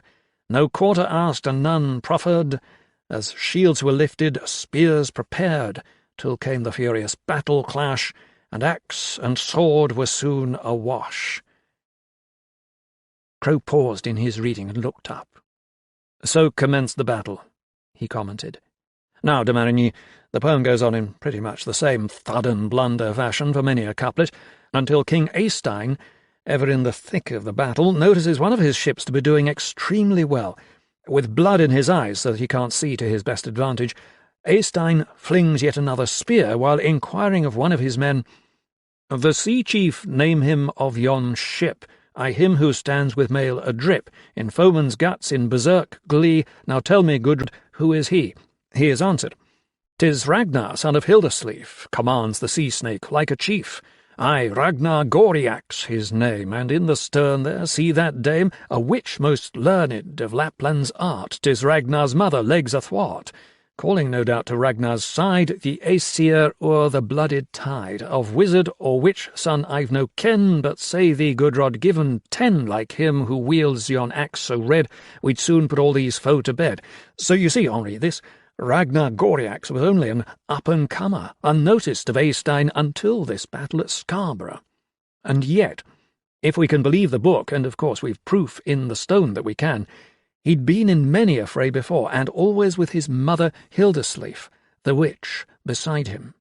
The poem goes on to describe Ragnar's death, Eystein's wrath, and Hildesleif's woe. Let's see now. Yes, here. And then on Sea Snake's blooded flank, tossing his helm down to the plank, young Ragnar with a berserk shriek turned on the foe his dragon's beak, but as his golden locks flew free, an arrow, speeding o'er the sea, brought forth a scream the world to chill, and gored his brain with iron bill. Of course, Crow paused again. You'll notice that the poems aren't up to the standard of Skallaglam's or Theodulf's, but I can't tell if the faults lie in the original work, which I would consider unlikely, or in the translation. The kenning is too slight to warrant comment. Anyway, Eystein wins the battle, and the saga goes on like this. With dragons fore and snakes behind, King Eystein in his blood rage blind slid in the bay and took the town and burned Skarderborg to the ground. Grey Hildesleif, calling the Aesir, made heard her voice through all the ether, and raised a storm and Thor's bright blade to guide her to a forest glade. In craggy cleft she made his mound, where Ragnar's Bauterstein she found, and writ in ancient northern rune a curse upon't before his tomb. The stone was raised in forest bower, where died the dame in that same hour, and Sea Snake's lads all sore dismayed, beside her son the witch-wife laid. So there you are, de Marigny. Of course I looked for further references in the prose, and eventually I tracked down the tomb in Alliston Forest. The tomb? Goriax's tomb? I stupidly queried, still feeling the dull weight of the previous night's party. Ragnar's tomb, yes. Crow sighed at my slowness. And his Bauterstein, with the runes still on it, beneath the moss of centuries. Now Solson has found it too. And it's my fault, I fear. Here my interest picked up greatly. And you say the curse is still active? You think Solson's in danger, then? That's exactly it, Henri. He's in desperate trouble if ever he tries to move that stone, or even interfere with it. That part of the forest site is abhorred by locals, has been for hundreds of years. They say the area's haunted, and of course it is, and they won't go near it. The shade of the Viking walks there still, and the runes on the stone make it clear that there's doom in store for anyone foolish enough to disturb it. And you could read those ancient northern runes? I asked. No, not immediately. But I made a copy and later used Walmsley's Notes on Deciphering Codes, Cryptograms, and Ancient Inscriptions to translate the thing. More about that later. But didn't Ragnar's, shade, didn't his ghost make itself known to you? I copied the runes, that's all. I made no attempt to disturb the stone, none whatever. But I did have a rather peculiar dream, yes. A dream, Titus? What sort of dream? Never mind the Marigny. He frowned. It was sufficient, though, to warn me off Ragnar's tomb forever, and that's why I blame myself for having let the thing slip to Solson in the first place. Why, at times I swear the man's as avaricious as old Bannister Brown Farley used to be. Not for money, mind you, or even power, or acclaim. He simply likes to own things. He passed my book back across to me with a thin smile. Here, do yourself a favour and read it. I could never appreciate people who own wonderful things simply for the sake of ownership. So there it was. I found myself compared with Bannister Brown Farley, a rather unscrupulous explorer-adventurer type infamous for his smuggling of stolen foreign antiques into England. And so I sat abashed, immersed in guts and gore, Loftson's book on my lap, for the rest of the journey. After changing at York, we were in Scarborough by 7 p.m, and we took a taxi to the Queen's Hotel where Crow knew Solson to be staying. We found him in the bar, well into his 5th or 6th drink, and it was plain that Benjamin Solson was not a particularly happy man. He did not see us approach, and started inordinately when Crow took him by the arm. "Titus Crow!" he exclaimed after a moment's hesitation. "And Henri de Marigny, too! It's good to see you, both of you." Solson was a small but stocky man, unlike the popular image of his Norwegian ancestors, with grey eyes, sandy hair, and gangling arms. As he welcomed us to the bar and ordered drinks, I could see that the hands at the ends of those long arms were visibly trembling. Crow, too, at first sight, had picked up the man's obvious nervousness. My friend became immediately concerned, I could see that, but he hid his worry for the moment in a question. "The stone, Benjamin. You've really found it?" "I have," Solson answered. "Indeed I have. The directions in Henri's book were, as you yourself told me, quite explicit." He turned to me and grinned. A forced grin, I thought, then asked Crow, "Well, what's your next step, Titus? Are you going to shop me to the Royal Archaeological Society or something like that? It won't make any difference, you know, finders keepers and all that." "You just don't want to understand, do you, Benjamin? Man, you're already shopped, and to a far greater power than any archaeological society, believe me." Crow's eyes narrowed as they studied the other's face. "But then, perhaps I'm wrong. Perhaps you are beginning to understand after all." "Eh? What do you mean, Crow?"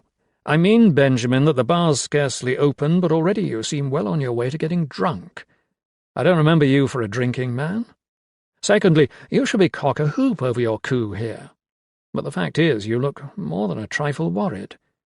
Been having any dreams during your stay, by any chance?" "Dreams?" Solson visibly flinched at the word. "Why, yes, I have. These last 2 or 3 nights, since I found the stone, in fact. But that's hardly surprising, is it? All that rot you fed me about curses and so on." "But that was 3 months ago, Benjamin," Titus quietly reminded him. "And in any case, you've seen the inscriptions for yourself now. What did you make of them?" "Plenty of time for translations later, Titus. And anyway, what if the stone does carry a curse?" He tried to make light of it and reached up to clap Crow on the shoulder. "I'll never fail to be amazed at how any man as intelligent as you are can believe in such." "I've heard all that before, my friend," Crow harshly cut him off. "But it doesn't alter the fact that this curse is real and extant. Man, I can sense these things, and so can de Marigny here. For God's sake, why don't you just take our word for it? Leave the stone where it is, Benjamin. Leave it completely alone." Solson turned his eyes away. "It's a bit late for that, Titus." "What's that?" I broke in. "What's that you say, Benjamin?" "You mean you've already?" Crow let the question hang, his voice falling to a whisper on the last word. "I have, yes. I've had the stone moved." "How did you do it?" Crow sounded tired, as if all of his energy had gone out of him in a moment. "I mean, I remember that the stone stood almost 8 feet tall, and there was plenty of it bedded in the ground, too. It must have weighed almost 4 tons? Just over 3.5, in fact. I had 3 men and an ex-army truck fitted with pulleys and tackle. We dug around the base of the stone and then hoisted it aboard. That was about 5:30 this afternoon. They should be well on their way to London by now." Titus Crow's eyes were suddenly bleak, his face drawn and grey, as he asked, "And the tomb? Is that why you yourself stayed back here in Scarborough?" He waited on Solson's answer. No. I found the cleft in the cliff, of course," Solson eventually answered. But something stopped you. Is that it, Benjamin?" "The truth is, yes, Crow. And you're right about those dreams I've been having. They've worried me. It's not natural for me to dream. Not that sort of dream, at any rate." Solson paused, tossed back his drink and turned from the bar. "I'm simply not willing to take any more chances, that's all. The stuff in the cleft can wait. Goriax's bones, his armour, and weapons." Yet even as he spoke, a greedy light glittered in the archaeologist's eyes. "Benjamin," Crow quietly said, "I've only just realized. For a long time now I've called you friend. But it wasn't the man I admired, only the mind. Now I'm not even sure about that. Why, you're nothing but a thief, a ghoul, a looter of tombs." "No, Titus, you're wrong about me," Solson broke in. "And if it means that much to you, why, I'll put the stone back again. They can always build a museum round it, I suppose." "Do you mean it, Benjamin?" I asked. Yes, I do, Henri.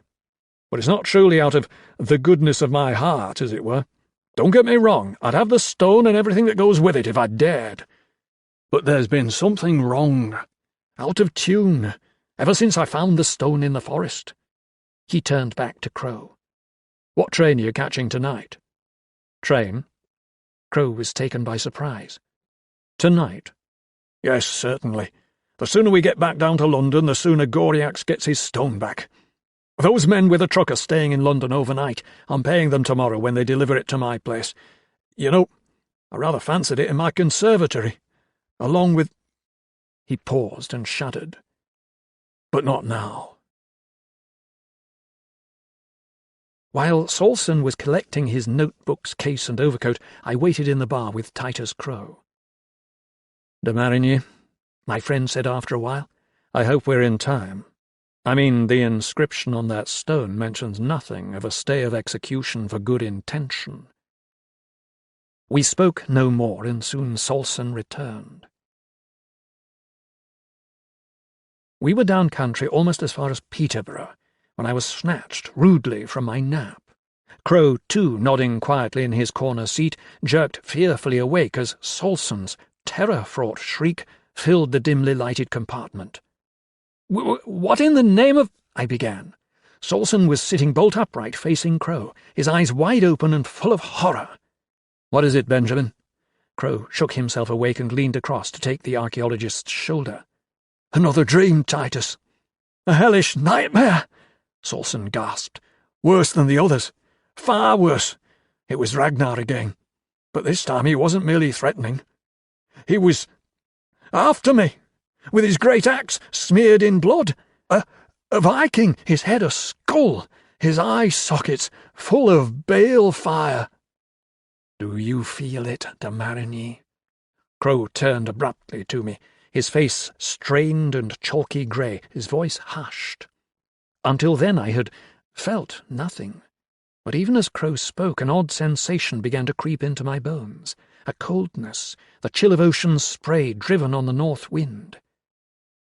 "I warned you, Solson." Crow's voice was now oddly remote, almost faint. "And by God, I was right to do so."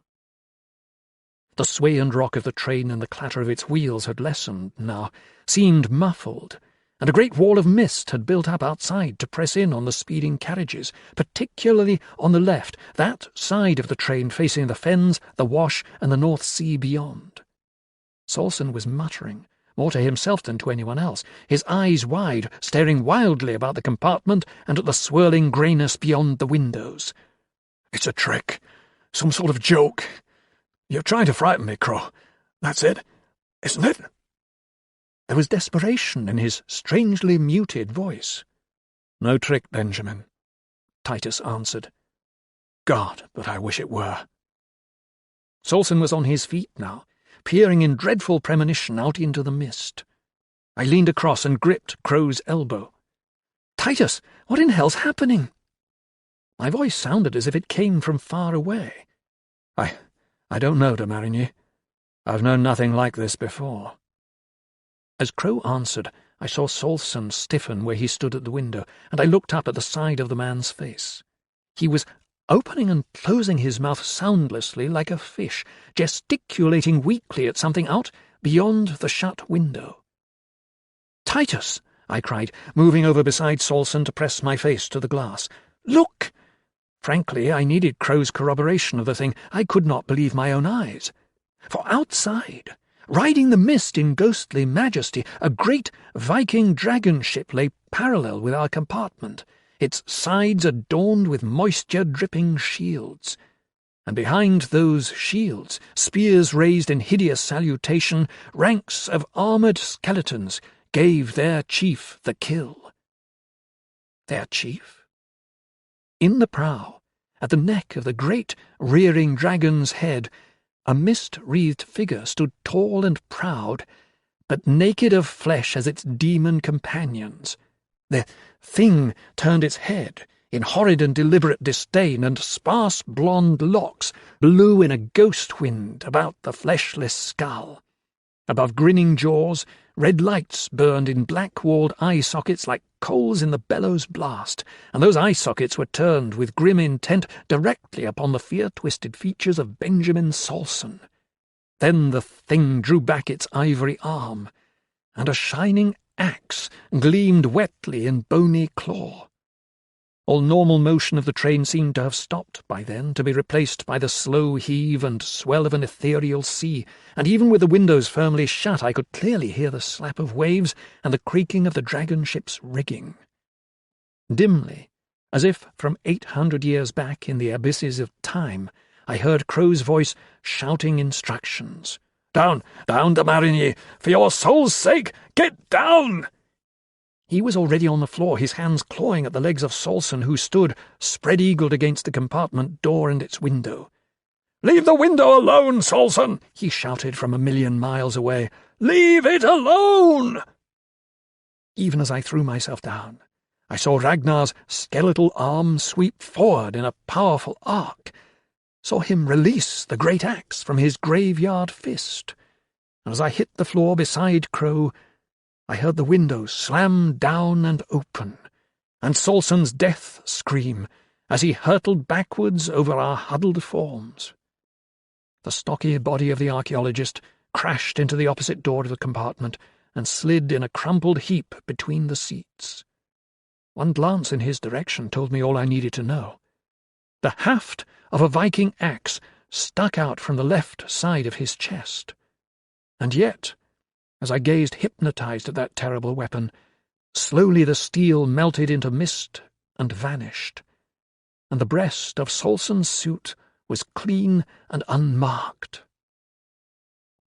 In the next second, I realized that the normal train sounds and motions had returned, that the slap of waves and the keening of the wind had faded to the dark oblivion of their origin. Moisture-laden fog was pouring into the compartment through the open window, but Crow was already on his feet attending to that. The dragon ship, too, was gone, back to whichever hell spawned the thing. Or perhaps Valhalla. Who can say? "We're lucky," Crow panted, strength and sanity surging back into his voice and manner, myself in particular. "But then, I did Ragnar's stone no harm. Neither his stone nor his tomb." "And Solson?" I questioned, knowing the answer before it came. "Oh, yes," Crow answered with a nod, bending over the crumpled body. "He's dead. Heart attack. Or at least that's what they'll call it." And of course, Crow was right. 2 mornings later, at Crow's invitation, I went round to Blown House, his sprawling bungalow home on the outskirts of the city. When I arrived, he had just done with sticking a newspaper clipping in one of his many voluminous files of weird and unnatural events. I had, however, already taken note of the incident in question. It had been given space in most of the previous day's newspapers. 3 die in mystery crash on M1. At 9:15 last night, northbound travellers on the M1 at Hemel Hempstead were brought to a halt when a crashed ex-Army truck blocked all 3 lanes with blazing debris. Apparently, the vehicle had been travelling south at the time of the as-yet unexplained accident, but somehow ended up on the northbound lanes. After the fire had been put out, local police were baffled by the extent of damage to the truck. No other vehicle seemed to have been involved, and yet the burned-out shell of the truck showed a severely sliced superstructure and chassis. One of the policemen at the scene remarked that it looked as though something had tried to cut the truck in half. 3 bodies, identification not yet complete, were found in the wreckage. Police investigations are continuing. Of Ragnar's stone there was no mention, but on that subject there was something I had yet to ask Crow. This is how he answered me. The inscription, Henri? Why, yes, I copied down the original runes and translated them later. I even put the thing to rhyme as I believe it was inscribed, but of course my kenning isn't much to mention. Here lies the axe of which wife's blood, whose blade was sharp, whose aim was good, who washed himself in crimson flood, each time the war was waged. Would-be defilers of this tomb, let sea snake's shadow darkly loom, and Ragnar's spirit seal thy doom, his curse lust to assuage. Crow also mentioned his intention of returning to Alliston Forest one day, to see if he was correct in his belief that Ragnar had sailed his marker home again. I, for one, shall not be going with him. The Mirror of Nitocris, the one and only solo appearance of Henri-Laurent de Marigny. Hail the Queen, bricked up, alive, nevermore to curse her hive, walled up neath the pyramid, where the sand her secret hid, buried with her glass, that she, at the midnight hour, might see shapes from other spheres called, alone with them, entombed, appalled, to death. Justin Jeffrey. Queen Nitocris's mirror. I had heard of it, of course. Was there ever an occultist who had not? I had even read of it in Jeffrey's raving People of the Monolith, and knew that it was whispered of in certain dark circles where my presence is abhorred. I knew Ahasuerus had hinted of its powers in the forbidden Necronomicon, and that certain desert tribesmen still make a heathen sign which dates back untold centuries when questioned too closely regarding the legends of its origin. So how was it that some fool auctioneer could stand up there and declare that this was Nitocris's mirror? How dare he? Yet the glass was from the collection of Bannister Brown Farley, the explorer-hunter-archaeologist who, before his recent disappearance, was a recognized connoisseur of rare and obscure objets d'art, and its appearance was quite as outré as the appearance of an object with its alleged history ought to be. Moreover, was this not the self-same auctioneer, fool or otherwise, who had sold me Baron Kant's silver pistol only a year or 2 before? Not, mind you, that there was a single shred of evidence that the pistol or the singular ammunition that came with it had ever really belonged to the witch-hunting baron.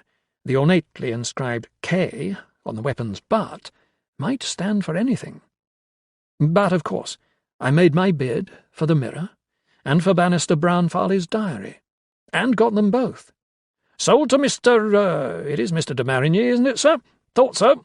Sold to Mr. Henri-Laurent de Marigny for an abominable sum. As I hurried home to the grey stone house, which has been my home ever since my father sent me out of America, I could not help but wonder at the romantic fool in me which prompts me all too often to spend my pennies on such pretty tomfooleries as these. Obviously an inherited idiosyncrasy which, along with my love of dark mysteries and obscure and antique wonders, was undoubtedly sealed into my personality as a permanent stamp of my world-famous father, the great New Orleans mystic Etienne Laurent de Marigny. Yet if the mirror really was once the possession of that awful sovereign, why, what a wonderful addition to my collection! I would hang the thing between my bookshelves, in company with Geoffrey, Poe, Derlet, and Prynne. For of course the legends and myths I had heard and read of it were purely legends and myths, and nothing more, heaven forbid. With my ever-increasing knowledge of night's stranger mysteries, I should have known better. At home I sat for a long time, simply admiring the thing where it hung on my wall, studying the polished bronze frame with its beautifully moulded serpents and demons, ghouls and efreets, a page straight out of the Arabian Nights. And its surface was so perfect that even the late sunlight striking through my windows reflected no glare, but a pure beam of light which lit my study in a dream-engendering effulgence. Nitocris's mirror. Nitocris. Now there was a woman, or a monster, whichever way one chooses to think of her, a 6th dynasty queen who ruled her terror-stricken subjects with a will of supernatural iron from her seat at Gizeh, who once invited all her enemies to a feast in a temple below the Nile, and drowned them by opening the water gates, whose mirror allowed her glimpses of the nether pits, where puffed shoggoths and creatures of the dark spheres carouse and sport in murderous lust and depravity. Just suppose this was the real thing, the abhorred glass which they placed in her tomb before sealing her up alive. Where could Brown Farley have got hold of it? Before I knew it, it was 9, and the light had grown so poor that the mirror was no more than a dull golden glow across the room in the shadow of the wall. I put on my study light in order to read Brown Farley's diary, and immediately, on picking up that small flat book which seemed to fall open automatically at a well-turned page, I became engrossed with the story which began to unfold. It appeared that the writer had been a niggardly man, for the pages were too closely written, in a crabbed hand, from margin to margin and top to bottom, with barely an eighth of an inch between the lines. Or perhaps he had written these pages in haste, begrudging the seconds wasted in turning them, and therefore determined to turn as few as possible. The very first word to catch my eye was Nitocris. The diary told of how Brown Farley had heard it put about that a certain old Arab had been caught selling items of fabulous antiquity in the markets of Cairo. The man had been jailed for refusing to tell the authorities whence the treasures had come, yet every night in his cell he had called such evil things down on the heads of his jailers that eventually, in fear, they let him go. And he had blessed them in the name of Nitocris. Yet Abu Ben Reis was not one of those tribesmen who swore by her name, or against it. He was not a Gizeh man, not even one of Cairo's swarthy sons. His home tribe was a band of rovers wandering far to the west, beyond the great desert. Where, then, had he come into contact with Nitocris's name? Who had taught him her foul blessing, or where had he read of it? For through some kink of fate and breeding, Abu Ben Reis had an uncommon knack with tongues and languages other than his own. Just as 35 years earlier, the inexplicable possessions of one Muhammad Hamad had attracted archaeologists of the calibre of Herbert E. Winlock to the eventual discovery of the tomb of Thutmosis III's wives, so now did Abu Ben Reis's hinted knowledge of ancient burial grounds, and in particular the grave of the Queen of Elder Horror, suffice to send Brown Farley to Cairo to seek his fortune. Apparently he had not gone unadvised. The diary was full of bits and pieces of lore and legend in connection with the ancient queen. Brown Farley had faithfully copied from Wardle's notes on Nitocris, and in particular the paragraph on her magical mirror, handed down to their priests by the hideous gods of inner earth before the earliest civilizations of the Nile came into existence, a gateway to unknown spheres and worlds of hellish horror in the shape of a mirror. Worshipped, it was, by the pre-Emer Neophytes in Ptathlia at the dawn of man's domination of the earth, and eventually enshrined by Nephron-Ka in a black, windowless crypt on the banks of the Shebeli. Side by side it lay with a shining trapezohedron, and who can say what things might have been reflected in its depths? Even the haunter of the dark may have babbled and blasphemed before it. Stolen, it remained hidden, unseen for centuries in the bat-shrouded labyrinths of Kith, before finally falling into Nitocris's foul clutches. Numerous the enemies she locked away, the mirror as sole company, full knowing that by the next morning the death cell would be empty save for the sinister polished glass on the wall. Numerous the vilely chuckled hints she gave of the features of those who leered at midnight from out the bronze-barriered gate. But not even Nitocris herself was safe from the horrors locked in the mirror, and at the midnight hour she was wise enough to gaze but fleetingly upon it. The midnight hour? Why, it was 10 already. Normally I would have been preparing for bed by this time, yet here I was, so involved now with the diary that I did not give my bed a second thought. Better, perhaps, if I had. I read on.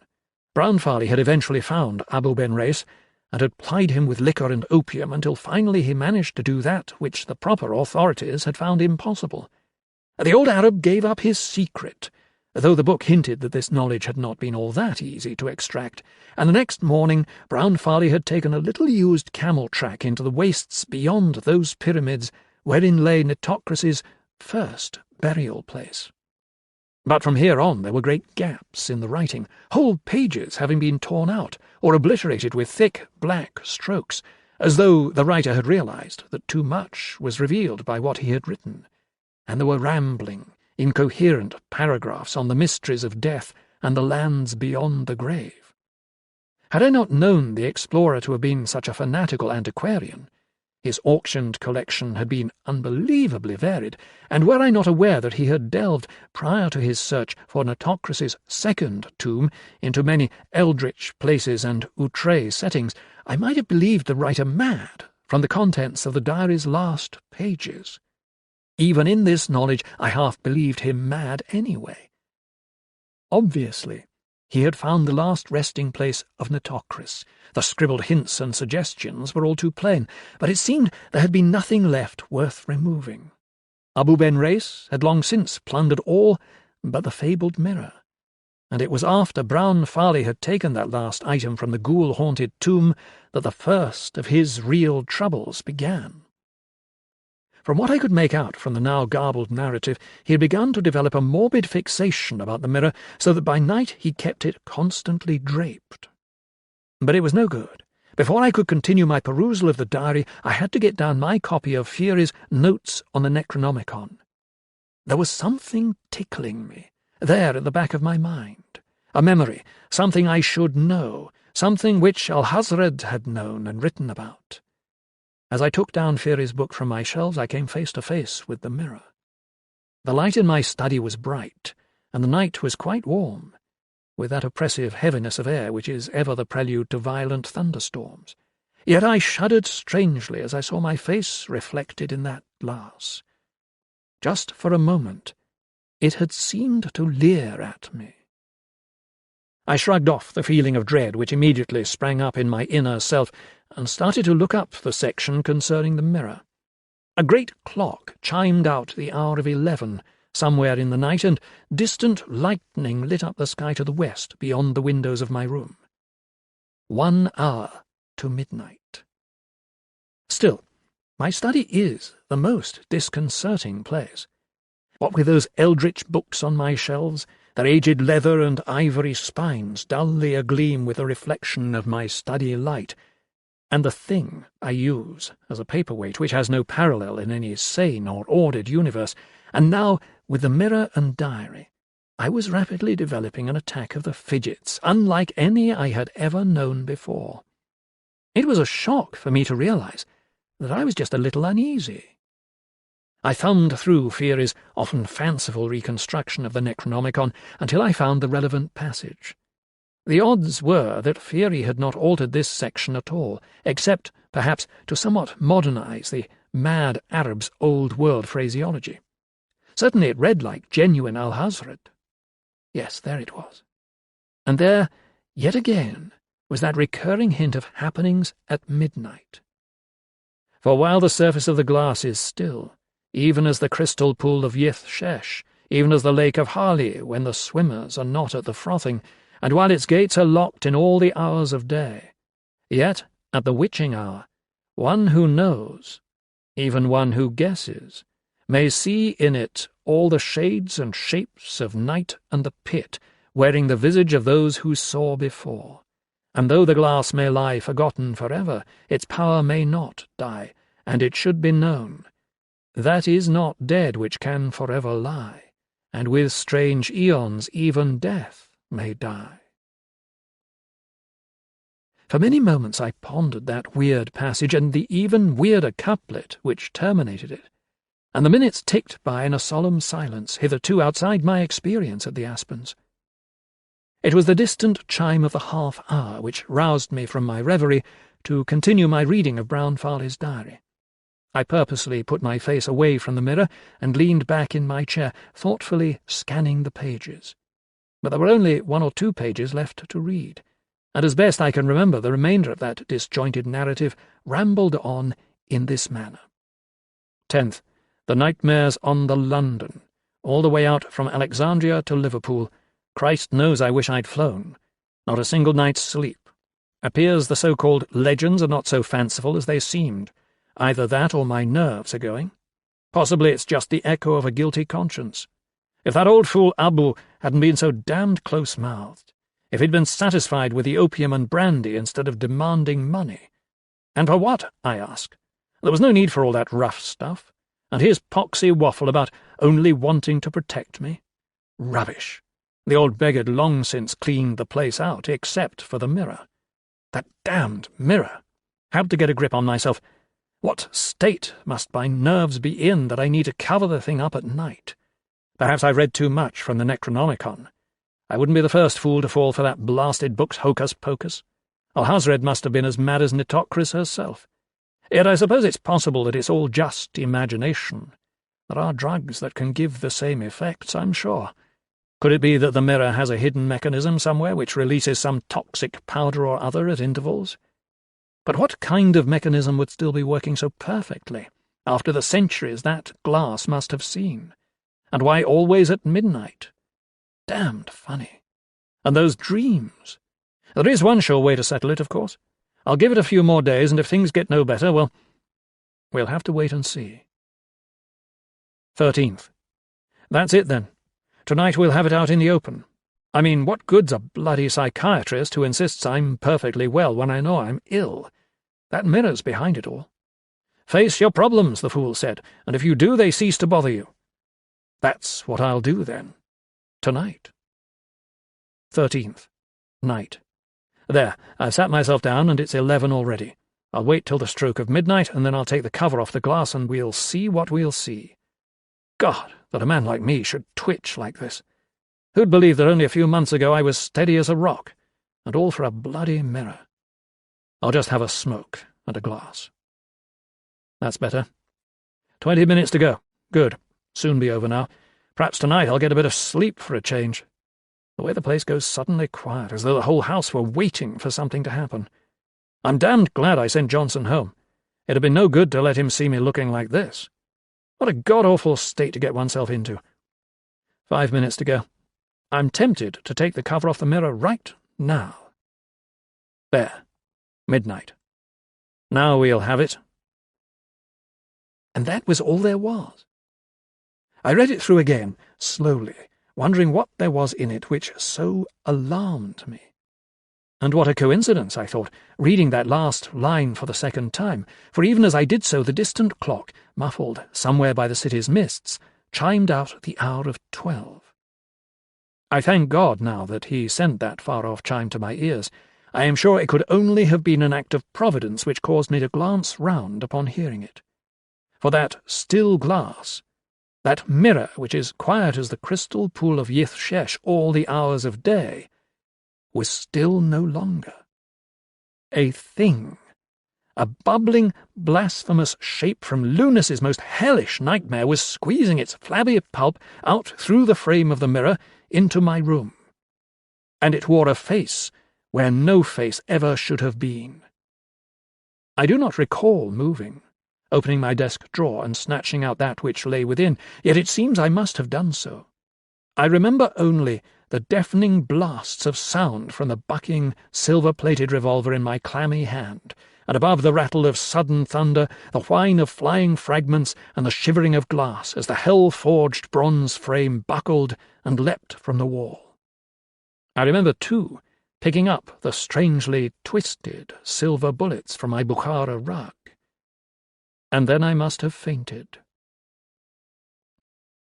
The next morning I dropped the shattered fragments of the mirror's glass overboard from the rail of the Thames ferry, and I melted down the frame to a solid blob and buried it deep in my garden. I burned the diary and scattered its ashes to the wind. Finally I saw my doctor and had him prescribe a sleeping draught for me. I knew I was going to need it. I have said the thing had a face. Indeed, atop the glistening, bubbling mass of that hell-dweller's bulk there was a face. A composite face of which the two halves did not agree. For one of them was the immaculately cruel visage of an ancient queen of Egypt, and the other was easily recognizable from photographs I had seen in the newspapers as the now anguished and lunatic features of a certain lately vanished explorer. An item of supporting evidence.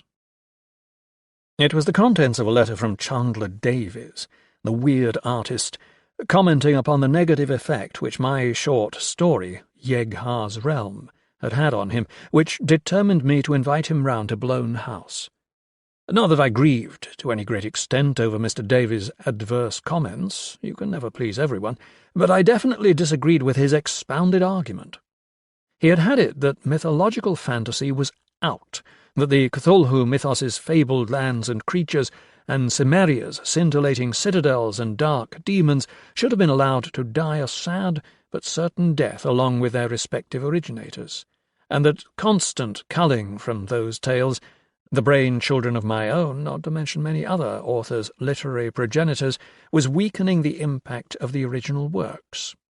Nor, apparently, had my story, admittedly a Lovecraftian piece, set during the time of Rome's rule over England and involving the worship of an outside god, irritated him in this respect alone. What seemed to have annoyed Mr. Davies especially was the fact that I had portrayed so thoroughly unbelievable a god as existing in such a well-known period of England's history that even an average student of our country's antiquities could hardly miss the obvious impossibility of my tale. I was pleased that Mr. Davies had written directly to me and not to the letters section of Grotesque, in which magazine my tale had originally appeared, for then I would have been forced to take retaliatory measures which would undoubtedly have caused great tidal waves of unwanted activity on many a scientific beach. Obviously, the artist was not aware that all my stories have at least a tenuous basis in established fact, some more definitely than others, and that I have never chronicled anything which I believe could not possibly have happened, or which has not, in some way or other, directly involved myself. Anyway, Mr. Davies accepted my invitation and braved the curious aura of foreboding which surrounds Blown House to visit me one Sunday afternoon some weeks ago. It was the first time he had ever set foot inside my abode, and I noted with satisfaction the way in which his eyes roved enviously over the contents of my amply stocked bookshelves. Briefly fingering the spine of an original copy of Jeffrey's People of the Monolith, he remarked upon my extreme good fortune at owning so many scarce volumes, and read off some of their titles as he scanned them. His short monologue included Fiery's original notes on the Necronomicon, the abhorrent Cathat Aquadingen, a literally priceless Culte des Goules, and many other similarly outré works, including such anthropological source-books as The Golden Bough and Miss Murray's Witch Cult. I made a point of bringing to his attention the fact that I also owned a translated copy of Lollius Urbicus's little-known Frontier Garrison, circa AD 138, and took the book down from its shelf before pouring my guest a welcoming brandy. "I take it that book contains the item of supporting evidence which you mentioned in your letter, Mr. Crow? That being the case, I think it's only fair to warn you from the beginning that I can't put much stock in anything Urbicus says, though I'll admit that his description of the temple to Mithras at Barbara was pretty accurate."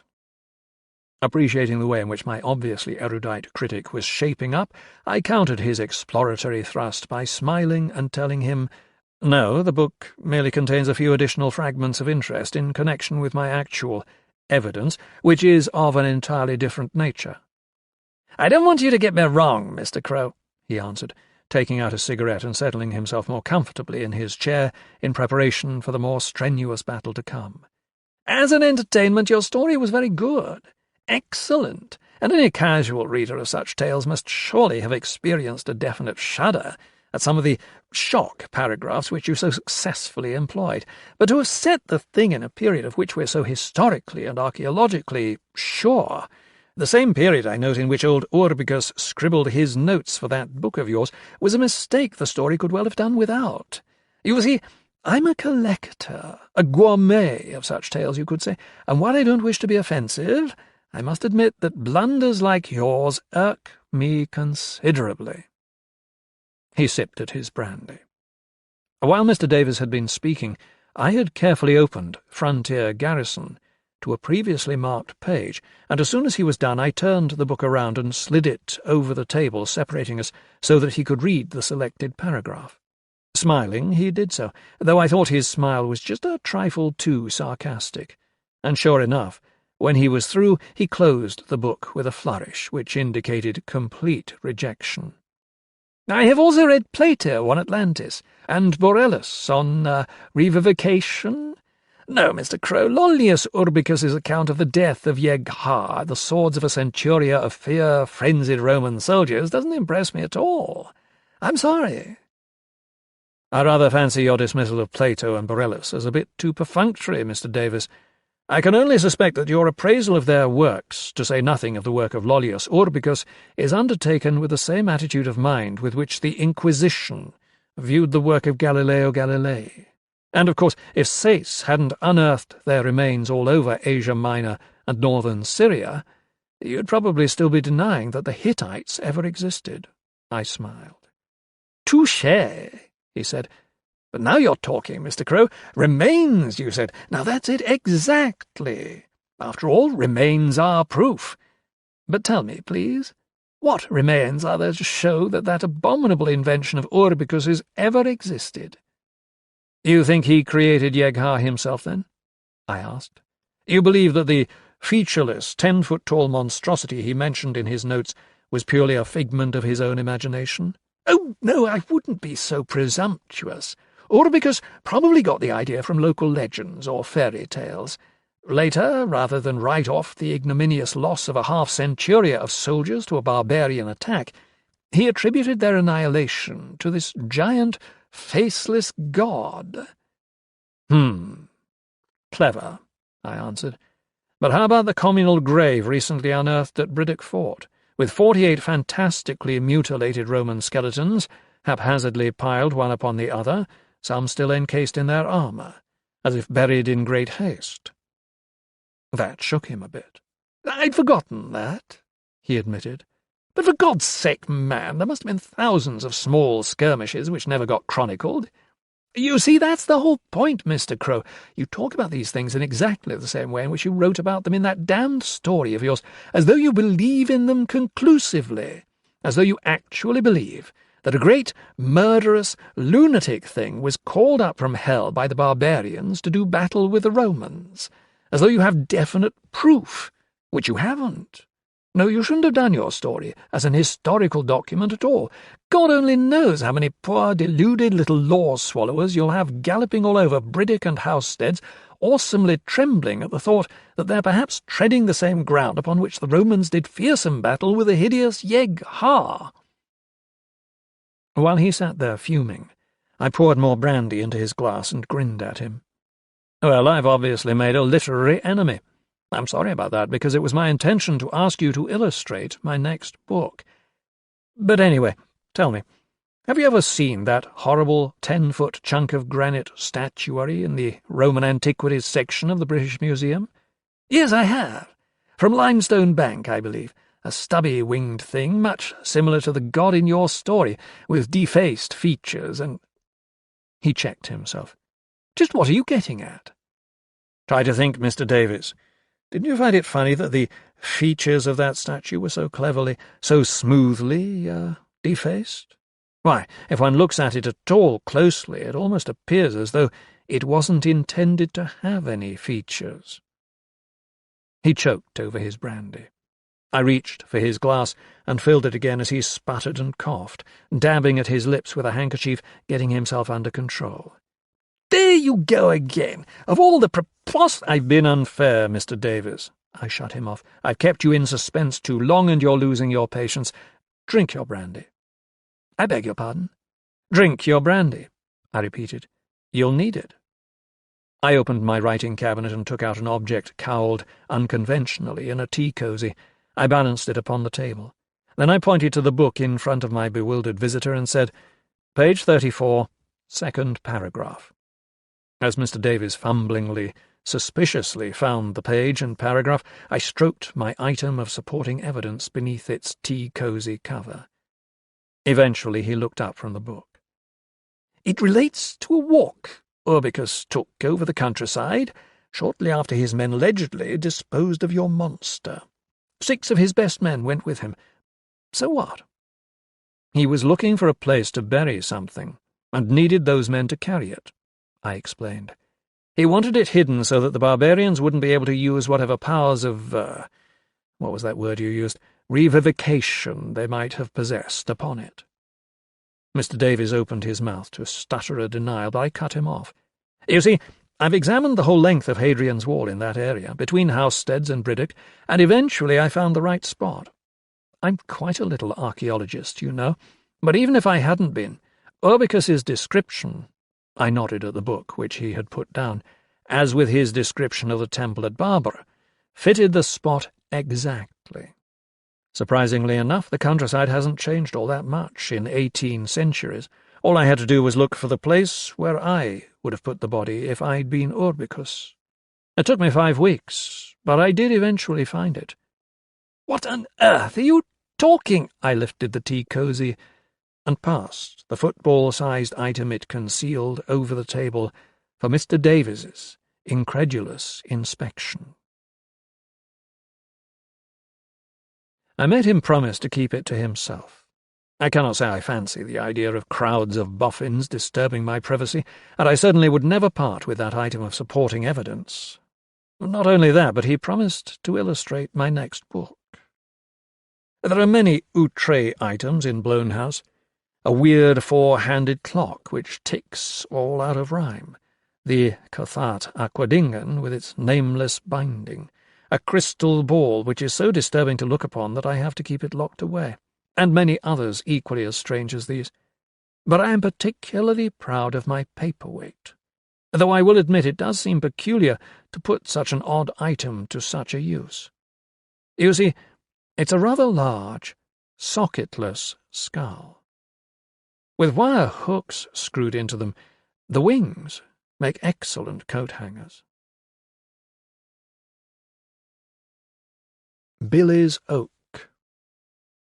Having enjoyed a surprising measure of success with my latest book, Here Be Witches, and in the process of researching for that documentary volume, having stumbled across various mentions of a certain black book, the catalogue aquadingen, an almost legendary collection of spells and incantations purported to relate, among other things, to the raising of certain water elementals, I was considerably put out to discover that the British Museum did not have a copy. Or, if there was a copy at the museum, then for some reason the controllers of that vast establishment were reluctant to permit its perusal. Yet I especially desired to see a copy, in connection with a companion volume to Here Be Witches, to be entitled Forbidden Books, which my publisher was pressing me to start work upon. It was this reluctance on the part of the curator of the rare books department to answer my inquiries with anything other than the most perfunctory replies which prompted me to get in touch with Titus Crow, a London-dwelling collector of obscure and eldritch volumes who, I had heard it rumoured, held a copy of the very book I wished to consult in his private library. In prompt reply to a hastily scribbled letter, Mr. Crow invited me round to Blown House, his residence on the outskirts of the city, assuring me that he did indeed own a copy of the catalogue aquadingen, and that, with one provision, and on one condition, I might be allowed to check through its contents. The provision was that any projected visit to Blown House would have to be paid during the later hours of the evening, for as he was currently engaged upon some studying himself, and because he was better able to concentrate at night, he was retiring very late and was rarely out of bed before noon. This, plus the fact that his afternoons were taken up by more mundane, but nevertheless essential labours, left him only the evenings in which to work or entertain visitors. Not, as he was quick to explain, that he was given to entertaining visitors very often. In fact, had he not already acquainted himself with my earlier work, he would have been obliged to point-blank refuse my proposal. Too many cranks had already attempted the penetration of his retreat. As the fates would have it, I chose a filthy night to call at Blown House. The rain was coming down in sheets, and great grey clouds hung heavy over the city in the lowering sky. I parked my car on the long driveway in front of Mr. Crow's sprawling bungalow home, ran up the short path with my collar turned up against the downpour, and banged on the heavy door. During the space of the half-minute or so in which it took my host to answer my knock, I got thoroughly soaked. As soon as I had introduced myself as being Gerald Dawson, I found myself ushered inside, relieved of my dripping coat and soggy hat, and bustled through to Mr. Crow's study, where he bade me sit before a roaring fire to dry out. He was not what I had expected. He was tall and broad-shouldered, and it was plain to see that in his younger days he had been a handsome man. Now, though, his hair had greyed, and his eyes, though they were still bright and observant, bore the imprint of many a year spent exploring, and often, I guessed, discovering, along rarely trodden paths of mysterious and obscure learning. He was attired in a flame-red dressing-gown, and I noticed that a small casual table beside his desk sported a bottle of the best brandy. It was that which rested upon the desk itself, however, which mainly attracted my attention, for it was obviously the object of Mr. Crow's studies. A tall, four-handed, hieroglyphed, coffin-shaped monstrosity of a clock, lying horizontally, face upwards, along the full length of the huge desk. I had noticed, when he answered my knock, that my host carried a book, and as he placed this volume on the arm of my chair while he poured me a welcome drink, I was able to see that it was a well-thumbed copy of Walmsley's Notes on Deciphering Codes, Cryptograms, and Ancient Inscriptions. Apparently, Mr. Crow was attempting a translation of the fantastic hieroglyphs on the weird clock's face. Even as I got up and crossed the room to have a closer look at that device, it was obvious to me that the intervals between its loud ticks were quite irregular. Nor, I noticed, did the four hands move in consonance with any time system with which I was at all familiar. I could not help but wonder just what chronological purpose so curious a timepiece served. Crow saw the bewilderment on my face and laughed. "It puzzles me to the same extent, Mr. Dawson, but I shouldn't let it bother you. I doubt if anyone will ever truly understand the thing. Every now and then I get the urge to have another bash at it, that's all, and then I'm at it for weeks at a time, getting nowhere. Still, you didn't come round here tonight to get yourself involved with de Marigny's clock. You're here to have a look at a book." I agreed with him, and commenced to outline my plan for including a mention or two of the Cathat Aquadingen in Forbidden Books. As I spoke, he moved the occasional table from its position near his desk to a place nearer to where I had been seated beside the fire. This done, he slid back a panel, hidden in the wall to one side of the fireplace, and took down from a dim shelf the very volume in which my interest was seated. Then an expression of extreme loathing crossed his face, and he quickly put the book down on the table and wiped his hands on his dressing-gown. "The, binding," he muttered. "It's forever sweating. Which is rather surprising, you'll agree, considering its donor has been dead for at least 400 years. "Its donor?" I exclaimed, glancing in morbid fascination at the book. "You don't mean to say that it's bound in—" "I'm afraid so. At least that copy is." "My God! Are there many copies, then?" I asked. "Only 3 that I know of, and one of the other 2 is here in London. I take it they wouldn't let you see it." "You're very shrewd, Mr. Crow, and perfectly correct. No, I wasn't allowed to see the copy at the British Museum." "You'd have received the same answer if you'd asked for the Necronomicon," he answered. I was taken completely aback. "I beg your pardon? Don't tell me you believe there really is such a book?" Why, I've been assured half a dozen times that this Necronomicon thing is purely a fiction, a clever literary prop to support a fictional mythology. If you say so, he blandly replied. But anyway, it's that book you're interested in. He indicated the evilly bound volume on the occasional table. Yes, of course, I answered. But didn't you say something about a condition? Ah, well, I've taken care of that myself, he said. I've had the 2 centre chapters, the more instructive ones, taken out and bound separately, just in case. I'm afraid you can't see them. Instructive ones?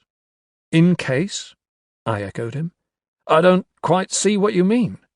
Why, in case the thing should ever fall into the wrong hands, of course. He looked surprised. Surely you must have wondered why those people at the museum keep their copies of such books under lock and key. Yes, I imagine they're locked away because they're very rare, worth a lot of money, I answered. And I suppose some of them must contain 1 or 2 rather nasty items, erotic, supernatural, sadistic stuff, I mean, sort of medieval Marquis de Sade. Then you suppose wrongly, Mr. Dawson. The Cathat Aquadingen contains complete sets of working spells and invocations. It contains the Nihargo Dirge and a paragraph on making the Elder sign. It contains one of the Sathlata and 4 pages on Sathogwan rituals. It contains far too much, and if certain authorities had had their way, even the 3 remaining copies would have been destroyed long ago. But surely you can't believe in such things, I protested. I mean, I intend to write of such books as though there's something damnably mysterious and monstrous about them. I'll have to, or I'd never make a sale, but I can't believe such things myself. Crow laughed at me, in a rather mirthless way. Can't you? If you'd seen the things I've seen, or been through some of the things I've been through, believe me, you wouldn't feel so shocked, Mr. Dawson. Oh yes, I believe in such things. I believe in ghosts and fairies, in ghouls and genies, in a certain mythological prop, and in the existence of Atlantis, R'lyeh, and Gahan. But surely there's not one scrap of genuine evidence in favour of any of the things or places you've mentioned, I argued. Where, for instance, can one be sure of meeting a ghost? Crow thought it over a moment, and I felt sure I had scored a major victory. I just could not take it in that this so obviously intelligent man genuinely believed so deeply in the supernatural. But then, in defiance of what I had considered the unanswerable question, he said, "You put me in the position of the ecclesiastical gentleman who once informed a small child of the existence of an almighty God who is everywhere, and was then asked to produce him. No, I can't show you a ghost, at least not without going to a lot of trouble. But I can show you a manifestation of one." "Oh, now come, Mr. Crow, no, seriously," he cut me off. "Listen." He put a finger to his lips, signifying silence, and adopted a listening attitude. The rain outside had stopped, and there was only the sporadic patter of droplets draining from the tiles to disturb the silence of the room, that and the ticking of Crow's great clock. Then there came to my ears a quite audible, long-drawn-out creaking sound, like straining timbers. "You heard it?" Crow smiled. "I heard it," I answered. "I've heard it half a dozen times while we've been talking. You've got unseasoned timber in your attic. This house has very unusual rafters," he observed. "Teak, and seasoned well before the house was built. And teak doesn't creak." He grinned, obviously liking the sound of that last. I shrugged. "Then it's a tree straining in the wind." "Right, it is a tree. But it's not straining in the wind. If there was a wind up, we'd hear it. No, that was a branch of Billy's oak, protesting at his weight." He crossed to the window with its drawn curtains, and inclined his head in the direction of the garden beyond. "You missed our Billy when you wrote 'Here be witches,'" he said. "William Billy Fauvage, accused of wizardry, was hanged on that tree in 1675 by a crowd of fear-crazed peasants. He was on his way to trial at the time, but after the lynching the crowd testified they'd jumped the gun on Billy because he'd started a horrible incantation and weird shapes had begun to form in the sky. So they'd simply strung him up to prevent things from going any further. I got the idea. I see. So that sound is the branch from which he was hanged, still creaking with his weight 280 years after the hanging? I put as much sarcasm as possible into my reply. Crow was quite unperturbed. That's right, he answered. It got on the nerves of the previous owner of the house so much that he eventually sold the place to me. The owner before him nearly went crazy trying to discover the sound's source. I spotted Crow's mistake immediately. Something he had said did not ring quite true. Ah, I pointed out. Now that's where your story falls down, Mr. Crow. Surely he would have traced the sound to the oak. I took his silence as acknowledgment of my cleverness and got to my feet, quickly crossing the room to where he stood by the drawn curtains. As I did so, the creaking from the tree in the garden came again, louder. It's the wind in the oak's branches, Mr. Crow, I assured him, and nothing else. As the eerie sound came yet again from beyond the window, I drew back the curtains and stared out into the night. I took a quick step backwards then, telling myself that I must be seeing things. But that was just the point. I was not seeing things. My mind suddenly whirled, but after a moment's thought, I burst into shaky laughter. The clever devil! He had actually had me going there for a moment. I turned to him in sudden anger and saw that he was still smiling. So it is the rafters after all, I blurted, my voice cracking a little. Crow kept right on smiling. No, it's not, he said. That's what nearly drove that fellow I was telling you about crazy. You see, when they built this house 70 years ago, they cut Billy's oak down so that its roots wouldn't interfere with the foundations. Dachud's doll. So you're thinking of doing a book on basic magic, are you, Dawson? Titus Crow broached the subject as soon as he had made me welcome with his customary offering of a glass of fine brandy. I glanced enviously about the occultist's marvellously appointed study, a room I had fortunately been able to view on a few rare previous occasions, before answering him. That's right, Crow, yes. In fact, with the help of a few good source books, I've got quite a bit of it done already. But there's this one chapter that's giving me some difficulty. Yes, I remember you mentioned it on the telephone. Imitative magic, I believe you said. I nodded in agreement. Right. I know why it's supposed to work, and even how. But I'm damned if I can find more than 2 or 3 really well-documented cases. I mean, the theory of the thing is all well enough, but what about the facts? For a moment or two, Crow thought about it, and the silence of the room was broken only by the occasional creak of branches from the nighted garden beyond the draped windows, and the oddly erratic ticking of a tall, 4-handed, strangely hieroglyphed and coffin-shaped clock in one corner. Imitative or sympathetic magic, he mused, frowning as he cocked his head on one side in contemplation. Well, I'm afraid you're out of luck, Dawson. I do know of a few cases, yes, and one in particular which I suppose you could say is rather well authenticated, but you must realize that in many such cases there exists more than an element of chance. Now, the simple truth is that unless the evidence is 100% conclusive, then the phenomena of imitative magic are usually purely coincidental. But anyway, he quickly continued after a moment's pause, at a loss as I may be in that direction, I can probably supplement your list of source books. Let me see now. Yes, you could try Macpherson's Primitive Beliefs in Northeast Scotland, and Trachtenberg's Jewish Magic and Superstitions. Then you might find Oman's Cults, Customs and Superstitions of India useful, or perhaps Dr. E. Mauchamp's La Sorcellerie au Maroc. And then there's— Hold on a minute there, Titus, I cried, rudely breaking in on him. You changed the subject a bit fast there, didn't you? Come on now, what about this well-authenticated case you mentioned? Is it something I should know about? No, but— Well, you see, Dawson, I knew the people of the story personally, and— He pursed his lips.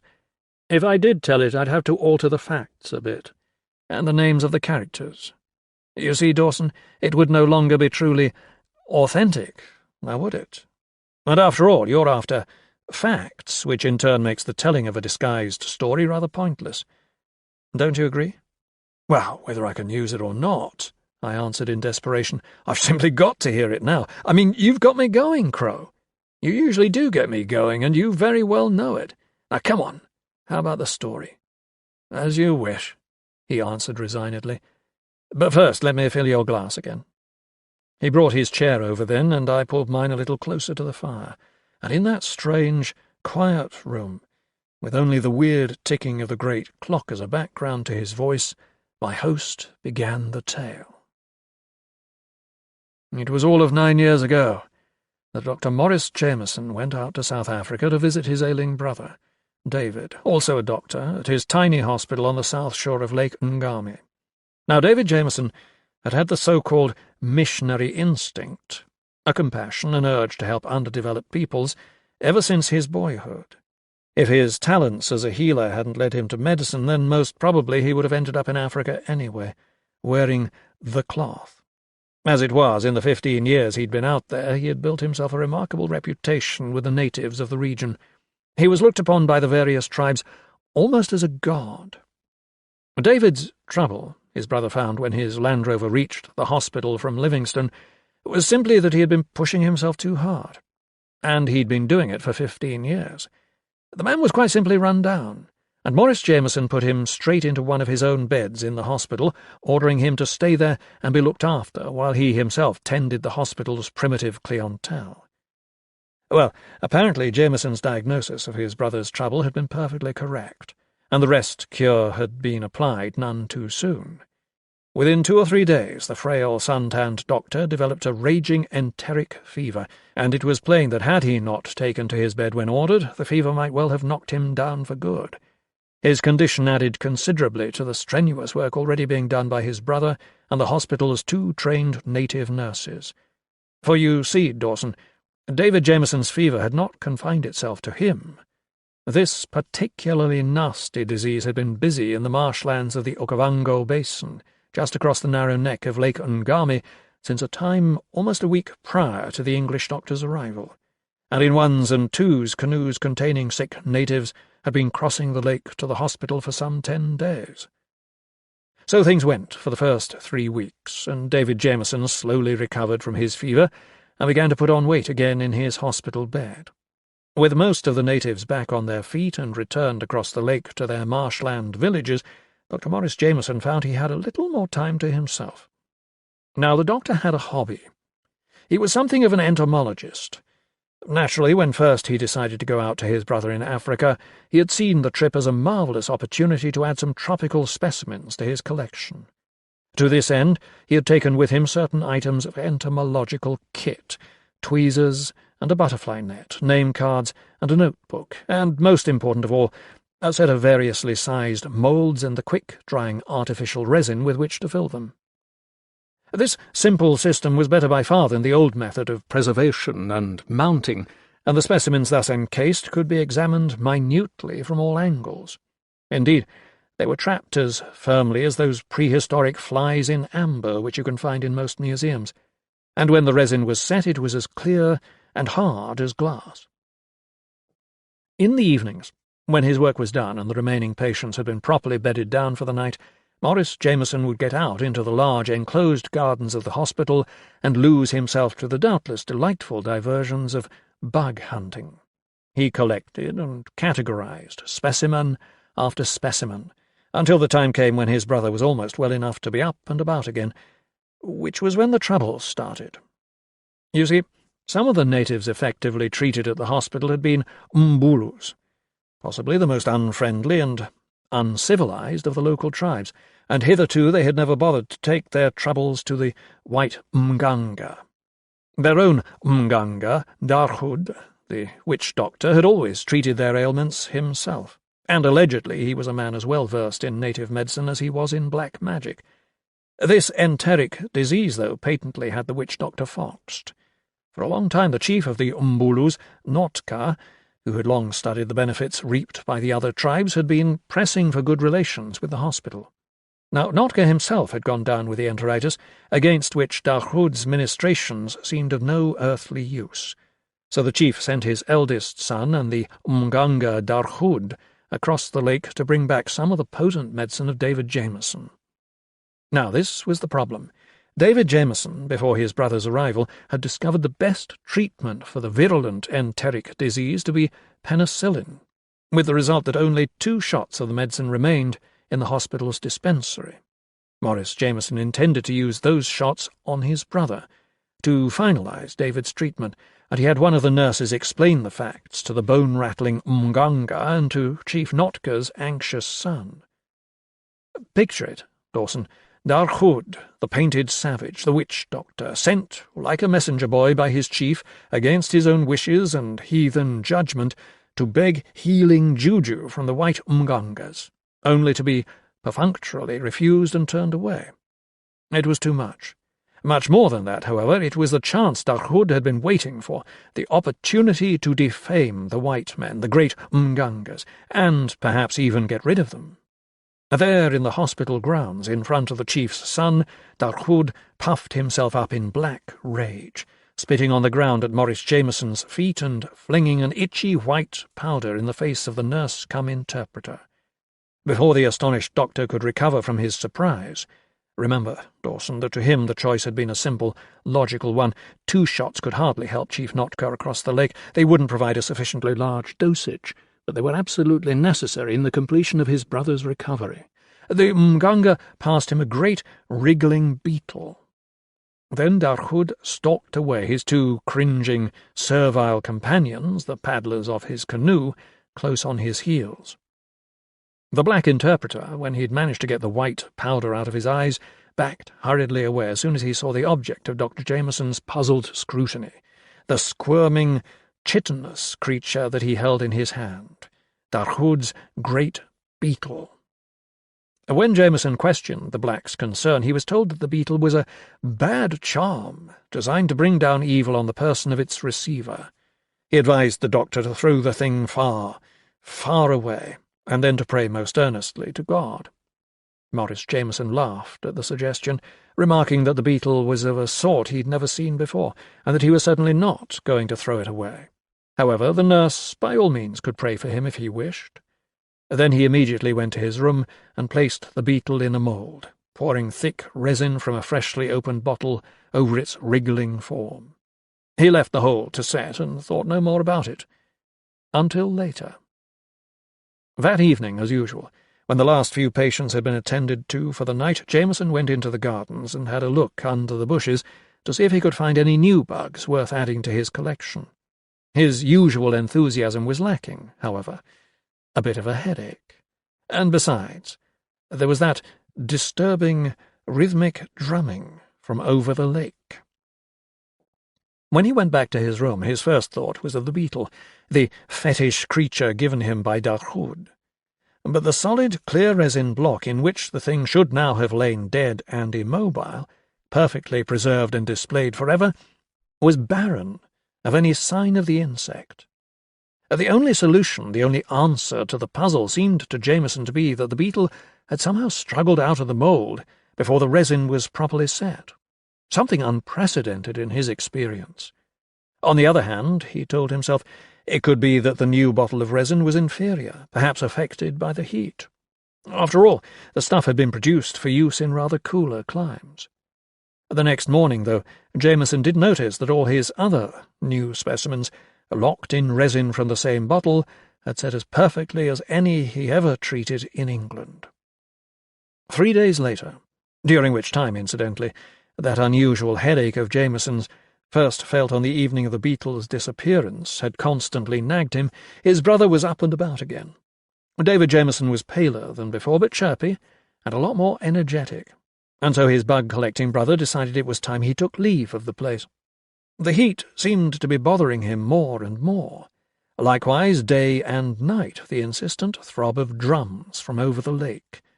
His original enthusiasm for his brother's practice and the obscurity of the lakeside hospital had drastically fallen off.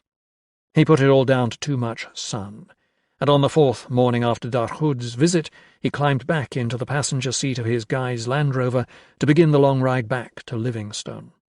5 days later, he was back in Blighty. Now, I've explained, Dawson, how Dr. Jameson believed his continuing headache to be due to an overdose of the African sun, but why should the thing continue so persistently, worsening, in fact, in England? And ordinary remedies seemed of no use whatsoever. For a moment there was silence as Crow refilled our glasses. Then he sat back, took a sip of brandy, and carried on. Well, now that we've seen Maurice Jameson safely return to England, it might be as well to pick up the threads of the story back in Africa.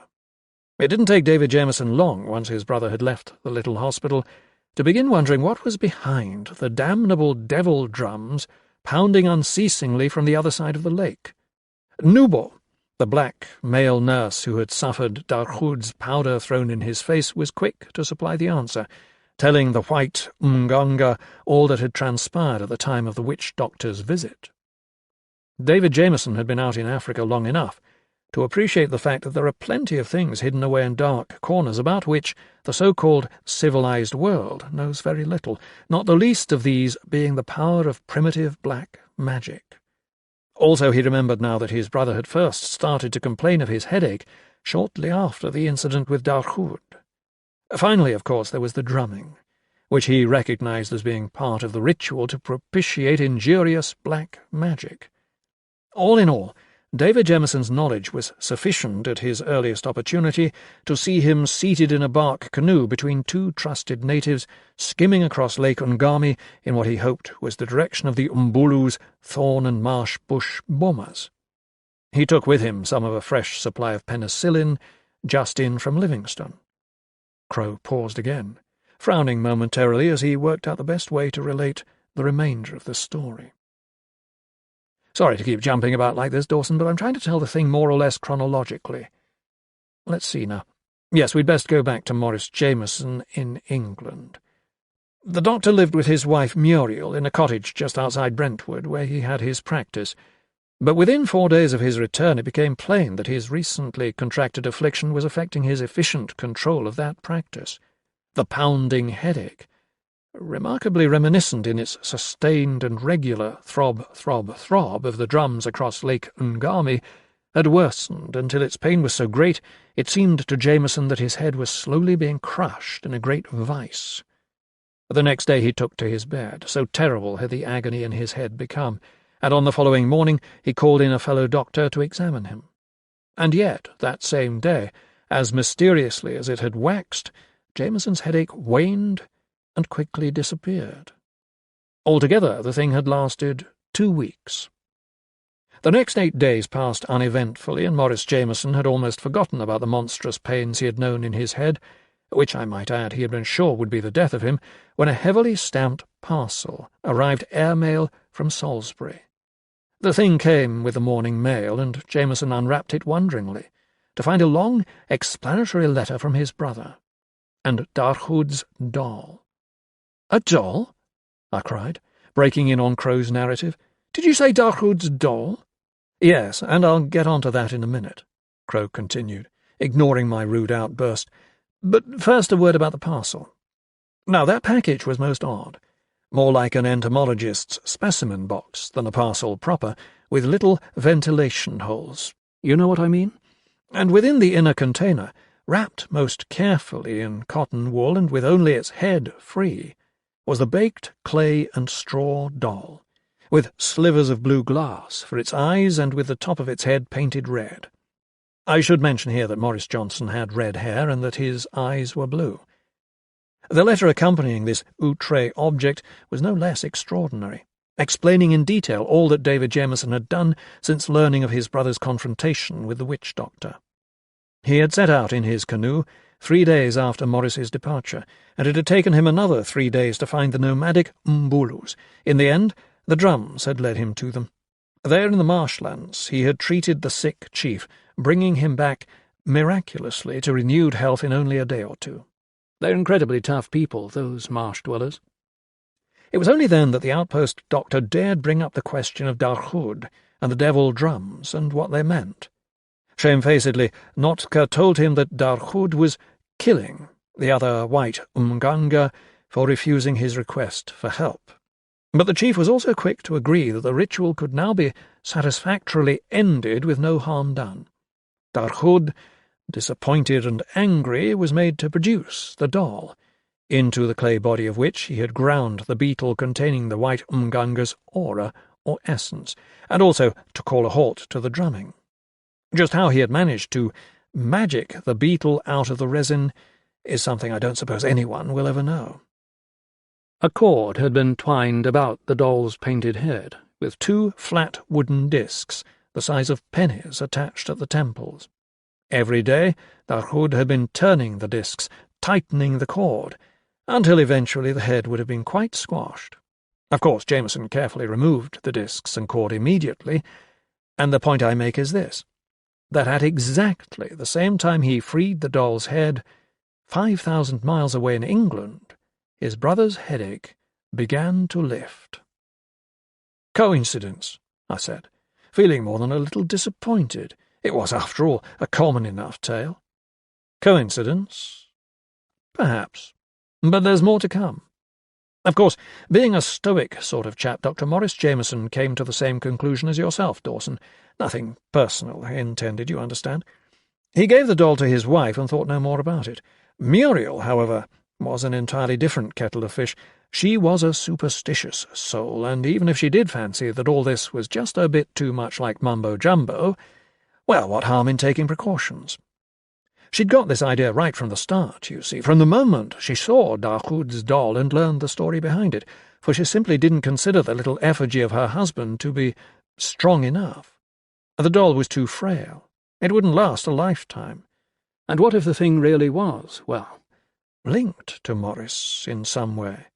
What, she morbidly wondered, would be happening to her husband while Darchud's doll slowly disintegrated? Which was why, one night a short while later, she did what she did, and that was the end of that. Crow snapped his fingers in sharp definition of finality.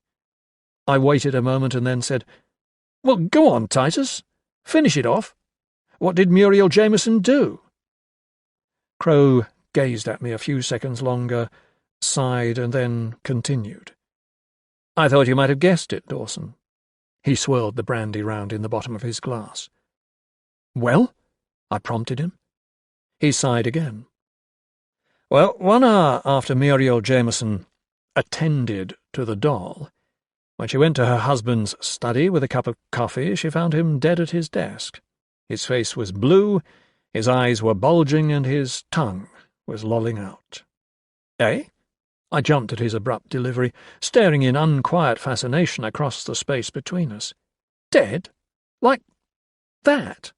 But I thought you said that she was going to take some sort of precautionary measure." "I don't follow you, Crow." Yet again my host sighed. "I was hoping to spare myself the telling of the more unpleasant details," he said. "Well, come on. I was beginning to get impatient. "How did he die? What was it all about?" "You remember I told you how Jameson's hobby was entomology, and how he used a type of quick-setting artificial resin to—" "My God!" I burst out, the horrible answer standing out in my mind's eye with sudden, startling clarity. "That's right." Crow nodded his tawny head in grim affirmation. "When Jameson's doctor signed his death certificate, he said it was probably a bug Jameson picked up in Africa, causing first the prolonged headache, then the fatal, terribly swift respiratory trouble ending in asphyxia. Funny that he should blame it on a bug, eh?" Crow paused, leaning over to top up my glass again before getting on with it. "Quite naturally, Mrs. Jameson was a bit crazy for a good 18 months after her husband's death. She more than half blamed herself, you see. And yet the final straw was not the doctor's death in itself. No, the thing that really put the cap on it all was what happened a few days after Jameson died." "Eh? Something happened soon after his death?" I needlessly repeated the occultist's words. "Yes," he affirmed, quite matter-of-factly now that he had it almost all told. "For it was then, in an agony of doubt and horror, that Muriel Jameson took the doll in its resin coffin and burned it to ashes in the open hearth fire in her living room. The resin burned like celluloid. She figured, out of sight, out of mind, you know. And that evening, when the will was read, it was discovered that Maurice Jameson had elected, in the event of his demise, that the disposal of his body be carried out by cremation. Somehow or other, I intend to use Crow's story. De Marigny's clock. Any intrusions, other than those condoned or invited, upon the privacy of Titus Crow at his bungalow retreat, Blown House, on the outskirts of London, were almost always automatically classified by that gentleman as open acts of warfare.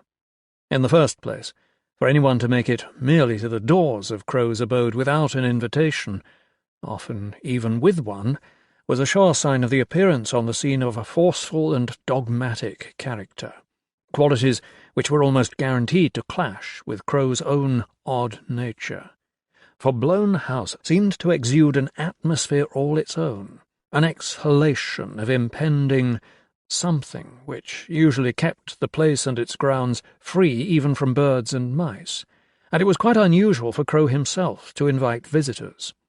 He kept strange hours, and busied himself with stranger matters, and, frankly, was almost antisocial even in his most engaging moments. Over the years, the reasons for this apparent inhospitality had grown, or so it seemed to Crow, increasingly clear-cut. For one thing, his library contained quite a large number of rare and highly costly books, many of them long out of print and some of them never officially in print, and London apparently abounded with unscrupulous collectors of such items. For another, his studies, usually in occult matters and obscure archaeological, antiquarian or anthropological research, were such as required the most concentrated attention and personal involvement, completely precluding any disturbances from outside sources. Not that the present infringement came while Crow was engaged with any of his many and varied activities.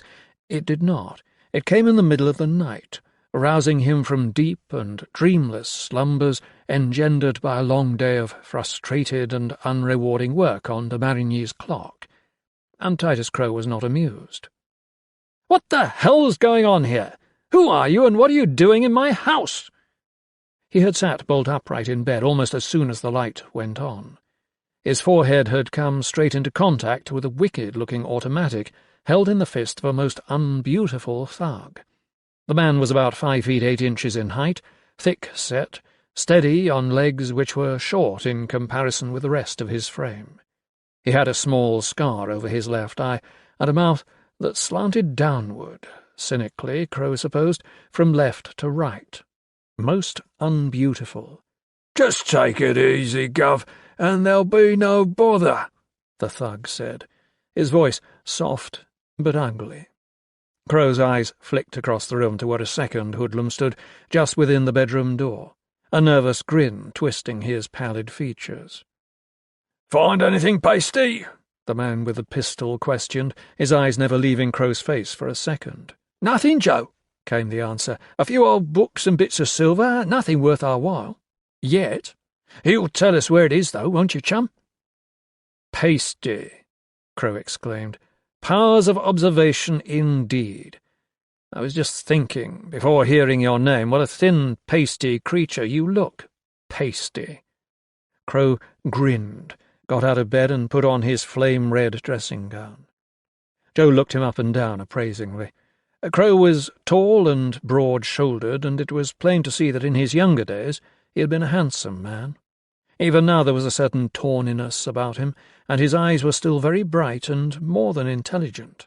Overall, his aspect conveyed an impression of hidden power, which Joe did not particularly care much for. He decided it would be best to show his authority at the earliest opportunity, and Crow obligingly supplied him with that opportunity in the next few seconds. The jibe the occultist had aimed at Pasty had meanwhile found its way home. Pasty's retaliation was a threat. "Lovely colour, that dressing-gown," he said. "It'll match up nicely if you bleed when I rap you on your head." He laughed harshly, slapping a metal cosh into his open palm. "But before that, you will tell us where it is, won't you?" "Surely," Crow answered immediately. "It's third on the left, down the passage." "Ah!" Joe's pistol smacked into Crow's cheek, knocking him sprawling. He carefully got up, gingerly fingering the red welt on his face.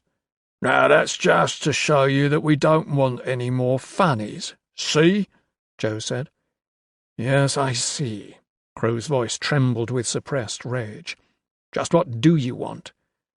"Now, is that so difficult to figure out?" Pasty asked, crossing the room. "Money! We want your money! A fine fellow like you with a place like this." The lean man glanced appraisingly about the room, noting the silk curtains, the Bukhara rugs, the original erotic illustrations by Aubrey Beardsley in their rosewood frames. "Ought to have a good bit of ready cash lying about. We want it." "Then I'm sorry to have to disappoint you," Crow told him happily, seating himself on his bed. "I keep my money in a bank. What little I've got." "Up!" ordered Joe briefly. "Off the bed!" He pulled Crow to one side, nodding to Pasty, indicating some sort of action involving the bed. Crow stepped forward as Pasty yanked back the covers from the mattress and took out a sharp knife. "Now wait," he began, thoroughly alarmed. "Hold it, Gov, or I might just let Pasty use his blade on you." Joe waved his gun in Crow's face, ordering him back. "You see, you'd be far better off to tell us where the money is without all this trouble. This way you're just going to see your little nest wrecked around you."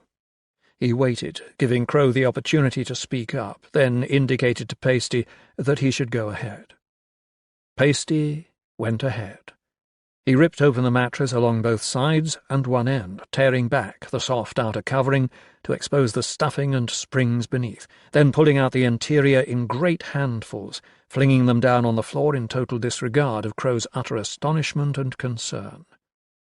"See, Gov, you're a recluse, in our books anyway. And retiring sorts like you hide their pennies in the funniest places, like in mattresses, or behind wall pictures." Joe gave Pasty a nod, waving his pistol at the Beardsleys.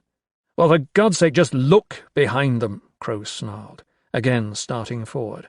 "There's no need to rip them off the walls." "Here," Pasty exclaimed, turning an inquiring eye on the outraged householder. "These pictures worth anything, then?" "Only to a collector.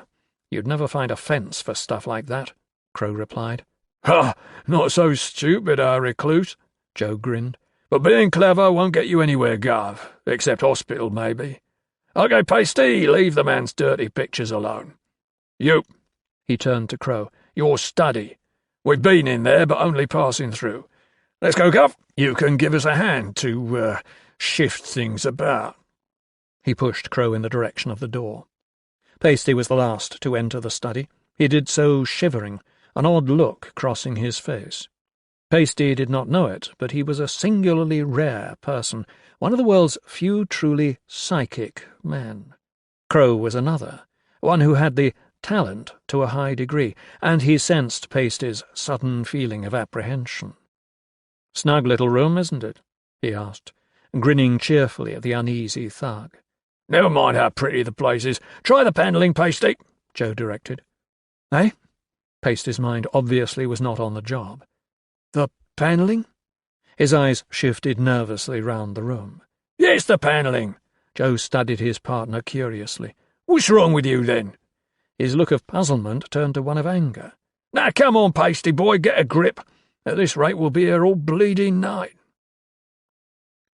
Now it happened that Titus Crow's study was the pride of his life, and the thought of the utter havoc his unwelcome visitors could wreak in there was a terrifying thing to him. He determined to help them in their abortive search as much as he could. They would not find anything. There was nothing to find, but this way he could at least ensure as little damage as possible before they realized there was no money in the house and left. They were certainly unwilling to believe anything he said about the absence of substantive funds. But then again, to anyone not knowing him reasonably well, and few did, Crow's home and certain of its appointments might certainly point to a man of considerable means. Yet he was merely comfortable, not wealthy, and as he had said, what money he did have was safe in a bank. The more he helped them get through with their search, the quicker they would leave. He had just made up his mind to this effect when Pasty found the hidden recess by the fireside. "Here," The nervous look left Pasty's face as he turned to Joe. "Listen to this." He rapped on a square panel. The sound was dull, hollow. Pasty swung his cosh back purposefully. "No, wait, I'll open it for you." Crow held up his hands in protest. "Go on then, get it open," Joe ordered. Crow moved over to the wall and expertly slid back the panel to reveal a dim shelf behind. On the shelf was a single book. Pasty pushed Crow aside, lifted out the book, and read off its title. "The what? Cathart's Aquidinian? Huh?" Then his expression quickly turned to one of pure disgust and loathing. "Ugh!" He flung the book away from him across the room, hastily wiping his hands down his jacket. Titus Crow received a momentary, but quite vivid mental message from the mind of the startled thug. It was a picture of things rotting in vaults of crawling darkness, and he could well understand why Pasty was suddenly trembling.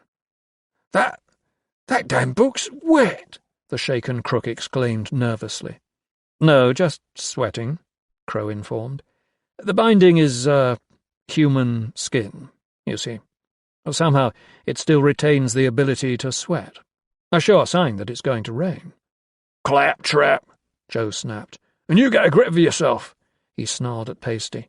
"There's something about this place I don't like either, but I'm not letting it get me down." He turned to Crow, his mouth strained and twisting in anger. "And from now on you speak when you're spoken to." Then carefully, practicedly, he turned his head and slowly scanned the room, taking in the tall bookshelves with their many volumes, some ancient, others relatively modern, and he glanced at Pasty and grinned knowingly. "Pasty," Joe ordered, "get them books off the shelves. I want to see what's behind them. How about it, recluse? You got anything behind there?" "Nothing at all," Crow quickly answered. "For goodness sake, don't go pulling them down. Some of them are coming to pieces as it is." "No!" His last cry was one of pure protestation, horror at the defilement of his collection. The two thugs ignored him. Pasty, seemingly over his nervousness, happily went to work, scattering the books left, right, and centre. Down came the collected works of Edgar Allan Poe, the first rare editions of Machen's and Lovecraft's fiction, then the more ancient works of Josephus, Magnus, Levi, Borellus, Edgeschluss, and Whittingby, closely followed by a connected set on oceanic evil, Gaston Lafay's Dwellers in the Depths, Oswald's Legends of Laqualia, Gantly's Hydrophony, the German Unterseekulten, and Hartrack's In Pressured Places. Crow could merely stand and watch it all, a black rage growing in his heart, and Joe, not entirely insensitive to the occultist's mood, gripped his pistol a little tighter and unsmilingly cautioned him. "Just take it easy, hermit. There's still time to speak up. Just tell us where you hide your money and it's all over." "No? OK, what's next?" His eyes swept the now littered room again, coming to rest in a dimly lighted corner where stood a great clock. In front of the clock, an instrument apparently of the grandfather class at least from a distance of that appearance, stood a small occasional table bearing an adjustable reading lamp, one or two books, and a few scattered sheets of notepaper.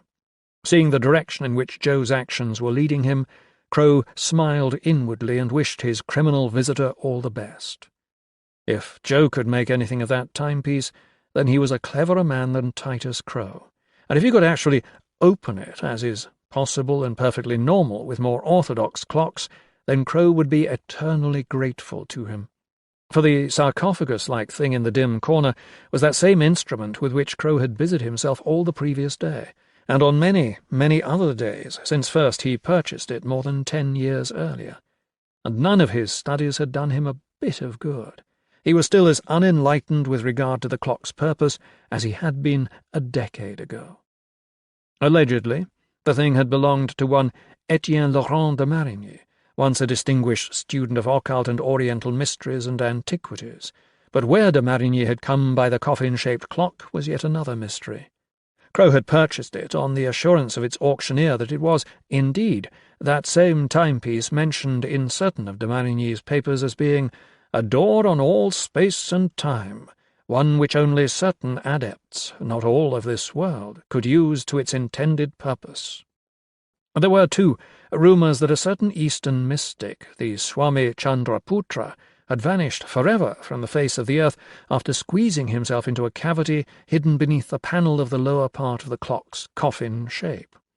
Also, de Marigny had supposedly had the ability to open at will that door into which the Swami vanished, but that was a secret he had taken with him to the grave.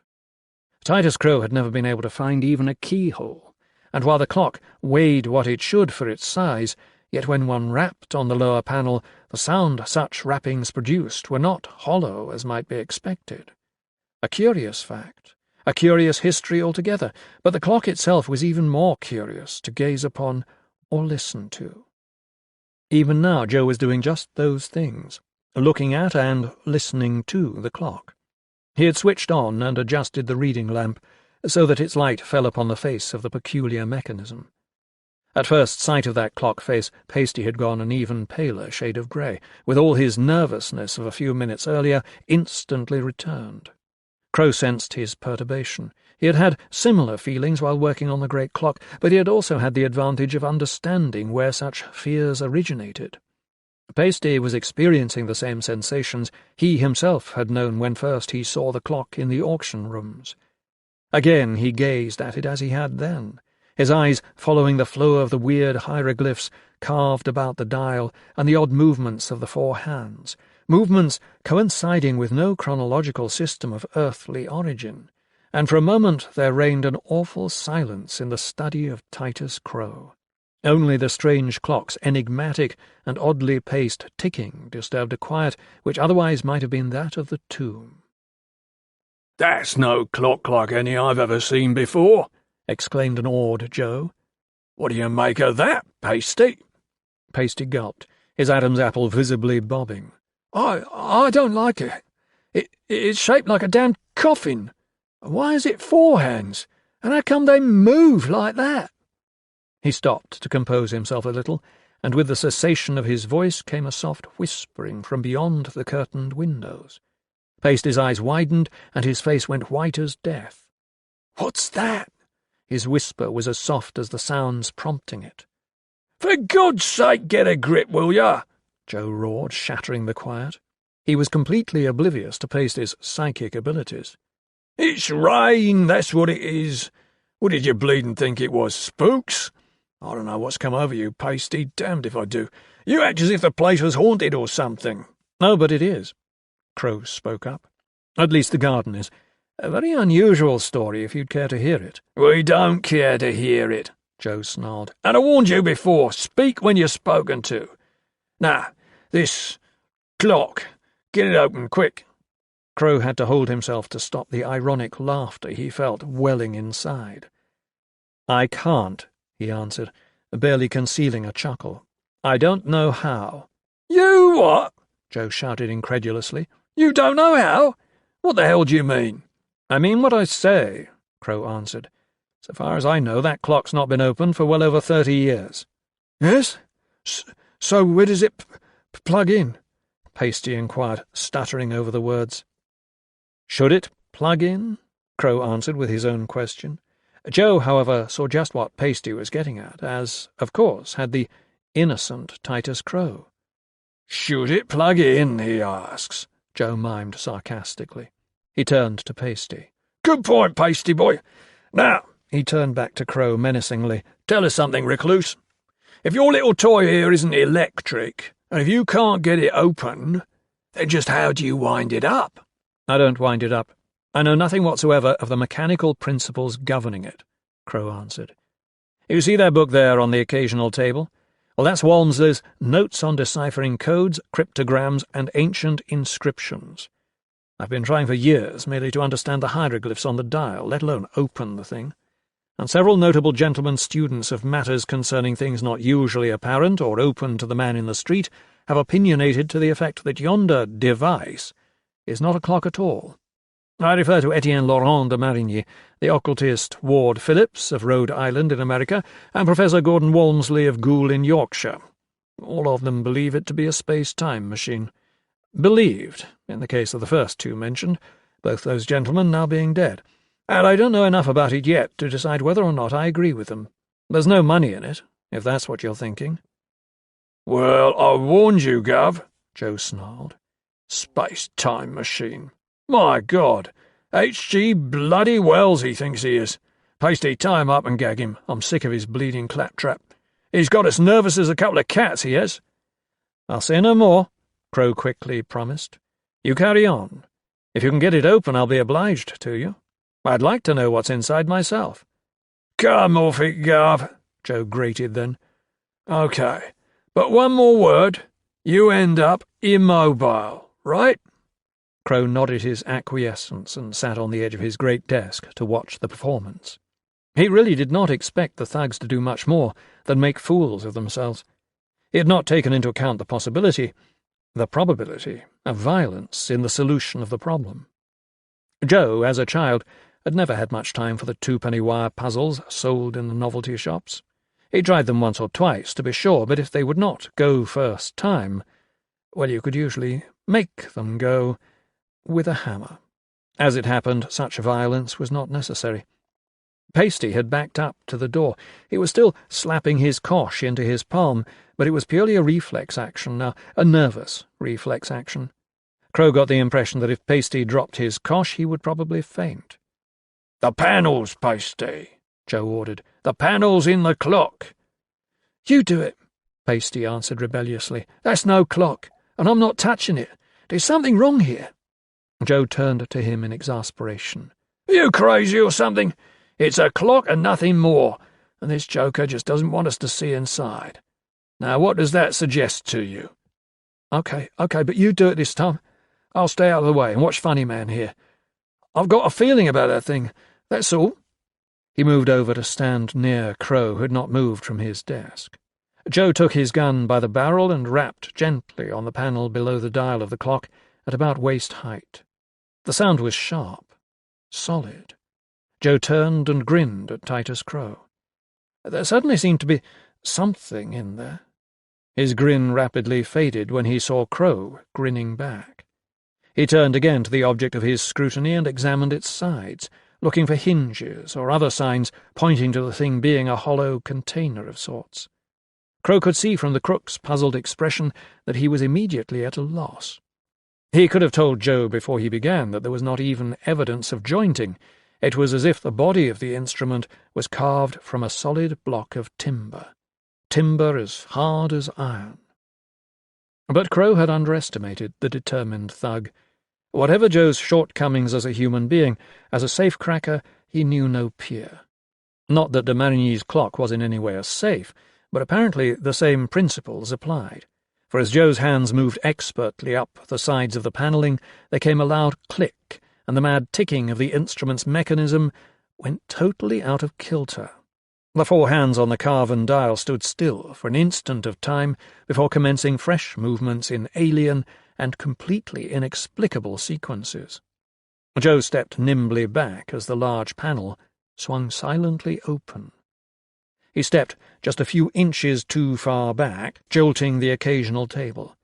The reading lamp went over with a crash, momentarily breaking the spell of the wildly oscillating hands and crazy ticking of de Marigny's clock.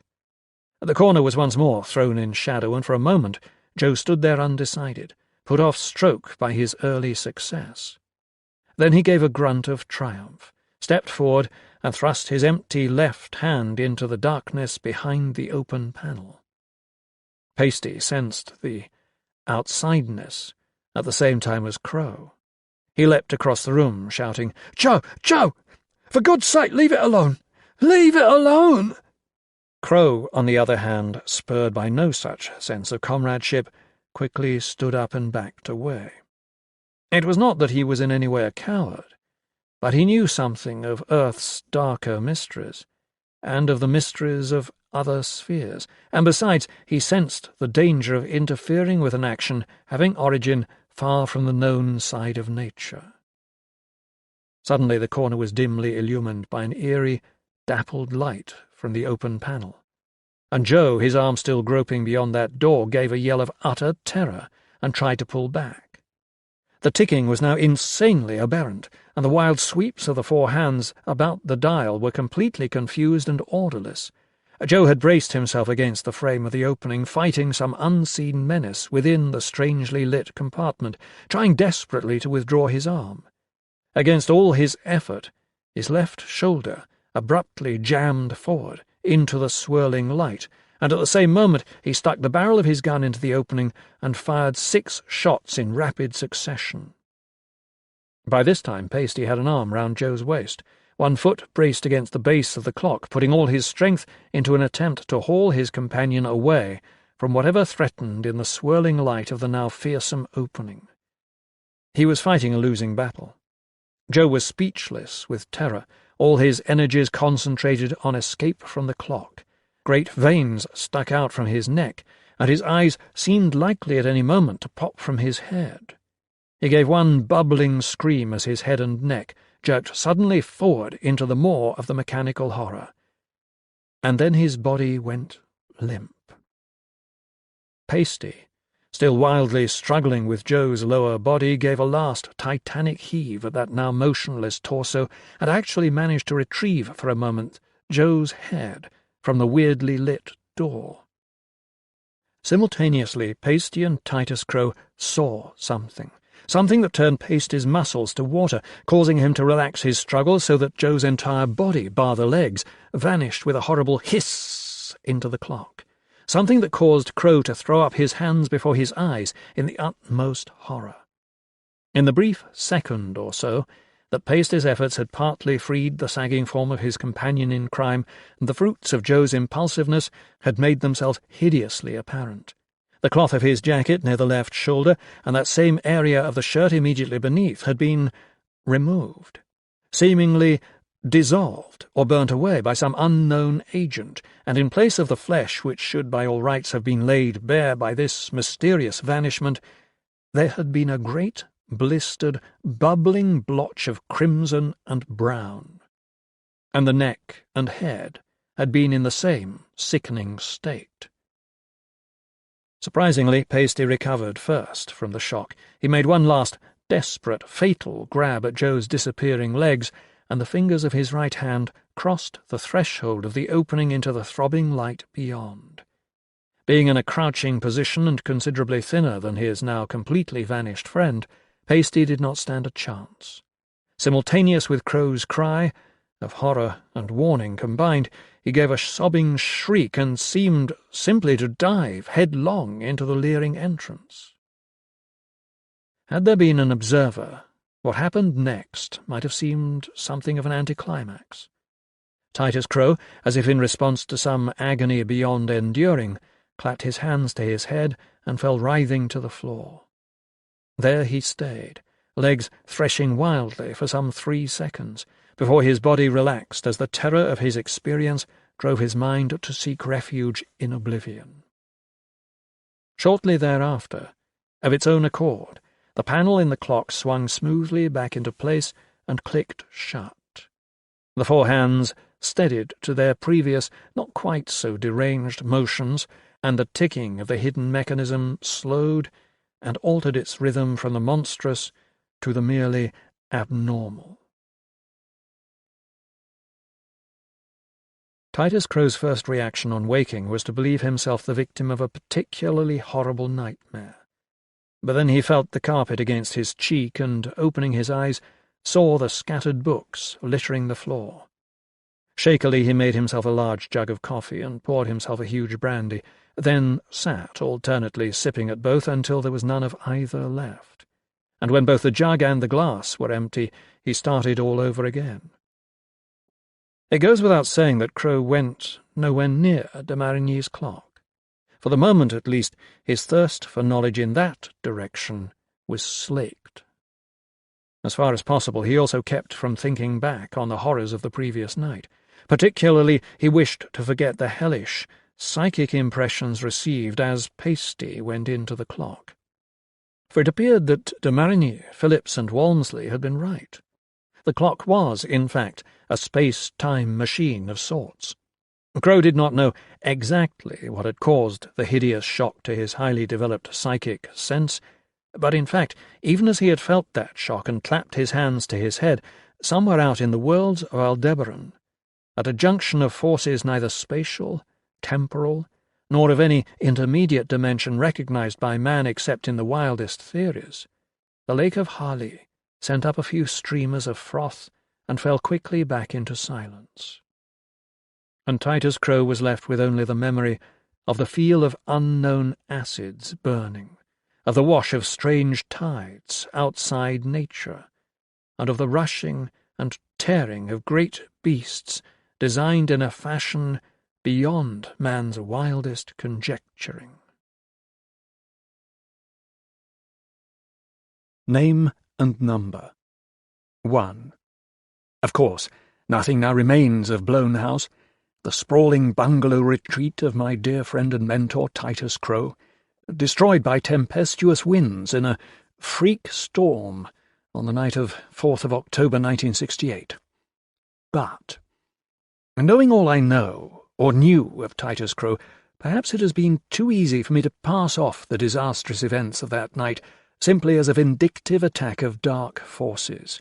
And while that is exactly what they were, I am now given to wonder if perhaps there was not a lot more to it than met the eye. Provoked by Crow's and my own involvement with the Wilmarth Foundation, that vast, august, and amazingly covert body dedicated to the detection and the destruction of Earth's elder evil within and outside of man himself, and working in the sure knowledge that man is but a small and comparatively recent phenomenon in a cosmos which has known sentience, good and evil, through vast and immeasurable cycles of time, dark forces did indeed destroy Blown House. In so doing, they effectively removed Titus Crow from the scene, and as for myself, I am but recently returned to it. But since visiting the ruins of Crow's old place all these later years, perhaps because the time flown in between means so very little to me, I have come to wonder more and more about the nature of that so well-remembered attack, the nature of the very winds themselves, those twisting, rending, tearing winds which fell with such intent and purpose upon the house and bore it to the ground. In considering them, I find myself casting my mind back to a time even more remote, when Crow first outlined for me the facts in the strange case of Mr. Sturm Magrusa V. Crow's letter, a single handwritten sheet in a blank sealed envelope, delivered by a taxi driver and the ink not quite dry, was at once terse and cryptic, which was not unusual, and did not at all surprise me. When Titus Crow was idling, then all who wished anything to do with him must also bide their time, but when he was in a hurry— "Henri," said the note, "come as soon as you can. Midnight would be fine. I expect you will stay the night. If you have not eaten, don't. There is food here. I have something of a story to tell you, and in the morning we are to visit a cemetery. Until I see you, signed, Titus." The trouble with such invitations was this: I had never been able to refuse them. For Crow being what he was, one of London's foremost occultists, and my own interest in such matters amounting almost to obsession, why, for all its brevity, indeed by the very virtue of that brevity, Crow's summons was more a royal command. And so I refrained from eating, wrote a number of letters which could not wait, enveloped and stamped them, and left a note for my housekeeper, Mrs. Adams, telling her to post them. She was to expect me when she saw me, but in any matter of urgency I might be contacted at Blown House.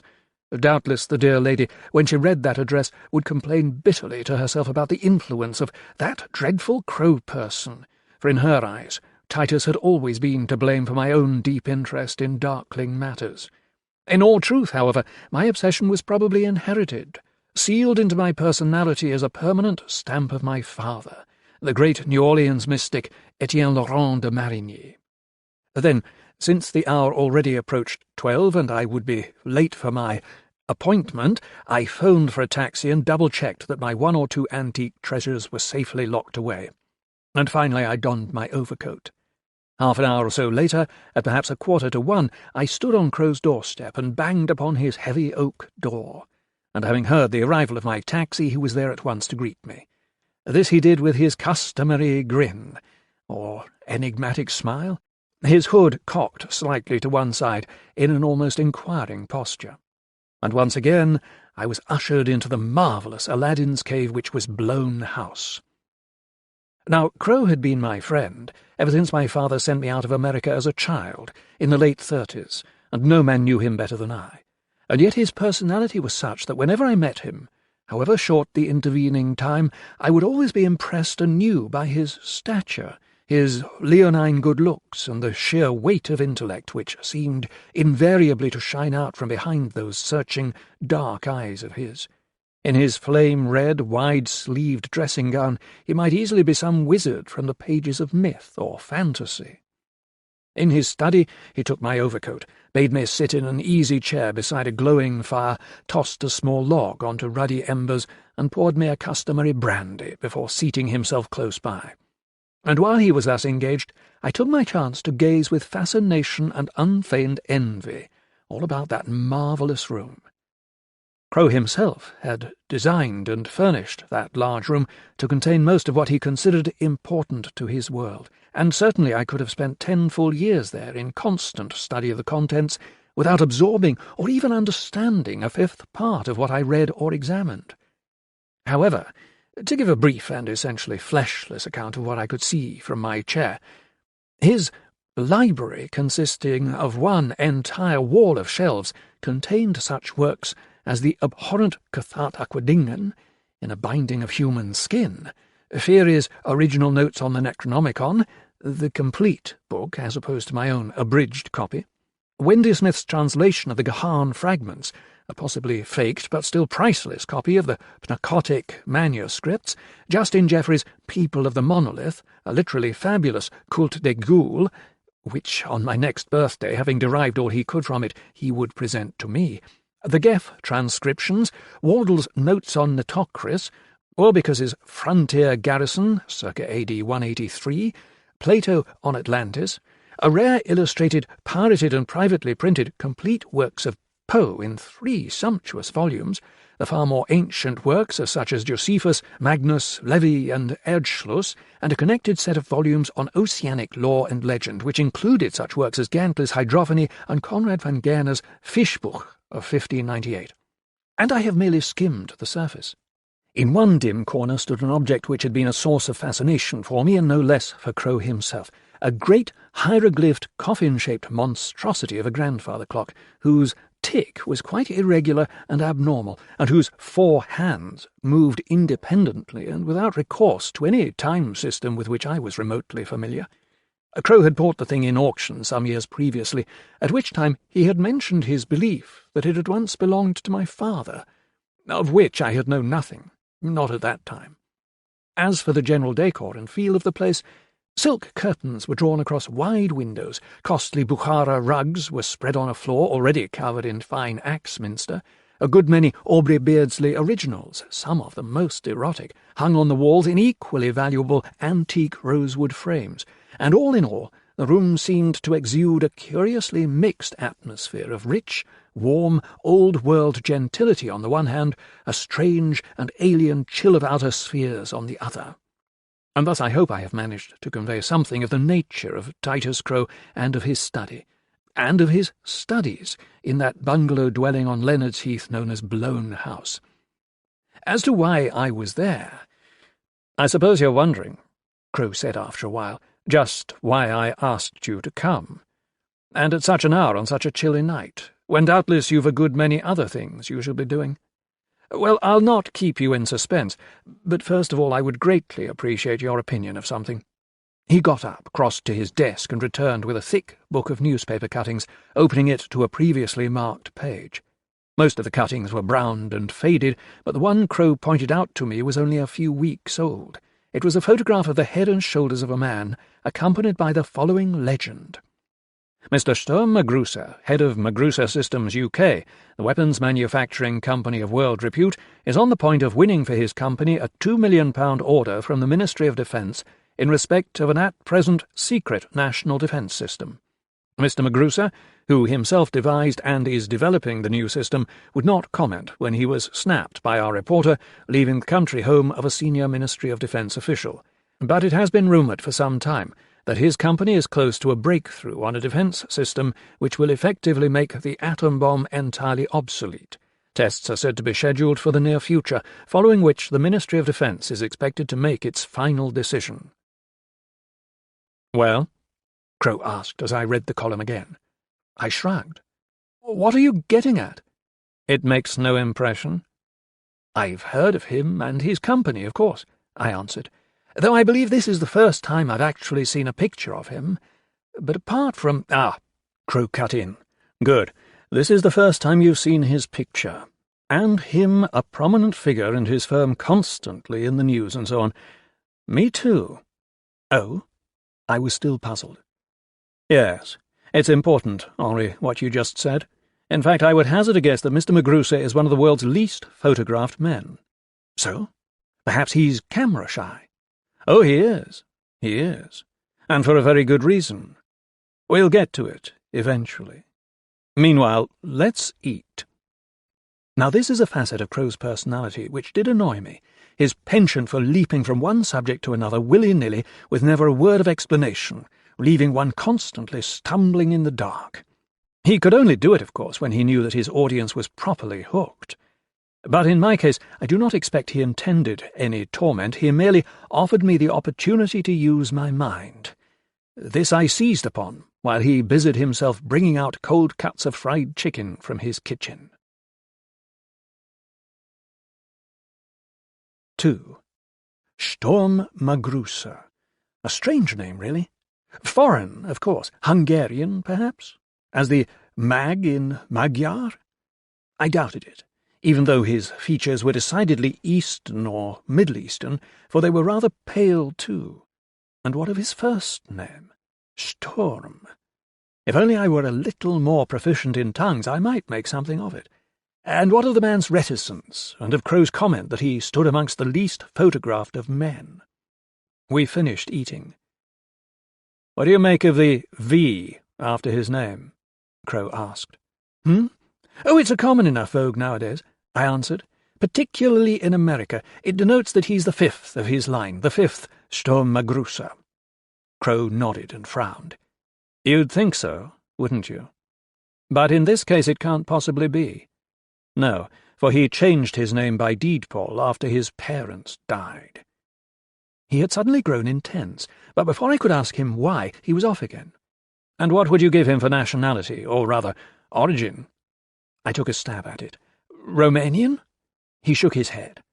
"Persian." I smiled. I was way out, wasn't I? "What about his face?" Crow pressed. I picked up the book of cuttings and looked at the photograph again. It's a strange face, really. Pale, somehow. "He's an albino." "Ah," I said. "Yes, pale and startled, at least in this picture. Displeased at being snapped, I suppose." Again he nodded. "You suppose correctly. All right, Henri, enough of that for the moment. Now I'll tell you what I made of this cutting, Magrusa's picture and the story, when I first saw it. Now, as you know, I collect all sorts of cuttings from one source or another, tidbits of fact and fragments of information which interest me or strike me as unusual. Most occultists, I'm told, are extensive collectors of all sorts of things. You yourself are fond of antiques, old books, and outre bric-a-brac, much as I am, but as yet without my dedication. And yet if you examine all my scrapbooks, you'll probably discover that this would appear to be the most mundane cutting of them all, at least on the surface. For myself, I found it the most frightening and disturbing." He paused to pour more brandy, and I leaned closer to him, fascinated to find out exactly what he was getting at. "Now," he finally continued, "I'm an odd sort of chap, as you'll appreciate, but I'm not eccentric, not in the popular sense of the word. Or if I am," he hurried on, "it's of my choosing. That is to say, I believe I'm mentally stable." "You are the sanest man I ever met," I told him. "I wouldn't go that far," he answered, "and you may soon have reason for re-evaluation, but for the moment I am sane. How then might I explain the loathing, the morbid repulsion, the absolute shock of horror which struck me almost physically upon opening the pages of my morning newspaper and coming upon that picture of Magrusa? I could not explain it. Not immediately." He paused again.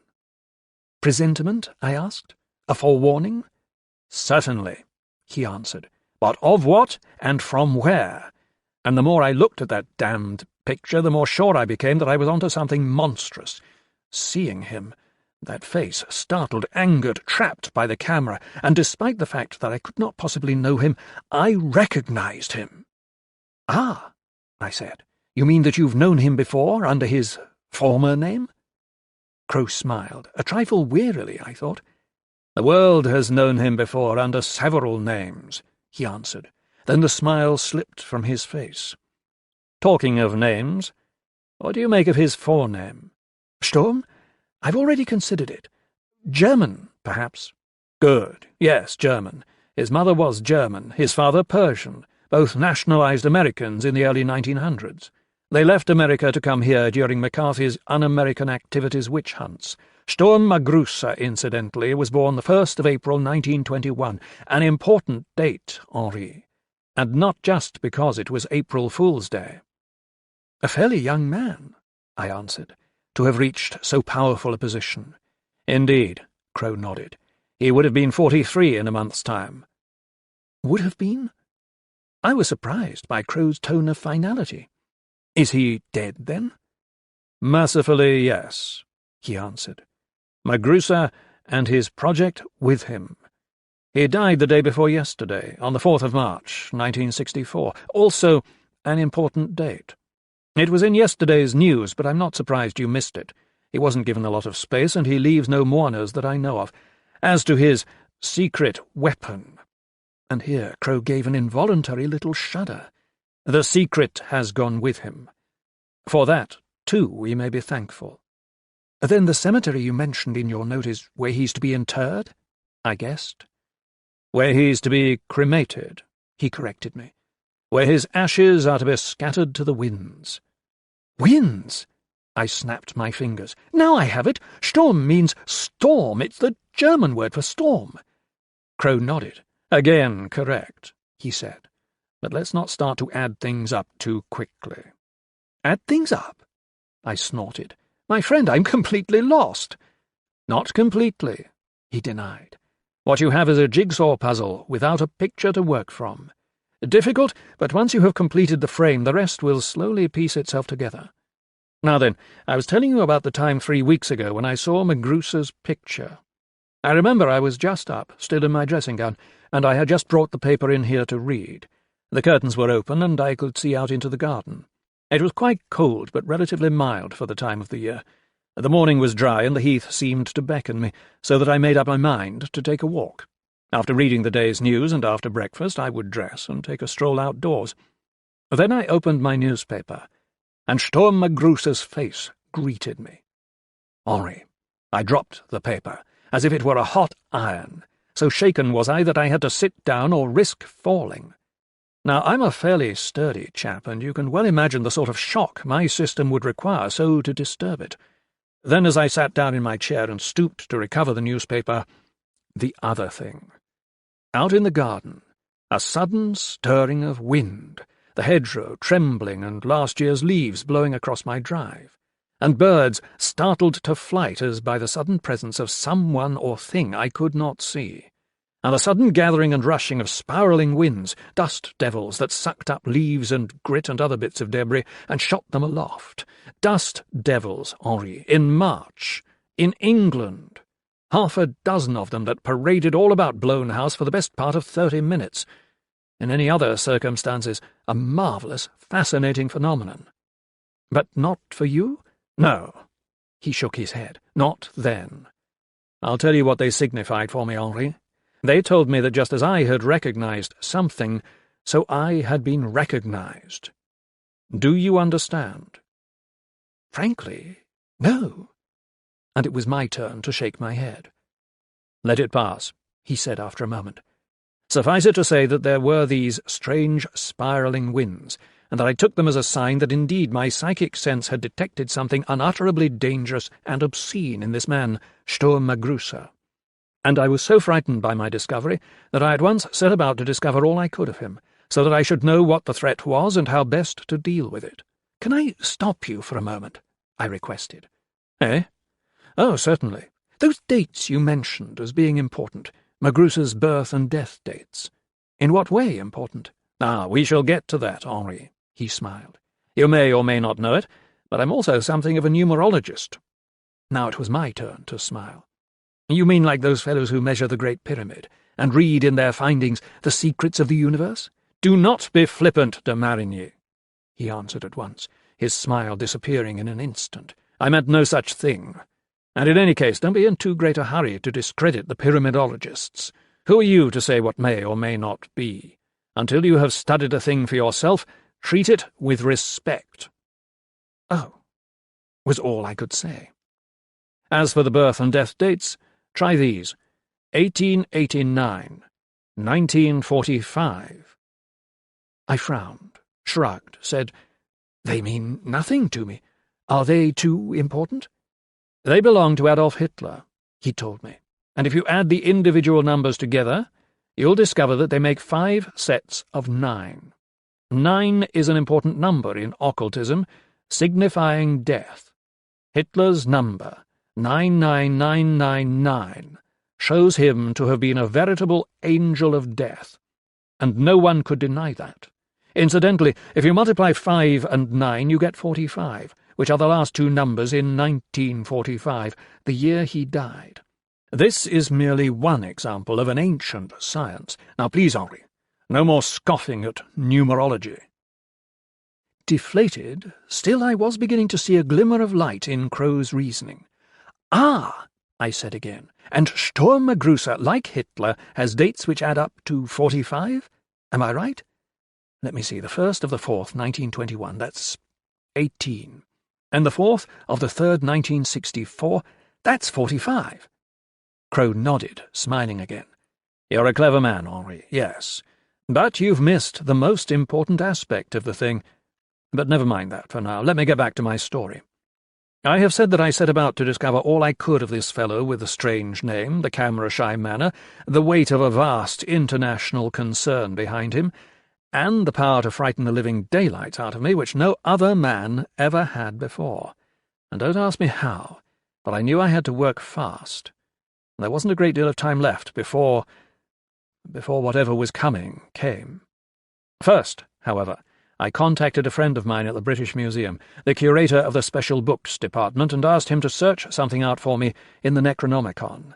I must introduce you one day, Henri. He's a marvellous chap. Not quite all there, I fancy. He can't be, to work in that place, but so free of vice and sin, so blindly naive and innocent, that the greatest possible evils would bounce right off him, I'm sure.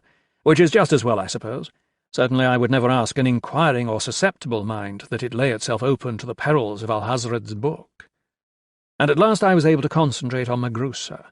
This was about midday, and my mind had been working frantically for several hours, so that already I was beginning to feel tired, mentally if not physically. I was also experiencing a singular emotion, a sort of morbid suspicion that I was being watched, and that the observer lurked somewhere in my garden. Putting this to the back of my mind, I began to make discreet telephone inquiries about Magrusa, but no sooner had I voiced his name than the feeling came over me again, more strongly than before. It was as if a cloud of unutterable malignity, heavy with evil, had settled suddenly over the entire house, and starting back from the telephone I saw once again the shadow of a nodding dust devil, where it played with leaves and twigs in the centre of my drive. 3. Now my fear turned to anger. Very well, if it was war, then I must now employ weapons of my own. Or if not weapons, defences, certainly. I won't go into details, Henri, but you know the sort of thing I mean. I have long possessed the necessary knowledge to create barriers of a sort against evil influences. No occultist or student of such things worth his salt would ever be without them. But it had recently been my good fortune to obtain a certain, shall we call it, charm, allegedly efficacious above all others. As to how this charm happened my way, in December, Thelred Gustav had arrived in London from Iceland, where he had been studying Surtsey's volcanic eruption. During that eruption, Gustav had fished from the sea an item of extreme antiquity, indeed a veritable time capsule from an age undreamed of. When he contacted me in mid-December, he was still in a high fever of excitement. He needed my skills, he said, to help him unravel a mystery predating the very dinosaurs. His words. I worked with him until mid-January, when he suddenly received an offer from America in respect of a lecture tour there. It was an offer he could not refuse, one which would finance his researches for several years to come, and so off he went. By that time I had become so engrossed with the work I almost went with him. Fortunately, I did not. And here he paused to refill our glasses. Of course, I took the opportunity to say, I knew you were extremely busy with something. You were so hard to contact, and then always at Gustav's Woolwich address. But what exactly were you working on? Ah, he answered. That is something which Thelred Gustav himself will have to reveal, which I expect he'll do shortly. Though who'll take him seriously, heaven only knows. As to what I may tell you of it, I'll have to have your word that it will be kept in the utmost secrecy. You know you have it, I answered. Very well. During the course of the eruption, Circe ejected a container, Henri, the time capsule I have mentioned. Inside, fantastic. It was a record from a prehistoric world, Themhedra, a continent at the dawn of time, and it had been sent to us down all the ages by one of that continent's greatest magicians, the wizard Teath, descendant of the mighty Mylachrion. Alas, it was in the unknown language of that primal land, in Teath's own hand, and Gustav had accidentally lost the means of its translation. But he did have a key, and he had his own great genius. And he had you, I smiled, one of the country's greatest paleographers. Yes, said Crow, matter-of-factly and without pride, second only to Professor Gordon Walmsley of Goole. Anyway, I helped Gustav where I could, and during the work I came across a powerful spell against injurious magic and other supernatural menaces. Gustav allowed me to make a copy for myself, which is how I came to be in possession of a fragment of elder magic from an age undreamed of. From what I could make of it, Themhedra had existed in an age of wizards, and Teath himself had used this very charm or spell to ward off evil. Well, I had the thing, and now I decided to employ it. I set up the necessary paraphernalia and induced within myself the required mental state. This took until well into the afternoon, and with each passing minute the sensation of impending doom deepened about the house, until I was almost prepared to flee the place and let well alone. And if I had not by now been certain that such flight would be a colossal desertion of duty, I admit I would have done so. As it was, when I had willed myself to the correct mental condition, and upon the utterance of certain words, the effect was instantaneous. Daylight seemed to flood the whole house. The gloom fled in a moment. My spirits soared, and outside in the garden a certain ethereal watchdog collapsed in a tiny heap of rubbish and dusty leaves. Teath's rune had proved itself effective indeed. "And then you turned your attention to Sturmagrusa?" I prompted him after a moment or two. "Not that night, no. I was exhausted, Henri. The day had taken so much out of me. No, I could do no more that night. Instead I slept, deeply and dreamlessly, right through the evening and night until the jangling of my telephone awakened me at 9 o'clock on the following morning." "Your friend at the rare books department?" I guessed. "Yes, enlisting my aid in narrowing down his field of research. As you'll appreciate, the Necronomicon is a large volume, compared to which Fiery's Notes is a pamphlet, and many of its sections appear to be almost repetitious in their content. The trouble was, I wasn't even certain that it contained what I sought, only that I believed I had read it there. If not—" and he waved an expansive hand in the direction of his own more than appreciable occult library, "then the answer must be here somewhere, whose searching out would form an equally frustrating, if not utterly impossible task, at least in the time allowed." "You keep hinting at this urgency," I frowned. "What do you mean, the time allowed?" "Why," he answered, "the time in which Magrusa must be disposed of course." "Disposed of?" I could hardly believe my ears. Crow sighed and brought it right out in the open. "The time in which I must kill him," he said. I tried to remain calm. tried not to seem too flippant when I said, "So you had resolved to do away with him. This was necessary?" "Very. And once my inquiries began to produce results, why, then his death became more urgent by the minute. For over the next few days I turned up some very interesting and very frightening facts about our Mr. Magrusa, not the least of them concerning his phenomenal rise from obscurity and the amount of power he controlled here and abroad. His company extended to no less than 7 different countries, with a total of 10 plants or factories engaged in the manufacture of weapons of war, most of them conventional weapons for the moment. Ah, yes. And those numbers, too, Henri, are important. As for his current project, the completion of this secret weapon or defence system, in this I was to discover the very root and nature of the evil, after which I was convinced in my decision that indeed Magrusa must go. The time was now just after 3 in the morning, and the fire had burned very low. While Crow took a break from talking and went to the kitchen to prepare a light snack, I threw logs on the fire and shivered, not merely because of the chill the night had brought. Such was Crow's story and his method of delivery that I myself was now caught up in its cryptic strangeness, the slowly strangling threads of its skein. Thus I paced the floor and pondered all he had told me, not least his stated intention to murder Sturm Magrusa, who now apparently was dead. Passing Crow's desk, I noticed an antique family Bible in 2 great volumes, the New Testament lying open, but I did not check book or chapter. Also, littering his desk were several books on cryptology, numerology, even one on astrology, in which science Crow had never to my knowledge displayed a great deal of faith or interest.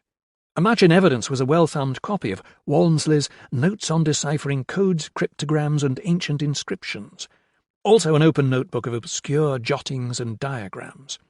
My friend had indeed been busy. Over cheese and crackers we carried on, and Crow took up his tale once more by hinting of the awesome power of Magrusa's secret weapon. "Henri," he began, "there is a tiny island off the Orkneys which, until mid-1961, was green, lovely, and a sanctuary for sea-birds. Too small and isolated to settle and far too cold and open to the elements in winter, the place was never inhabited and only rarely visited. Magrusa bought it, worked there, and by February 62— "Yes?" "A dust bowl." "A dust bowl?" I repeated him. "Chemicals, you mean?" Crow shrugged. "I don't know how his weapon works exactly, only what it produces. Also that it needs vast amounts of energy to trigger it. From what I've been able to discover, he uses the forces of nature to fuel his experiment in the Orkneys, the enormous energies of an electrical storm. Oh, yes, and one other thing. The weapon was not a defence system." "And, of course, you also know—" I took a stab at it— "what he intended to do with this weapon?" "That, too, yes." He nodded. "He intended to destroy the world, reduce us to savagery, return us to the Dark Ages. In short, to deliver a blow from which the human race would never recover. But no, let me go on. Magrusa intended to turn the world into a desert, start a chain reaction that couldn't be stopped. It may even have been worse than I suspected. He may have aimed at total destruction. No survivors at all." "You had proof?" "I had evidence. As for proof, he's dead, isn't he?" "You did kill him, then?" "Yes." After a little while I asked, "What evidence did you have?" "3 types of evidence, really," he answered, relaxing again in his chair. 1, the evidence of my own 5 senses, and possibly that 6th sense by which I had known him from the start. 2, the fact that he had carried out his experiments in other places, several of them, always with the same result. And 3— "Yes?" "That, too, was information I received through government channels. I worked for MOD as a very young man, Henri. Did you know that? It was the War Department in those days. During the war I cracked codes for them, and I advised them on Hitler's occult interests." "No," I said. "I never knew that." "Of course not," he replied. "No man has my number, Henri." And he smiled. Did you know that there's supposed to be a copy of the Necronomicon buried in a filled-in bunker just across the East German border in Berlin? And did you know that in his last hour, Hitler was approached in his own bunker by a Jew? Can you imagine that? A Jew who whispered something to him before he took his life. I believe I know what that man whispered, Henri. I think he said these words, "I know you, Adolf Hitler." "Titus," I said, "there are so many loose ends here that I'm trying to tie together. You've given me so many clues, and yet it will all fit, Henri." He calmed me. "It will fit. Let me go on. When I discovered that Magrusa's £2 million order from the MOD was not an order at all, but merely the use of £2 million worth of equipment, and as soon as I knew what that equipment was, then I guessed what he was up to. To clinch matters, there finally came that call from the British Museum, and at last I had all the information I needed. But that was not until after I had actually met the man face to face. First, the government equipment Magrusa had managed to lay his hands on, £2 million worth of atomic bombs.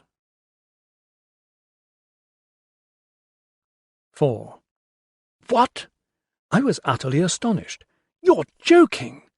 "No," he answered, "I am not joking. They were to provide the power he needed to trigger his doomsday weapon, to start the chain reaction. A persuasive man, Magrusa, Henri, and you may believe that there's hell to pay right now in certain government circles.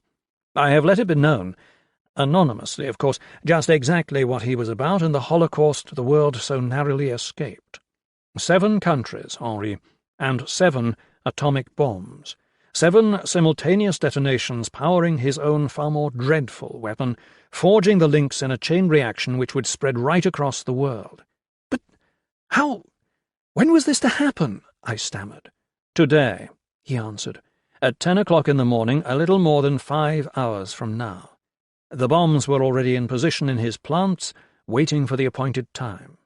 By now, of course, they have been removed and the plants destroyed. And now, too, Britain will have to answer to the heads of 6 foreign powers, and certain lesser heads will roll, you may be sure, but very quietly, and the world as a whole shall never know.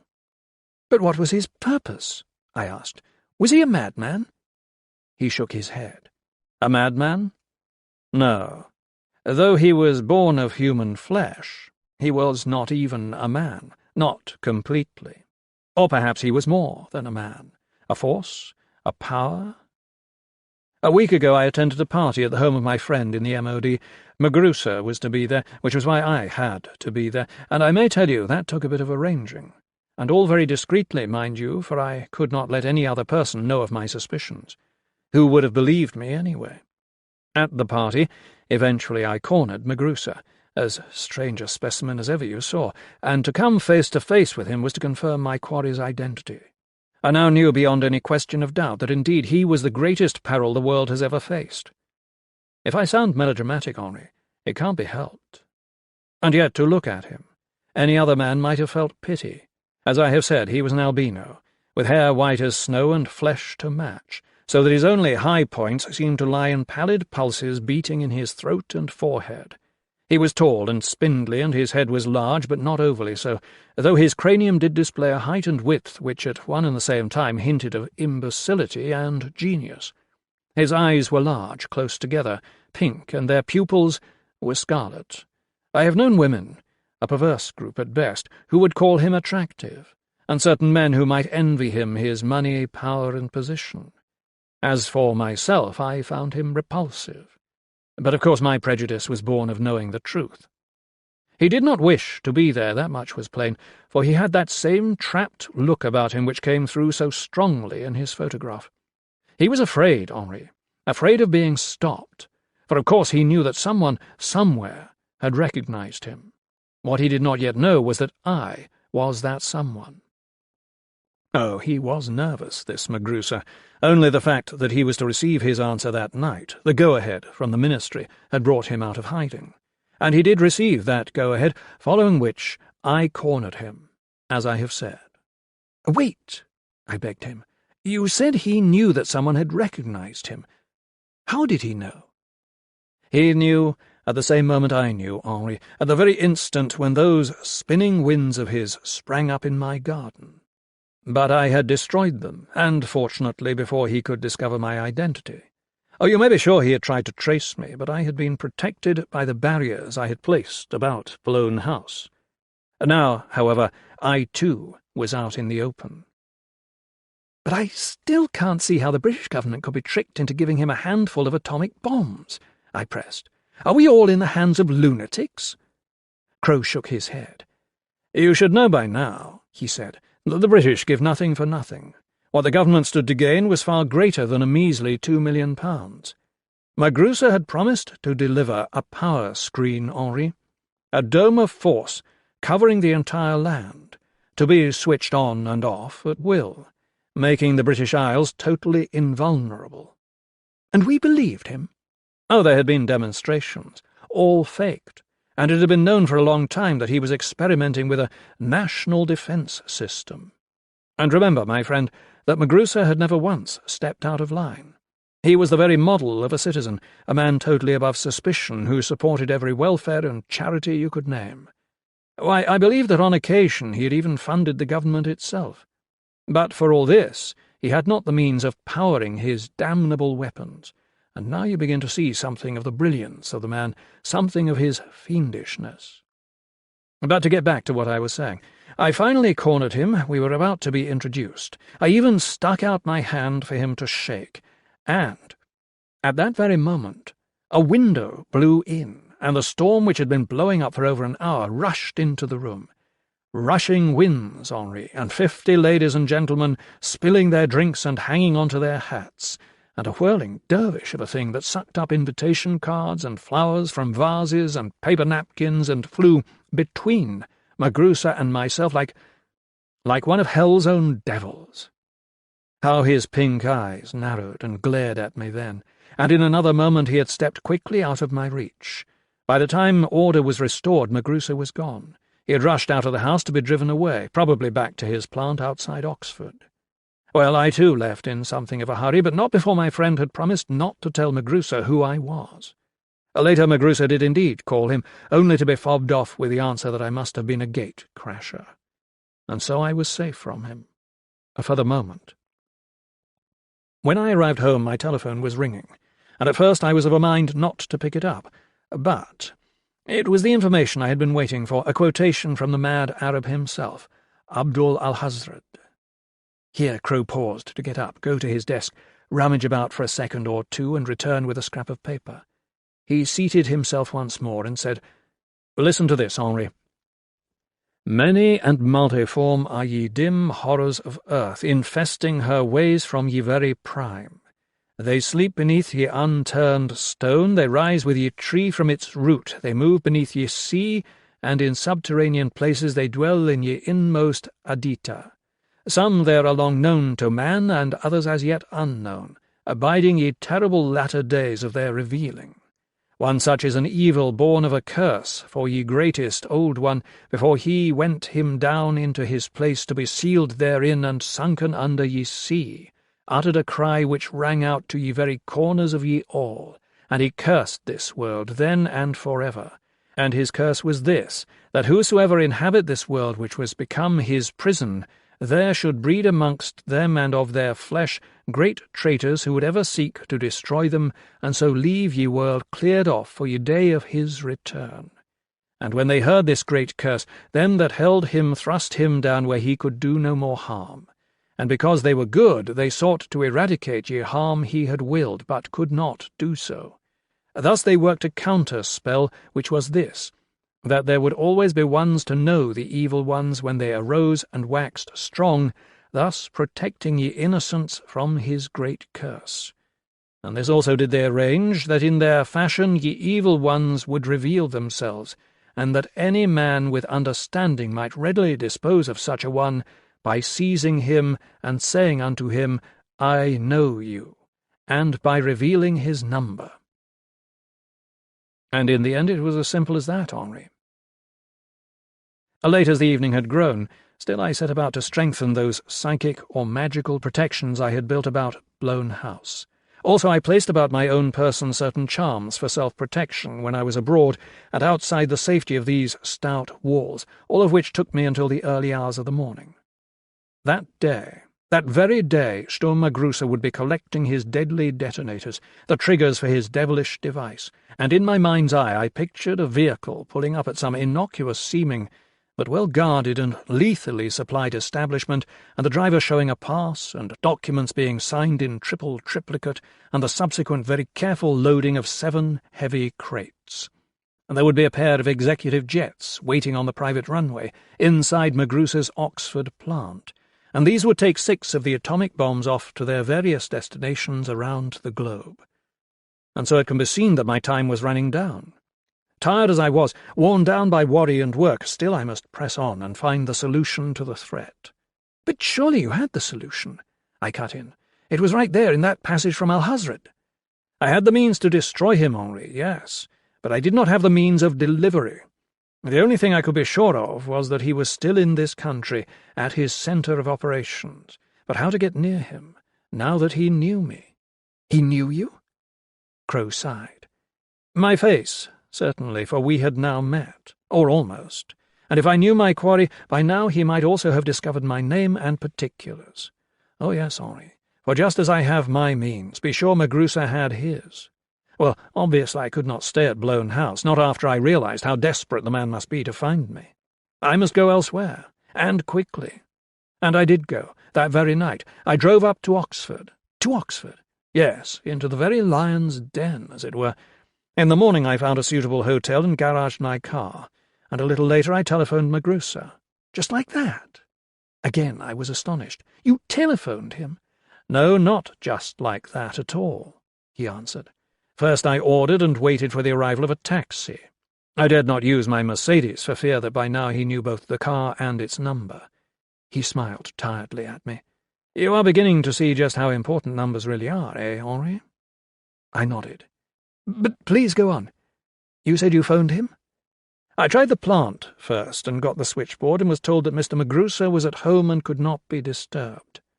I said that it was important, that I had tried his home number and was unable to obtain him, and that I must be put through to him at once." "And they fell for that?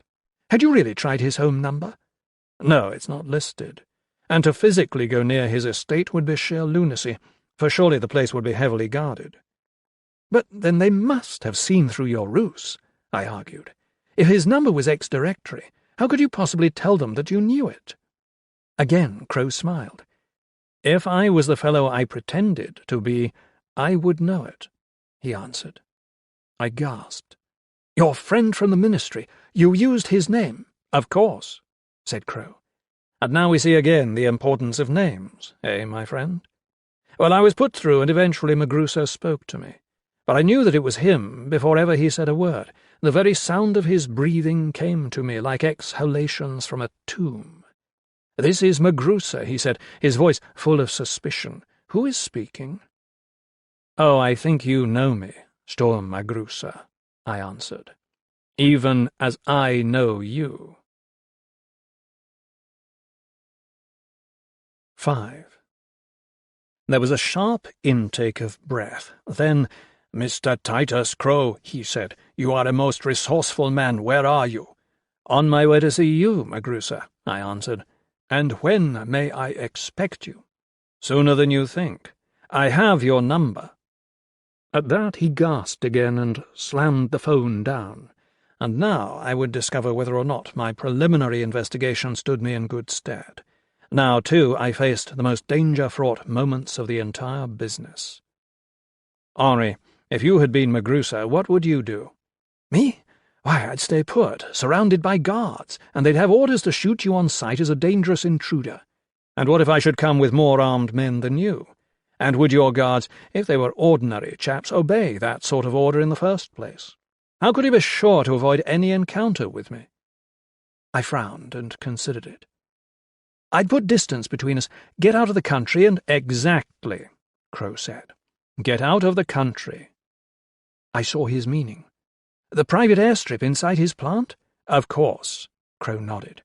"Except I had ensured that I was closer to the plant than he was. It would take me 15 to 20 minutes to get there by taxi, Magrusa would need between 5 and 10 minutes more than that. As for the plant itself, proudly displaying its sign, Magrusa Systems UK, it was large, set in expansive grounds and surrounded by a high, patrolled wire fence.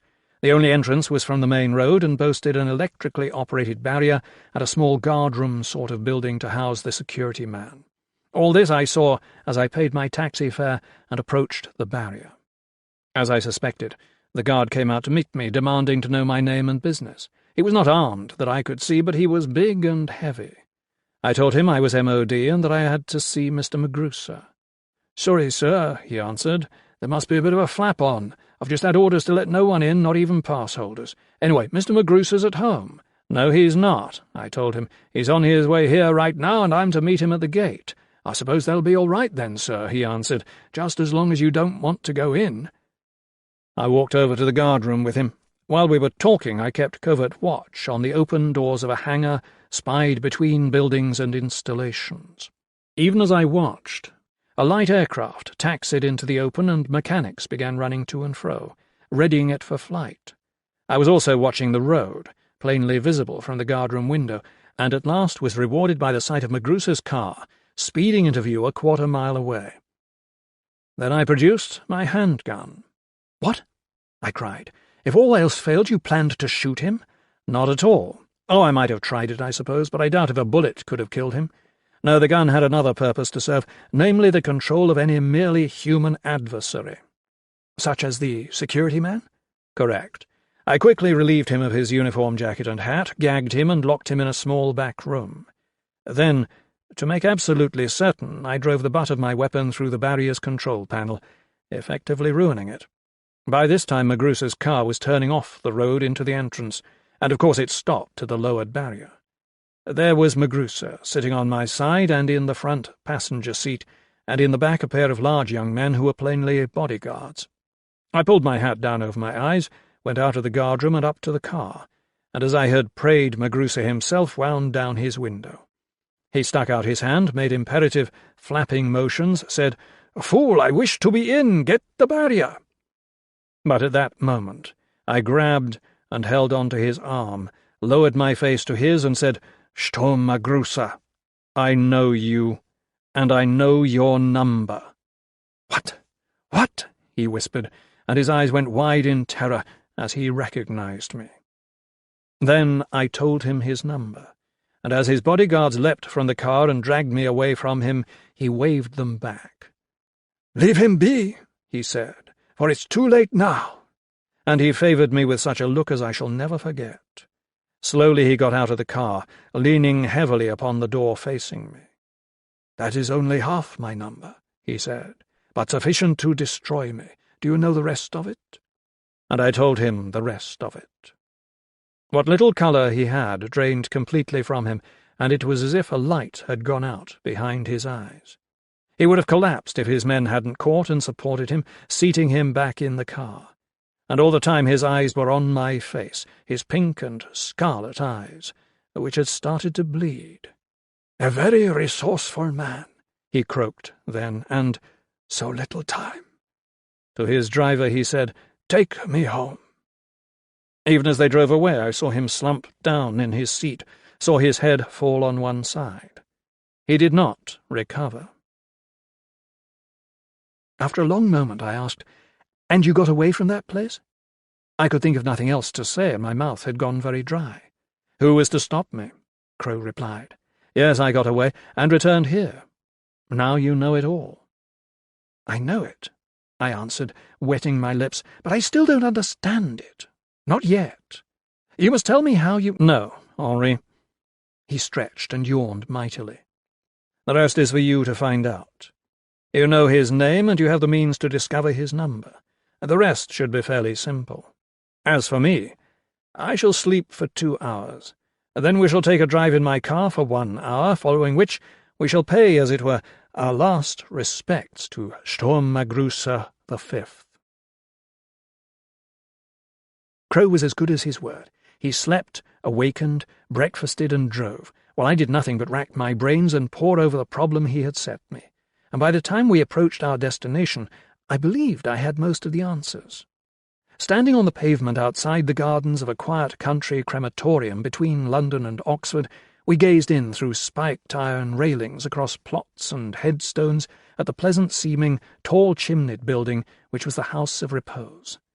And I for one wondered what words had been spoken over Magrusa. As we had arrived, Magrusa's cortege, a single hearse, had left. So far as we were aware, none had remained to join us in paying our last respects.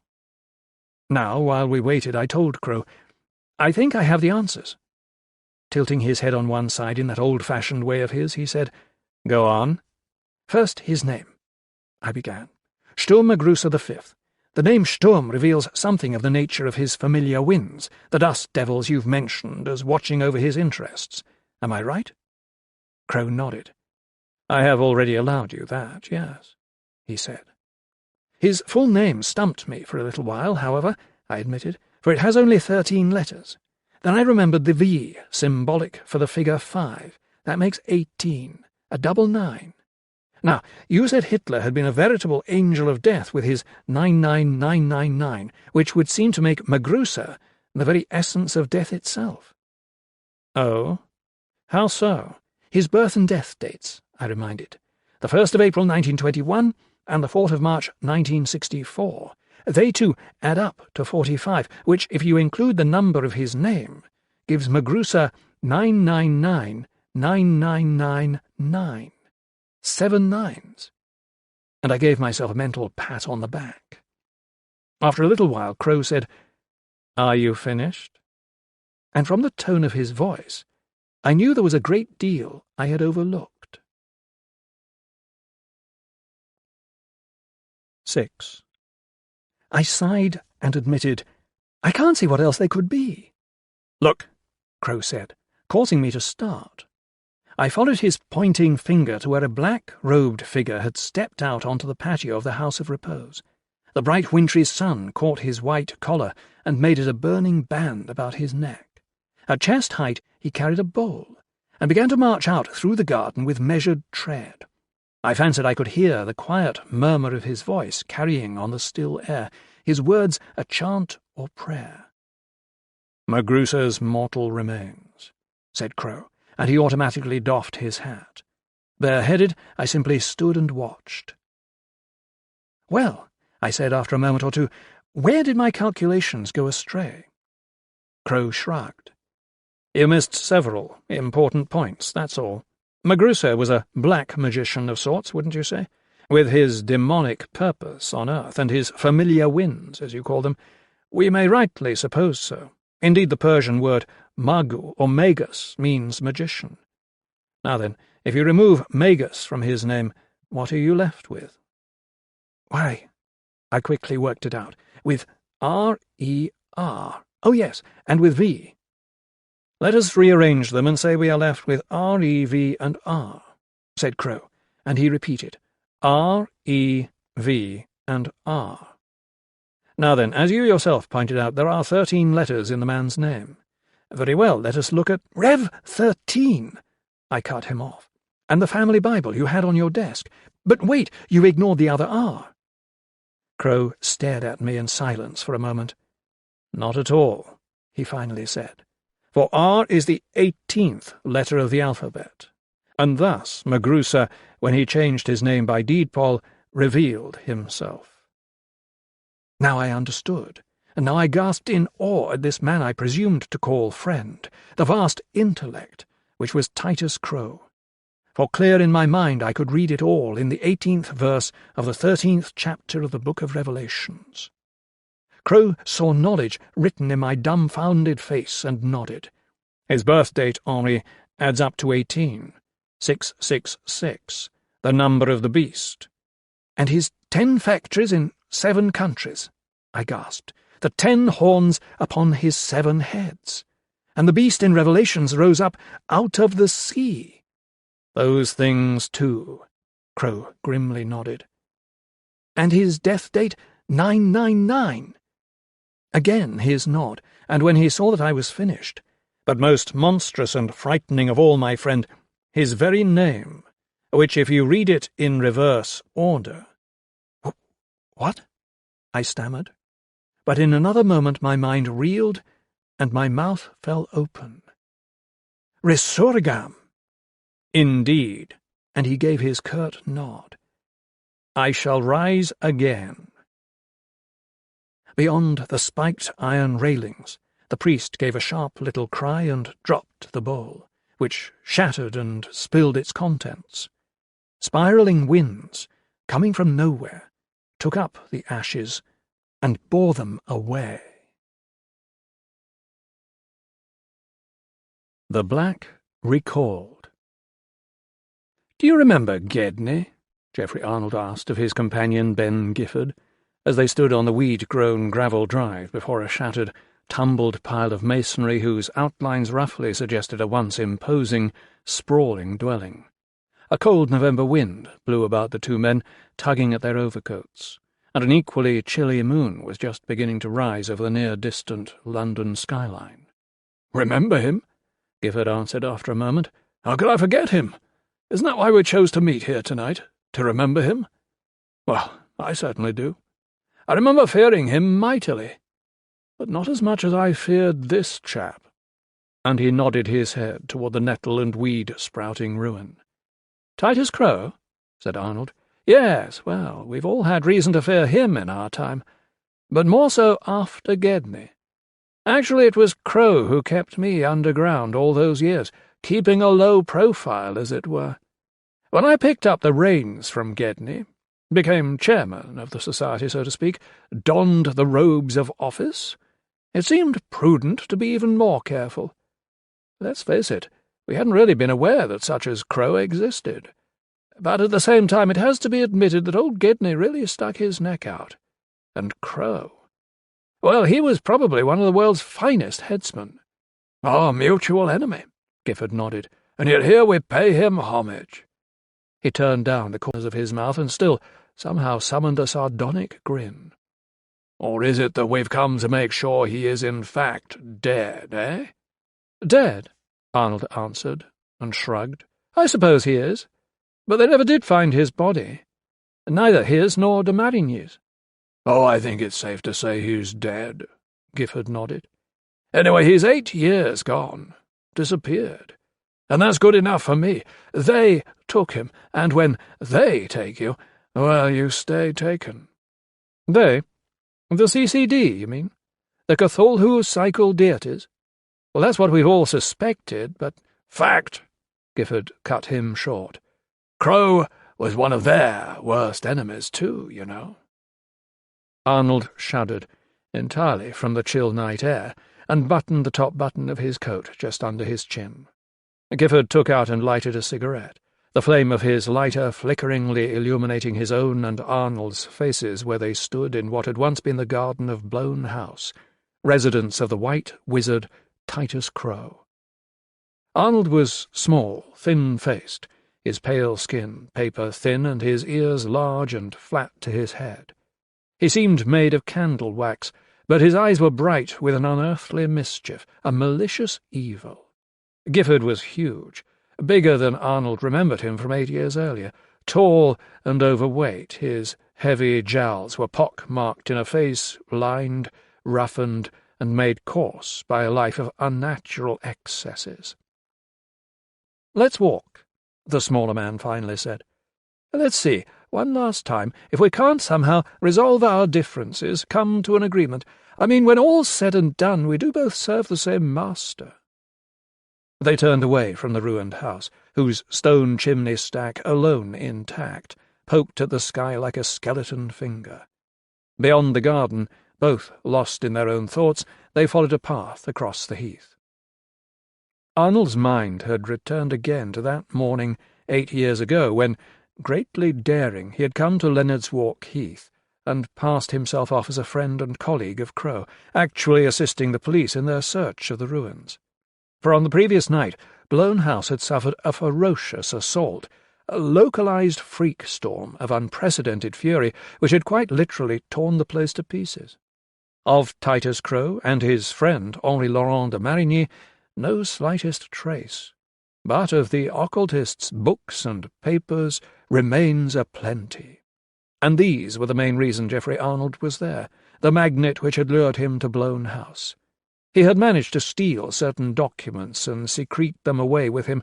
Later he had discovered among them Crow's notes on the black, that manifestation of Yib Distul, which years earlier Crow had turned back upon Arnold's one-time coven master, James D. Gedney, to destroy him. Yib Distul, yes. Then Gifford's mind also centred upon that dark, undimensioned god of lightless infinities, his mind and more than his mind, and he too remembered James Gedney and the man's use and misuse of black magic and powers born of alien universes, powers which had rebounded in the end. In those days, Gifford and Arnold had been senior members of Gedney's cult, or coven, and they had prospered under the man's tutelage, and had shared his ill-gotten gains as avidly as they had partaken of his dark rites and demoniac practices. For Gedney had been no mere dabbler. His studies had taken him to all the world's strange places, from which he rarely returned empty-handed. All the lore of Elder Earth lay in books, Gedney had claimed, and certainly his occult library had been second to none.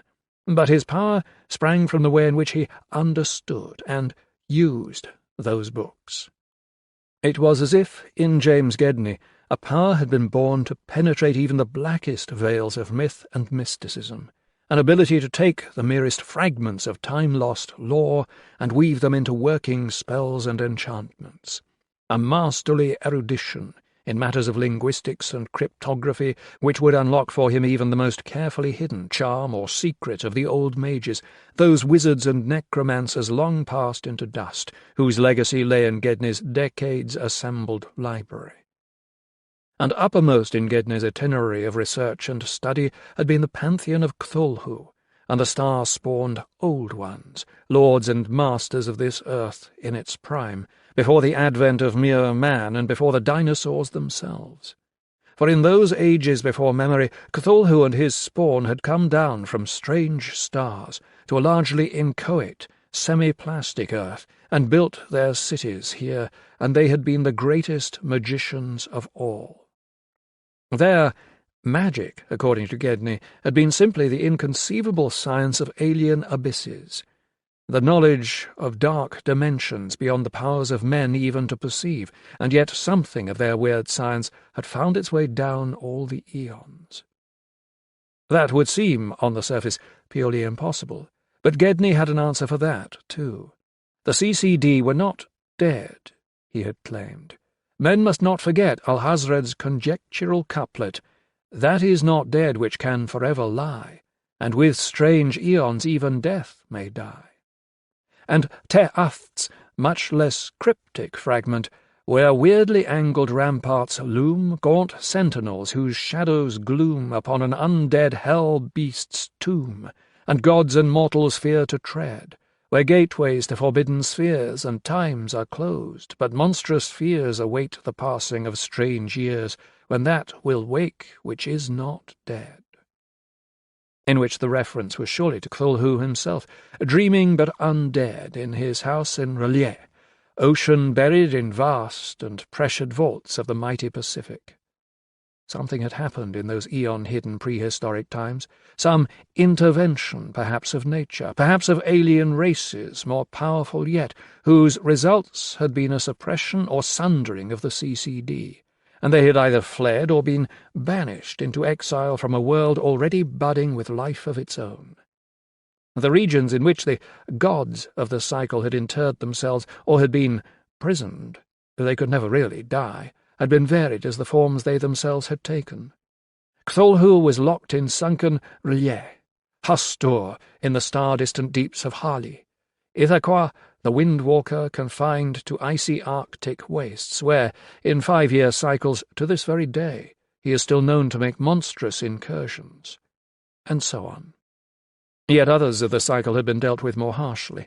The Tindlossi hounds now dwelled beyond time's darkest angles, locked out from the 3 sane dimensions, and Yog Sothoth had been encapsulated in a place bordering all time and space but impinging into neither facet of the continuum, except should some foolhardy wizard call him out.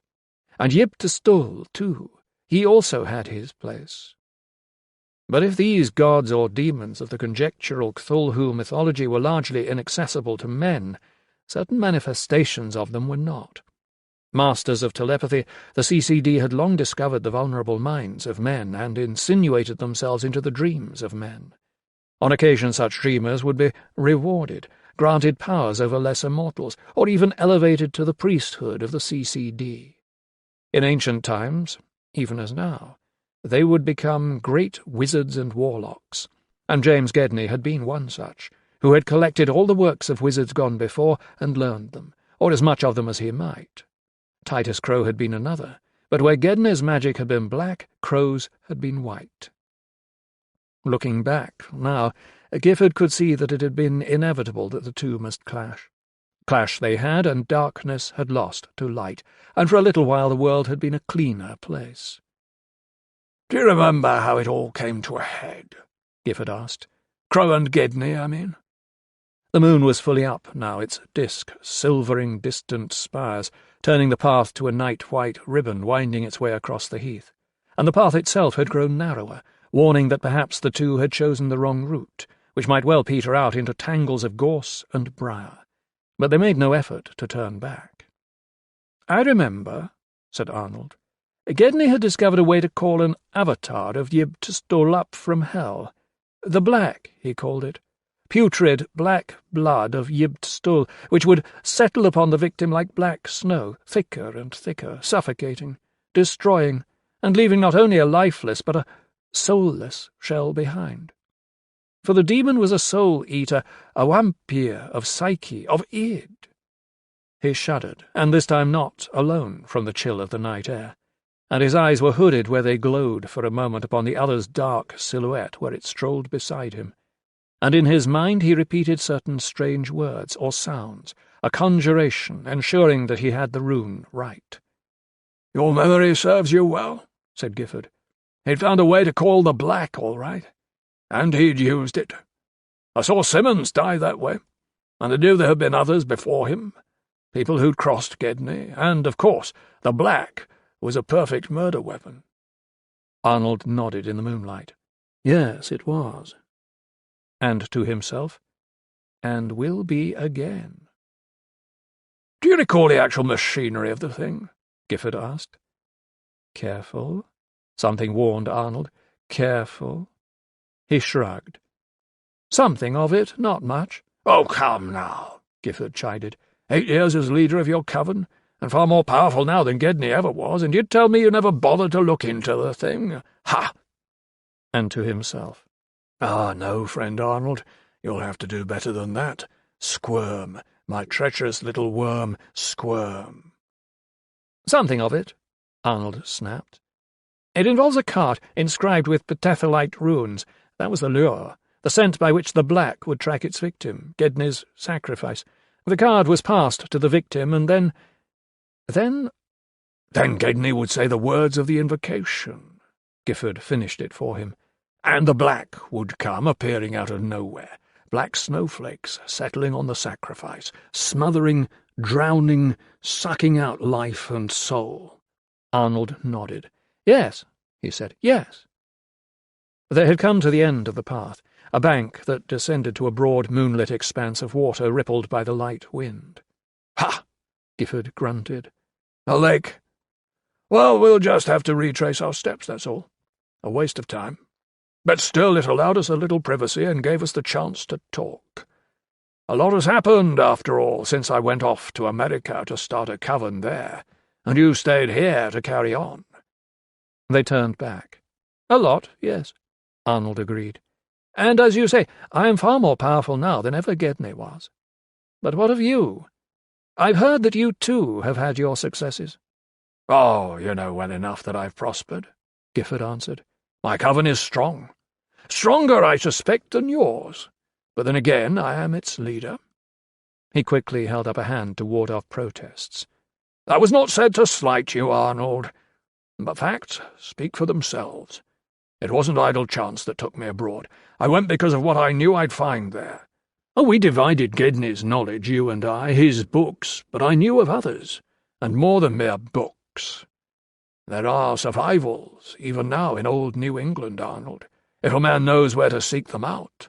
Cults and covens beyond even my belief when I first went there. And all of them integrated now, under me. Loosely as yet, it's true, but time will change all that. And you'd integrate us too, eh? The smaller man half snarled, rounding on his companion.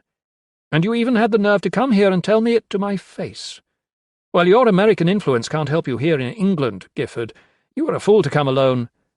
Alone? The other's voice was dangerously low. I am never alone. And you are the fool, my friend, not I. In their arguing, the two had strayed from the path. They stumbled on a while in rough, damp turf and through glossy, leaved shrubbery, until once more the stack of an old chimney loomed naked against the moon.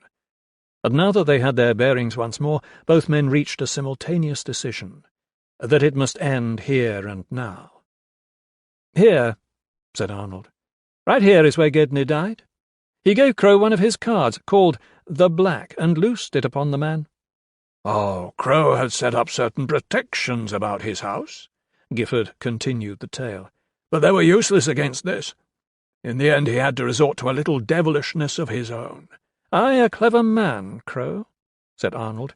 "He knew what was writ on Geff's broken columns.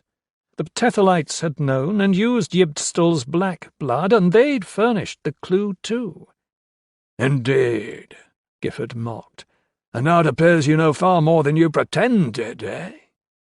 And in a low tone he chanted, "Let him who calls the Black be aware of the danger. His victim may be protected by the spell of running water, and turn the called-up darkness against the very caller." Arnold listened, smiled grimly, and nodded. "I looked into it later," he informed. "Crow kept records of all of his cases, you know. An amazing man. When he found himself under attack, he heeded a certain passage from the Necronomicon. This passage: "From the space which is not space, into any time, when the words are spoken, can the holder of the knowledge summon the Black, blood of Yibstul, that which liveth apart from him and eateth souls, that which smothers and is called drowner. Only in water can one escape the drowning. That which is in water drowneth not." "It was easy," Arnold continued, "for a man with nerves of steel. While yet the Black settled on him in ever-thickening layer, he simply stepped into his shower and turned on the water." Backing away from Arnold, Gifford opened his mouth and bayed like a great hound. "Oh, yes," he laughed. "Yes, can't you just picture it? The great James Gedney cheated like that. And how he must have fought to get into the shower with Crow, eh? For of course Crow must have given him his card back, turning the Black against the very caller, and Crow fighting him off, keeping him out of the streaming water until the Black finished its work and carried Gedney's soul back to Yibstul in his place. Ah, what an irony!" Arnold, too, had backed away, and now the modern magicians faced each other across the rubble of blown house. "But no running water here tonight, my friend." Arnold's grin was ferocious, his face a white mask in the moonlight. "What?" Gifford's huge body quaked with awful mirth. "A threat? You wouldn't dare." "Wouldn't I? Your left-hand coat pocket, Gifford. That's where it is." And as Gifford drew out the rune-inscribed card, so Arnold commenced to gabble out loud that nightmarish invocation to summon Yibstul's poisoned blood from a space beyond all known spaces. That demented, droning, cacophonous explosion of sounds so well rehearsed, whose effect, as its final crescendo reverberated on the heath's chill night air, immediately began to make itself apparent, but in no wise as Arnold had anticipated. "Fool, I named you," Gifford taunted across the rubble of blown house. "And great fool you are! Did you think I would ignore a power strong enough to snuff out a man like Gedney?" As he spoke, his voice grew louder and even deeper, at the last resembling nothing so much as a deep bass croaking. And weird energies were at work, drawing mist from the earth to smoke upward in spiralling wreaths, so that the tumbled remains of the house between the two men now resembled the scene of a recent explosion. Arnold backed away more yet, turned to run, tripped over moss-grown bricks, and fell. He scrambled to his feet, looked back, and froze. Gifford was still baying his awful laughter, but he had thrown off his overcoat and was even now tearing his jacket and shirt free and tossing them to the reeking earth. Beneath those garments, the gross body of the man was black. Not a negroid black, not even the jet of ink or deepest ebony or purest onyx, black as the spaces between the farthest stars, black as the black blood of Yibstul himself. "Oh, yes, Arnold!" Gifford boomed, his feet in writhing mist while his upper torso commenced to quiver, a slithering blot on normal space. "Oh, yes! Did you think I'd be satisfied merely to skim the surface of a mystery? I had to go deeper. Control the black? Man, I am the black. Yibstul's priest on earth, his high priest, Arnold. No longer born of the dark spaces of alien dimensions, but of me. I am the host body. And you dare call the black. So be it."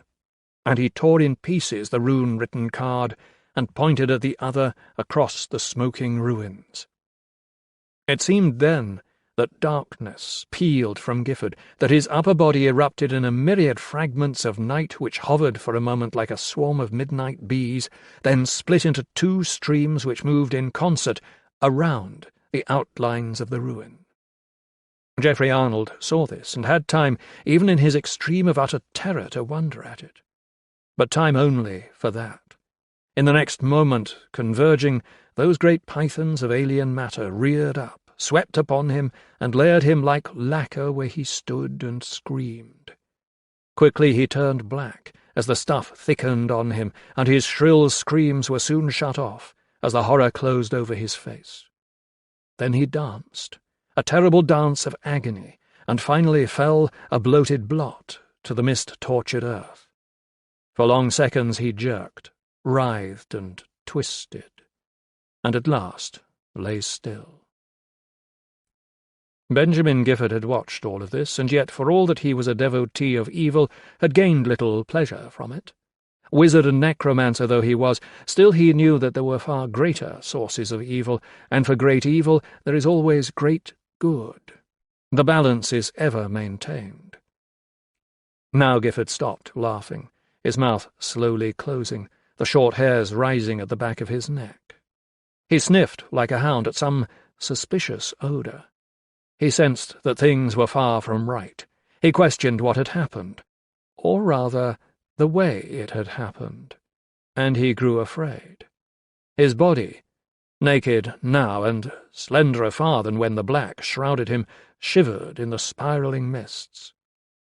Those mists, for example, he had thought them part of Arnold's conjuring, a curious side effect, but no, for Arnold was finished, and still the reeking, strangely twisting mists poured upward from the ruins of the old house, the ruins of Titus Crow's old house. And why had the black chosen to split and deflect around that smoking perimeter of ruin? Unless— "No," Gifford croaked. The dark iron vanished now from his voice. "No, that can't be." It could not be. Could it? No slightest vestige of life remained in Arnold now. The black lifted en masse from his body where it lay contorted in death's rigours, lifted like a jagged hole torn in normal space, and paused, hovering at the edge of the ruins of blown house. And slowly that cloud of living evil formed into two serpents, and slowly they retraced their paths around the ruins. Menacing they were in their slow, sentient approach, and at last Gifford thought he knew why. Crow was long gone, but the protections he had placed about Blown House remained even now, would stay here until time itself was extinct, and all magics, black and white, gone forever. The place was a focal point for good, genius loci, for all the great benevolent powers which through all the ages men have called God. And those powers had not waned with Crow's passing. but had fastened upon this place and waxed ever stronger.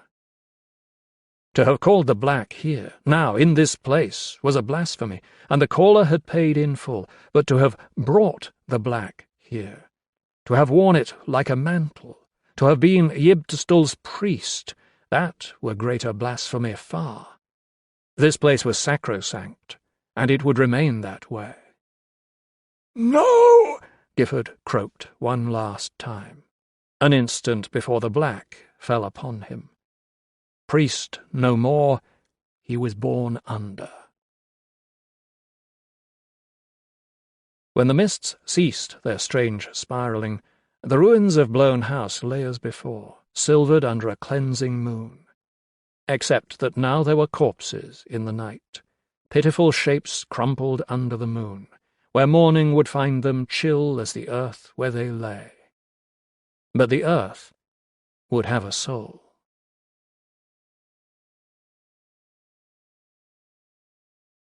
This has been The Complete Crow, written by Brian Lumley, narrated by Simon Vance. Copyright 1987 by Brian Lumley. Production copyright 2015 by David N. Wilson. Production copyright 2016 by David N. Wilson. Audible hopes you have enjoyed this program.